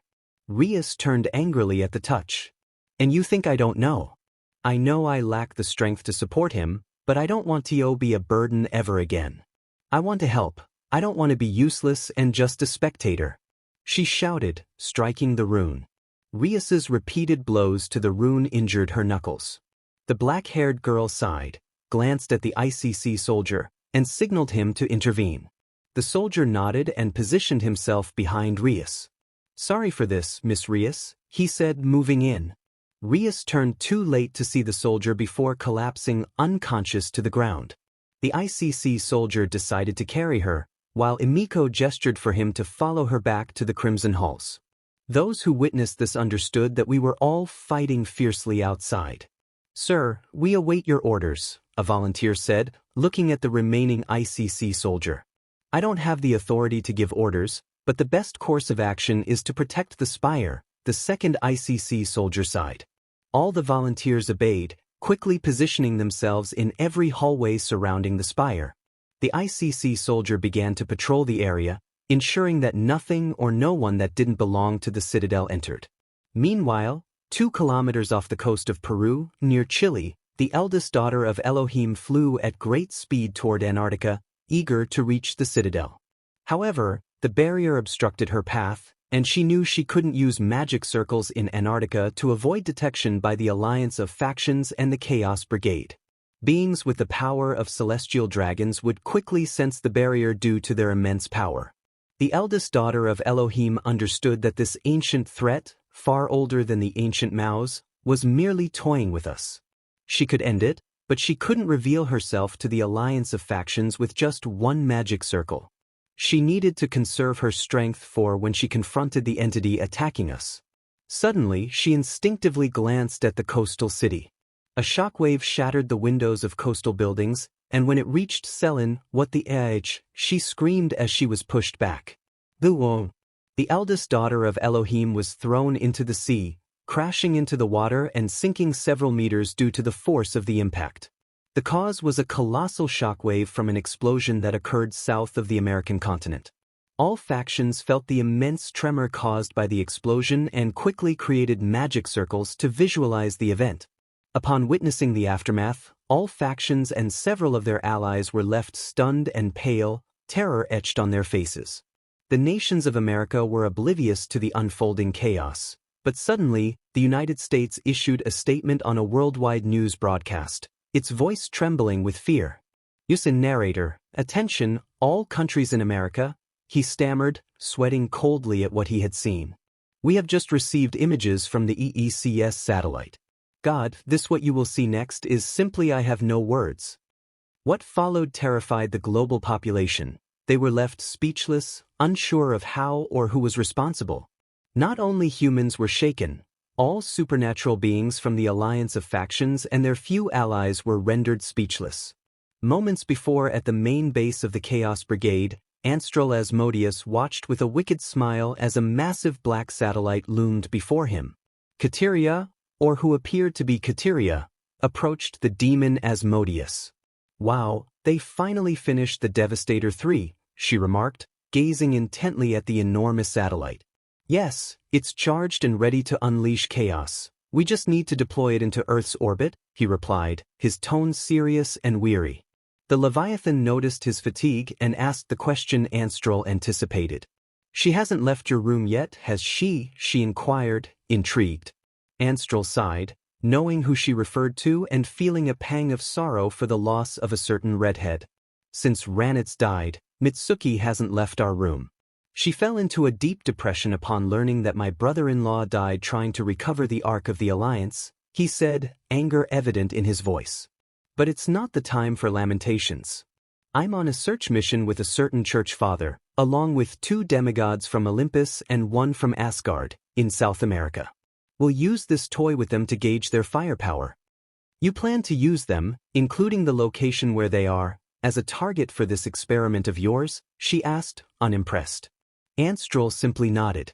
At that moment, a scientist from the Chaos Brigade approached the 2 demons. Sir, the Devastator 3 is ready for testing. We await your orders, he said, bowing respectfully. Excellent, transport it to orbit.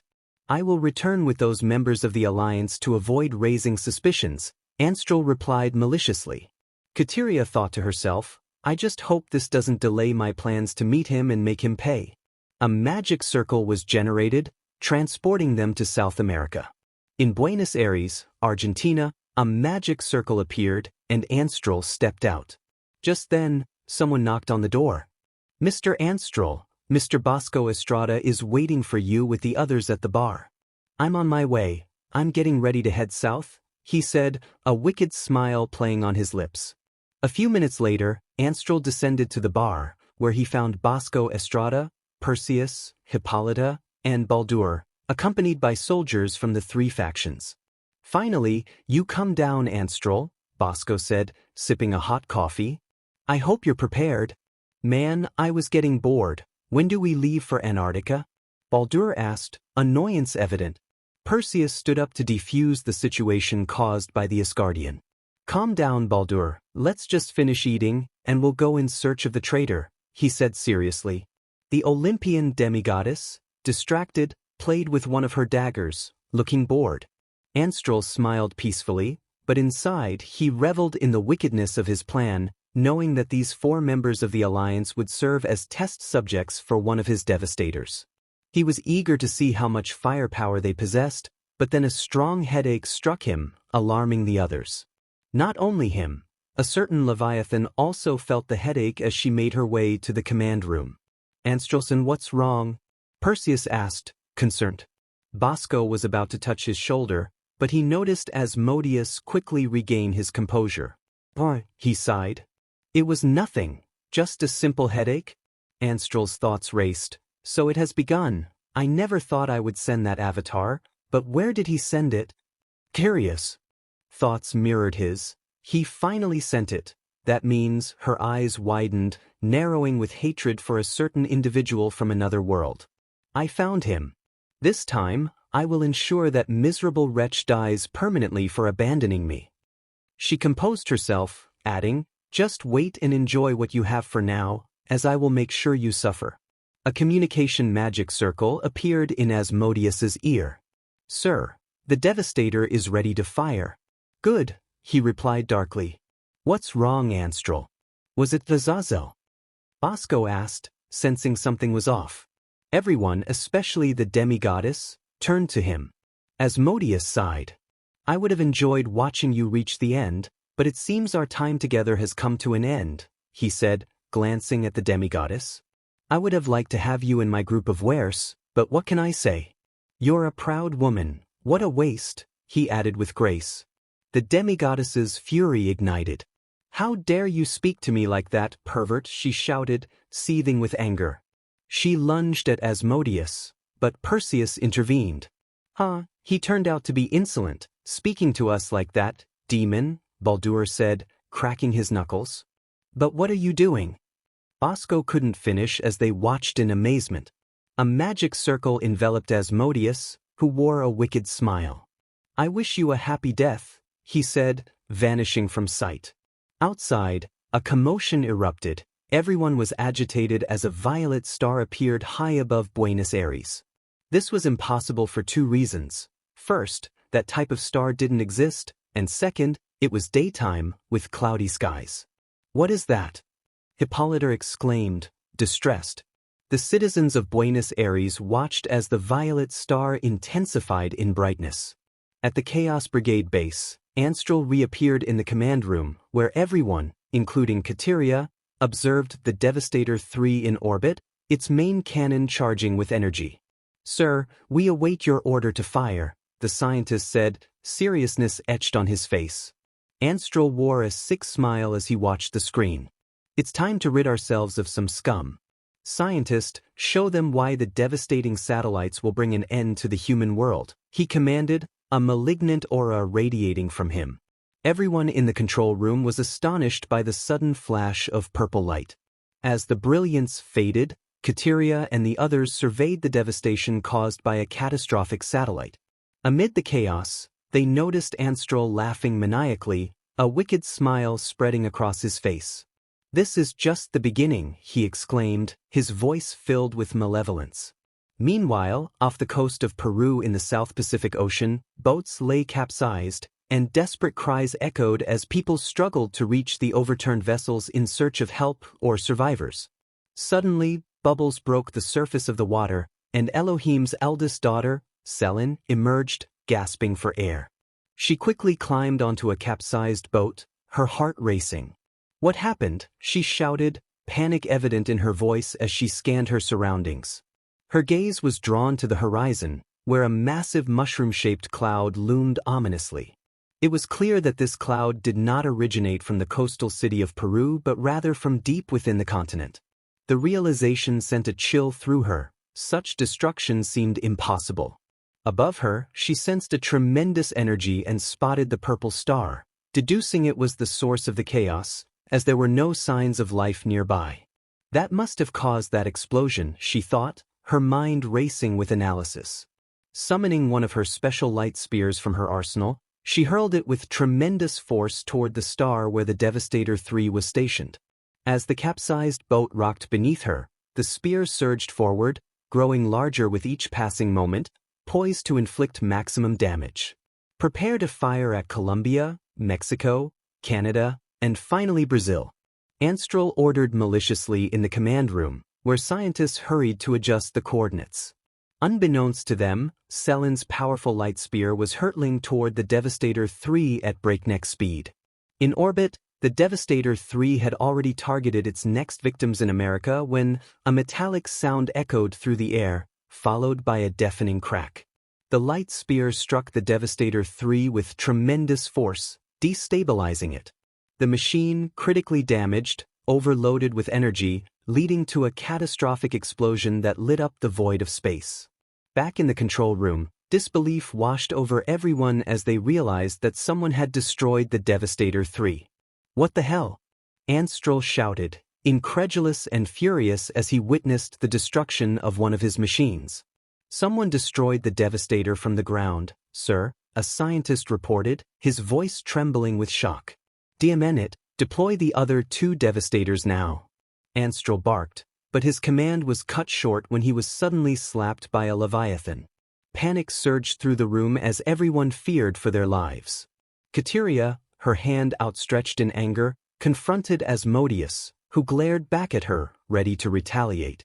However, he hesitated when he heard the Leviathan's presence. "Are you an idiot or just acting like a child?" Kateria scolded, her tone reminiscent of a mother reprimanding her son. "Do you want to lose the other 2 Devastators? We don't know who destroyed it, so keep them ready just in case. Besides, be grateful. The results of a single shot from your toy were impressive, to say the least." She turned her attention back to the screen, her frustration palpable. Asmodeus stood before the Leviathan, who regarded him coldly. After considering Kateria's words, he calmed down. "Fine," he sighed, his anger still simmering beneath the surface. "You win, but let this be the last time you raise your hand at me, you witch," he retorted, rubbing his cheek where she had struck him. The Leviathan merely frowned and chose to walk away. Meanwhile, Selin, having witnessed the explosion, concluded that a powerful machine was responsible. Determined, she spread her wings and took flight, heading south toward Antarctica. As she soared through the sky, she activated a magic circle to assess the explosion's radius. The sight nearly stopped her heart. The explosion's impact was felt far and wide. Magic transmission circles, global news outlets, and citizens across Peru, half of Bolivia, a quarter of Chile, and Argentinians in the Santa Cruz and Chubut regions all watched in sheer terror as the enormity of the explosion's radius was revealed. On a satellite broadcasting the news worldwide, its passengers stared in horror at the devastating scale of the destruction.